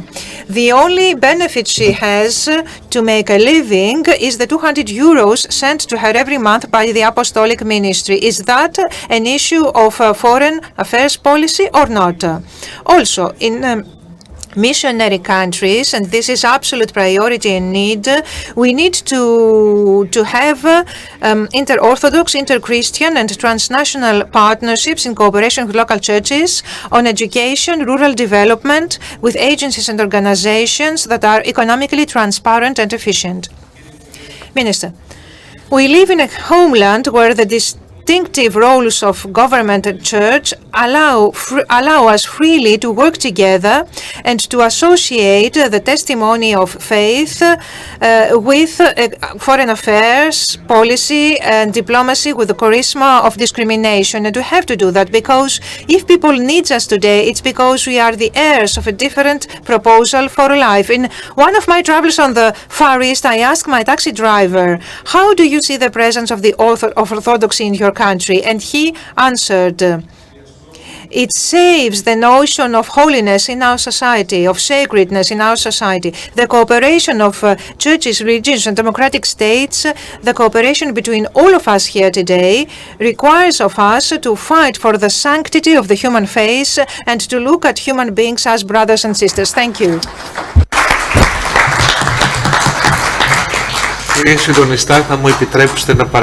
Dear coordinator, I would allow me to ask something of you and the minister and the diaspora. I would like to present to you a brief spot of 10 seconds. You have the heterodox students in Rome learning the Greek language and reciting verses of the great Greek poet Angelos Sikelianos. If you allow me, I will show this spot to you.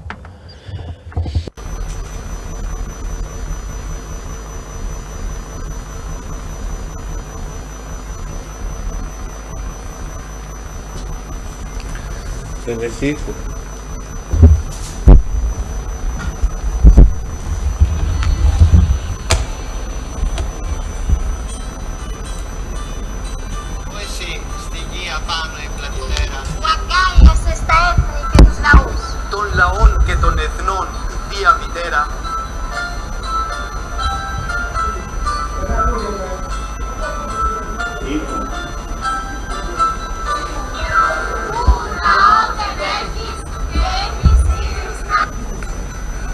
πειράζει, άλφα. Εμείς είμαστε πιο εξελιγμένοι στη Σύνοδο, κύριε Υπουργέ.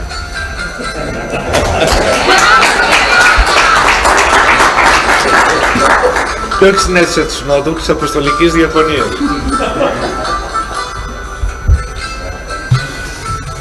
Ευχαριστούμε τον Θεοφιλέστατο. Thank you, Your Eminence, Agathangelos, for this excellent presentation. You taught us a lot, indeed. You told us many interesting things. Now, the floor to the last speaker of this evening, from the Apostolos Pavlos Institute of Orthodox Theology of Brussels. Thank you, Chairman. Minister Bolaris, Your Eminences, representatives of other confessions and doctrines, General Secretary, fathers, participants, I would like to express my happiness for participating in this meeting and wholeheartedly thank Mr. Bolaris for the vision and the effort he made for this very important topic. It deserves all our efforts, all our forces to be dedicated and sacrificed for this project. I will be very brief. A technical subject is the one I have to present, the implementation of ecclesiastical diplomacy through the NGOs and development programs of international organizations. I would like to very briefly add a few words to what has been said about the Orthodox missionary work and the diaspora. The point is to have inspiration and not ideological arguments. People are fed up with ideologies. They're fed up and tired with ideologies. The point is how to inspire them without approach them in an emotional way, which is the risk we have run in the past, as in other religions. Obviously, missionary work has nothing to do with proselytism, but in order to inspire, first you have to live, and you have to inspire on the basis of what you have experienced.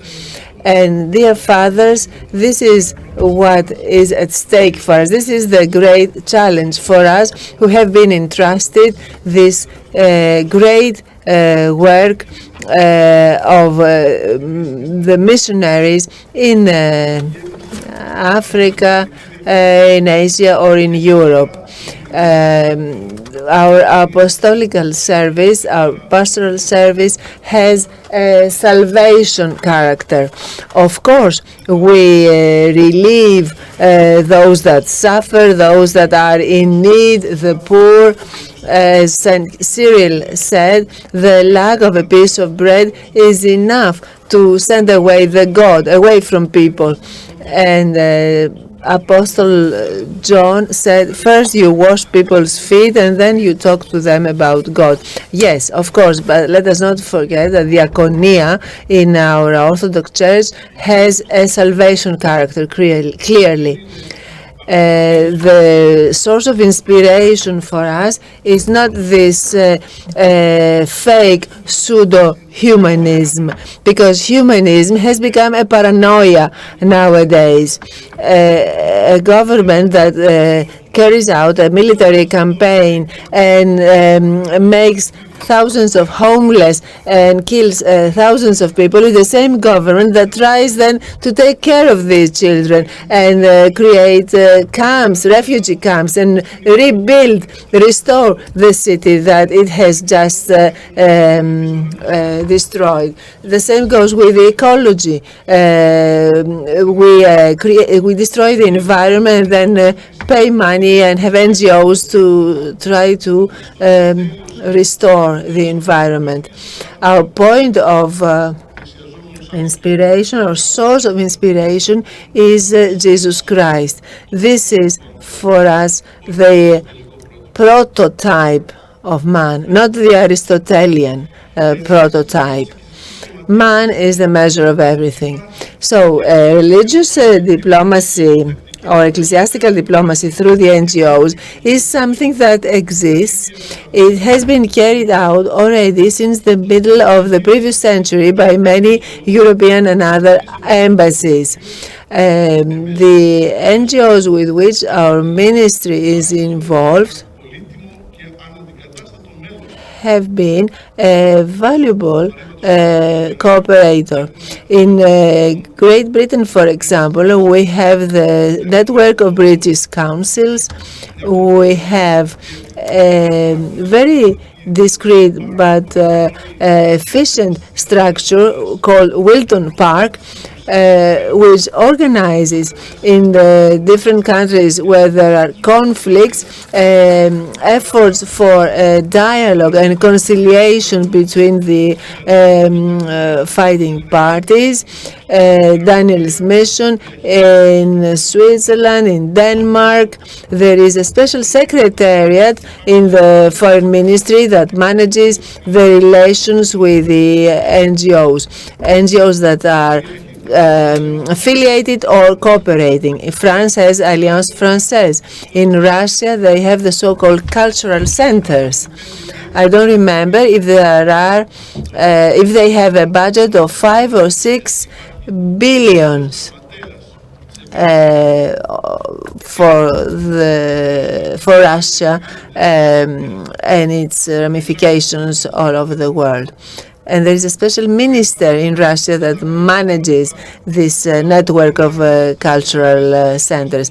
There are the so-called think tanks, which also exercise type 2 diplomacy, that is unofficial one. In America, we have the American colleges and the innumerable research or study institutes. In Germany, we have the Goethe Institute, but also development agencies, which mainly come from the church. Also, many NGOs have a global range of activities, and they have and in them we have state participation. There are NGOs with the participation of more than one country. So we have intergovernmental cooperation in the framework of a single NGO. Obviously, each country expresses and represents its own national interests, but also the interests of this ensemble of countries. ACT Alliance is well known in the Christian world, a huge organization based in Geneva. In Egypt, we have the Evangelical Social Services, a gigantic original organization dealing with education, linguistic studies. We have the Evangelical Alliance of the German Evangelical Church, managing huge budgets. And they promote the interests both of the churches, but also of their governments and their ministries of foreign affairs. In the above-mentioned countries, many of the NGOs quite often use religious and ecclesiastical networks, such as the ones mentioned by Professor Paschalidis this afternoon. And there are other theological or ecclesiastical NGOs. Something that is not happening in Greece is that the strategic plan for NGOs should be a part of the strategic planning of the respective ministries of foreign affairs. There are ad hoc NGOs that are created with the purpose of serving the strategies and the plans of the ministries of foreign affairs. We could utilize the above-mentioned NGOs. Governments and ministries attach particular importance to ecclesiastical NGOs when they do not have any other means of communication with a region or a country. For example, during the so-called Arab Spring, millions or hundreds of millions of money were given through the NGOs for governments of England, Denmark, Switzerland, Germany, France to be able to approach whichever government or governmental alliance was there in Egypt in order to have a contact which they were incapable of having through the official diplomatic means. It is a commonplace in the national diplomatic arena that when everything else fails, then NGOs undertake to create back-channel communication networks or type 2 diplomacy networks. These unofficial, in other words, means of communication, of contact, of approach, with unofficial communication with the decision-making centers. The main objective of these networks is to influence those that influence public opinion and the decision-making processes in all the levels of the target country, so to speak. They address journalists, university professors, clerics, writers, theologians, mass media, in order to be able to probe and influence their opinions. NGOs offer flexibility for a Ministry of Foreign Affairs. They can in this way bypass inflexible unelastic structures. We all know about them. Sometimes it is impossible to bypass the established opinions and viewpoints. NGOs are there to help us bypass this weakness and help us start having unofficial diplomatic relations, which later on will bring about an official agreement at the government level. NGOs can also influence lobby groups that have the possibility to lobby very intensely at the macro and micro political level. Moreover, NGOs can influence the intergovernmental, intercultural, interreligious spheres. Sometimes they appear to be omnipotent, NGOs, I mean, especially when they have big funding, and sometimes they have huge funding. In such cases, these organizations can use experts. They can use people that may be more widely accepted and recognized than political personnel. We should also mention, it is worth mentioning, that there is a phenomenon in our days, and it is only now in the last 1 or 2 years that we are starting realizing that there is an uncontrolled activity by NGOs which undermines the policies of the Ministries of Foreign Affairs. Look what happened with migrants. There have been NGOs that used the assistance to migrants as an excuse in order to undermine or disturb the political order in our country. I believe it would be a good thing for the ministry to start preparing a strategic plan about how to use NGOs in order to promote the country's interests, or how the ministry could create NGOs that would help them bypass these inelastic points, these obstacles. I will stop here about this, and I will tell you about the Ecumenical Patriarchate, the Patriarchate of Antioch, and what they have been doing in cooperation with a consortium of big educational organizations. I believe that the Ministry of Foreign Affairs is the right place, with the help of Apostoliki Diakonia, for the training of the staff of our metropolis about how to apply for these big development companies.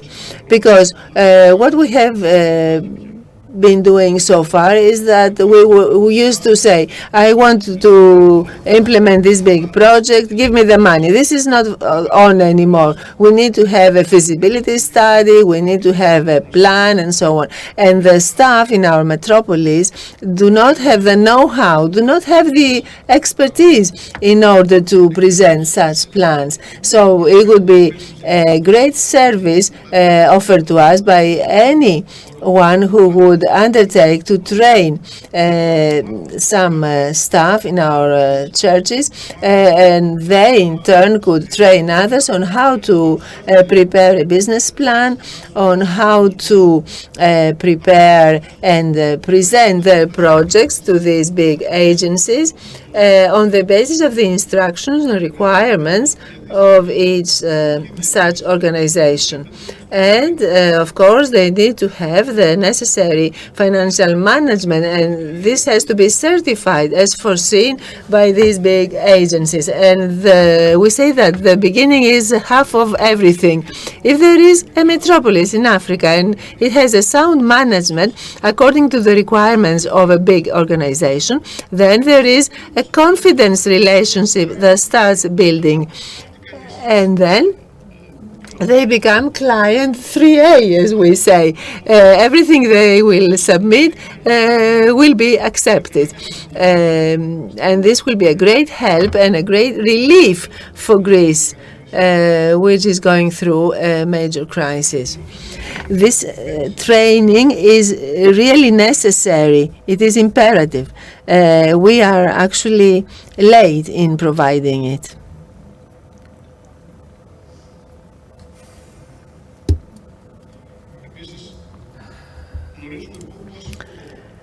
Something else.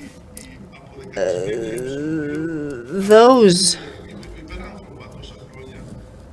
people that fight for these matters, the decimated E2 is struggling with these matters, and we heard Apostoliki Diakonia. There is no strategic funding plan.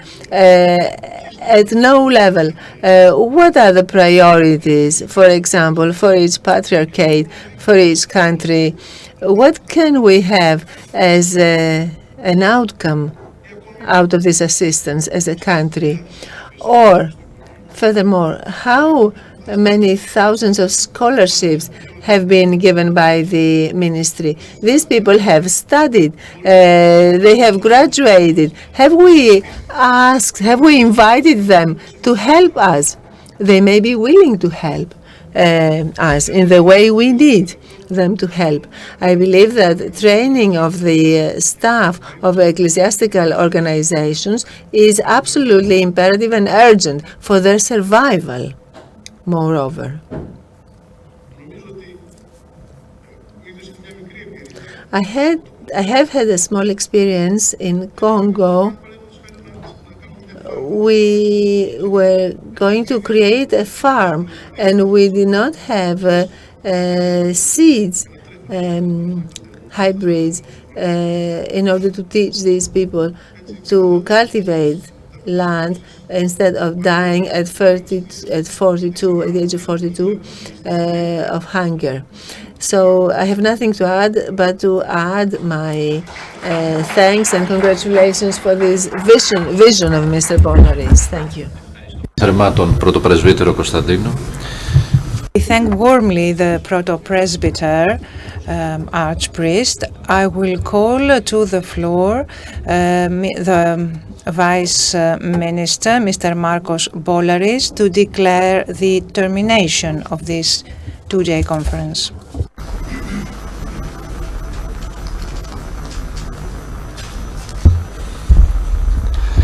Eminences, Excellencies, at the beginning of the conference I brought greetings from all kinds of churches. But I'm also an Orthodox priest who became old in Chambézy under the accompaniment of Metropolitan Damaskinos, Father Tsetsis, Metropolitan of Ephesus, Chrysostomos. So I know all this personality, and I worship almost every Sunday in Chambézy. So I wanted to share a few things with you as an Orthodox priest, but who is not of Greek origin, but belonging to the Greek Church.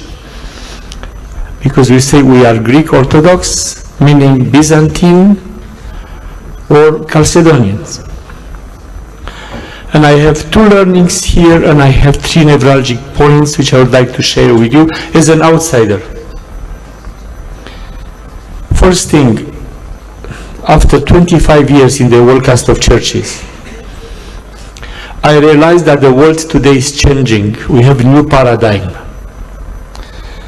About 10-15 years ago, the international organizations kept distance from faith communities. Maybe not allergic, but skeptical of collaborating with faith communities. Nowadays, United Nations, UNICEF, international labor organizations come to us and say, can we cooperate?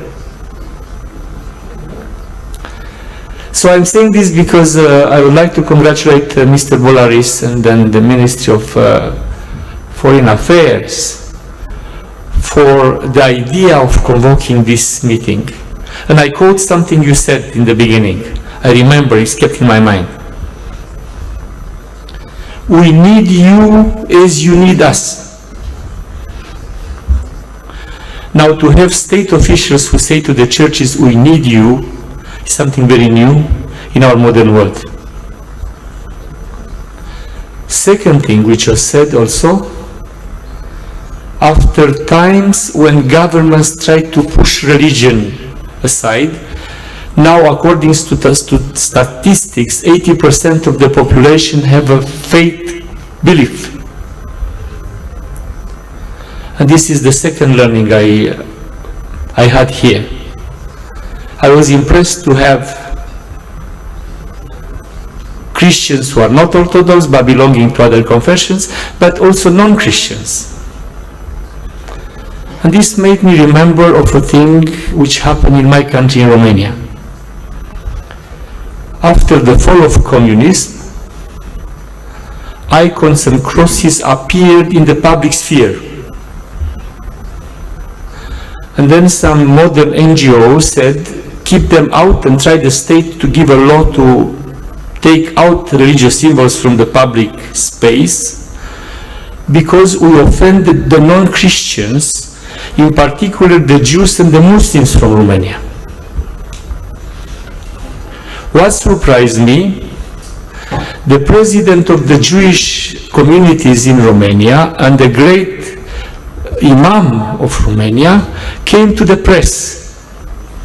And in summary, they said the following: we lived for centuries with Romanians, and icons and crosses are symbols of Romanian identity. We are not offended by those. Please leave the crosses and the icons in the public space. Because what we feel are not the crosses and the icons which are the problem, but you like to take religion out of the public sphere or the public space.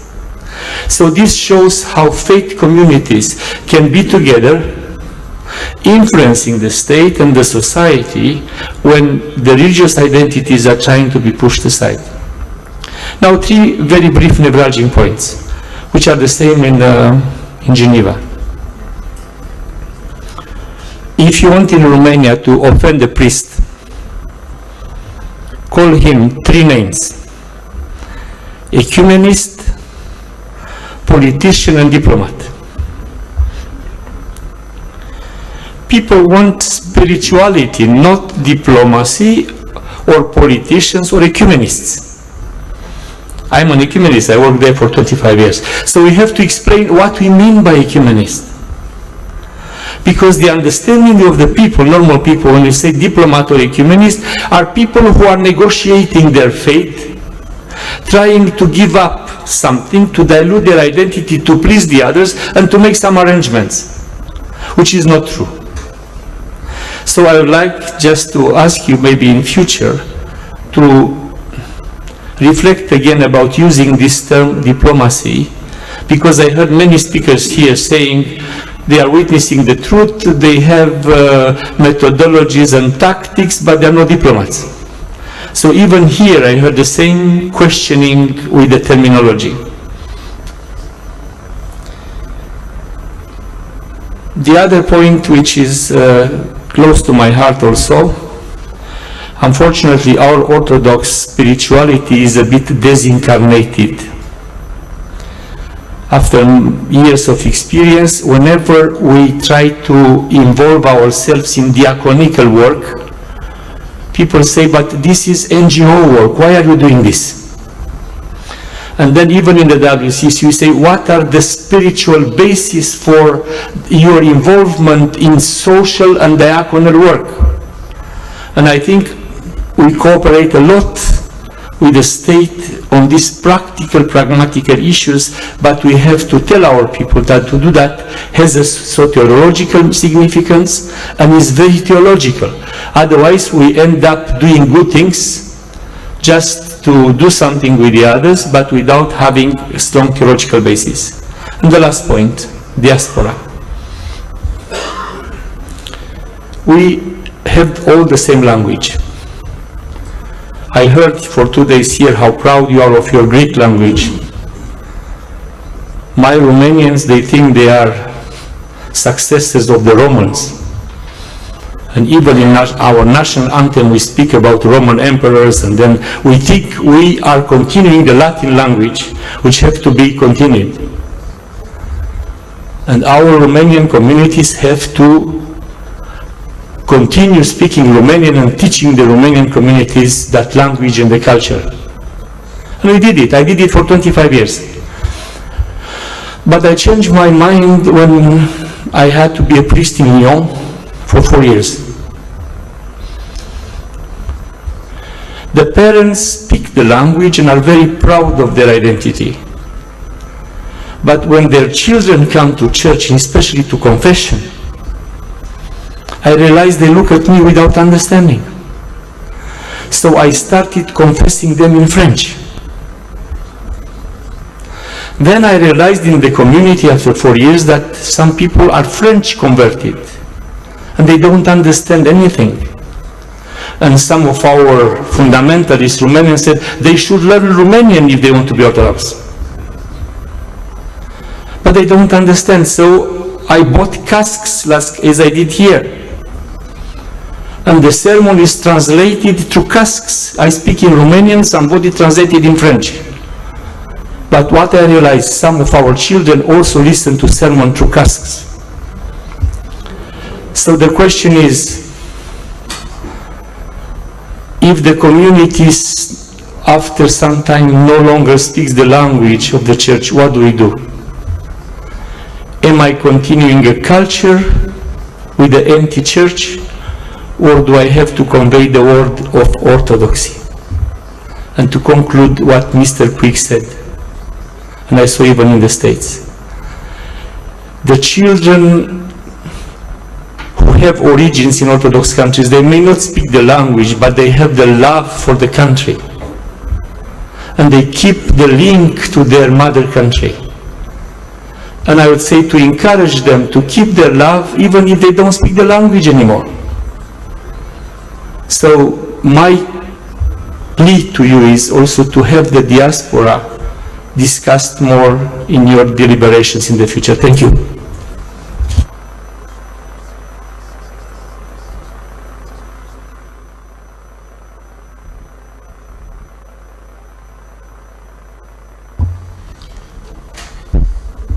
Κύριε Πρόεδρε, 3 λεπτά μόνο θα χρησιμοποιήσω.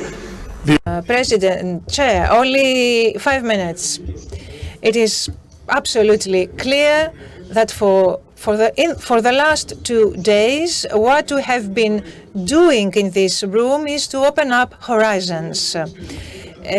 An excellent deposition of souls took place here, of souls, of reflection, of positions, of proposals. It is usual at the end of conferences to draw the conclusions. The worst we could do tonight is to do injustice to this rich material by drawing conclusions today. That's why, as I said at the beginning, we will ask from all the speakers, whom we thank dearly, as Minister for Foreign Affairs, as government, as state, I would like to thank you. We thank all of you for your presence, for your depositions, but we will ask you to send, to email to us your papers, who will be printed and entity, and we will issue a volume for this conference. But we also want a summary, up to 500 words, in order to give it to the scientific tool of the Ministry for Foreign Affairs, so that to have a condensate and give this to the diplomatic corps. What we said in this room should reach all the embassies, all the consulates. They should be read by embassies, plenipotentiaries, attachés, consuls, advisors, in order to reap our first profits, our first earnings. Someone might say, could this meeting be broader? Of course, it might have been. We had testimonies from India, Sweden, from Africa. We could have had some from Korea, from Australia, from the US, from the Americas. As Father Eliseos said, we could have had monks from the Catholic Church or more Muslims. The list is endless. That's why I said right from the start that this process is just the beginning. We are beginning this journey. Because, as Father John said, representing the World Council of Churches, I said yesterday, for the Ministry for Foreign Affairs to exercise properly with knowledge and informingly, it needs information coming from you. It needs knowledge coming from you. It needs the experience coming from you. Diplomacy is exercised and practiced by the state. Some people were hesitant. I don't want to start digressing because we could be sitting here talking for another 2 days. For practicing religious and ecclesiastical diplomacy by government, by the state, by the ministry, we need your assistance, help, knowledge. We need proposals for policy making, and we have heard proposals, and we want to include these proposals in the summaries in order to use them and move forward. Some people talked about networks. We've had the Apostolic Nuncio from the Vatican here for 2 days. Think how useful it would be to have the proposals, the indications, the information of the Vatican, of the Catholic Church. It has a huge network. We have here with you the Arch-Rabbi of Athens. Imagine of his network, Hebrews network all over the world, and how useful it can be if the network perform synergies. We've had for 2 days the Archbishop of the Armenian community and an Archimandrite also. Another huge network. And we've had for 2 days, and still have with us, representatives from the Islamic world. Another network, other priorities, other reflections. In the end, I remember Homer, our poet, one of the fathers of Hellenicity, of Hellenism, who, when the Greek history started to be written, Greek language, initial with references to myths, Homer says that blessed is he who is a model of Greek, Odysseus. And what does he say? He's a happy man, Odysseus. Why? Because he encountered many people. If we have won, if we have gained something from this conference, is that we remembered that Greece, Hellenicity, Orthodoxy have much broader dimensions than we think, than those closed within borders. And these dimensions have to do with civilization, language, humanity, good relations. And I want to remind everybody, because the Bishop of Fanar spoke about some people who operate phobically, with phobic feelings. I would like to remind everybody that the trajectory of Hellenicity through time has always been on a boat with oars and with sails, in contact with the people, in contact with the beauty of the world. And this beauty we are called upon to perpetuate and to encounter in our lives. It is a challenge. We will go on. Thank you very much for everything.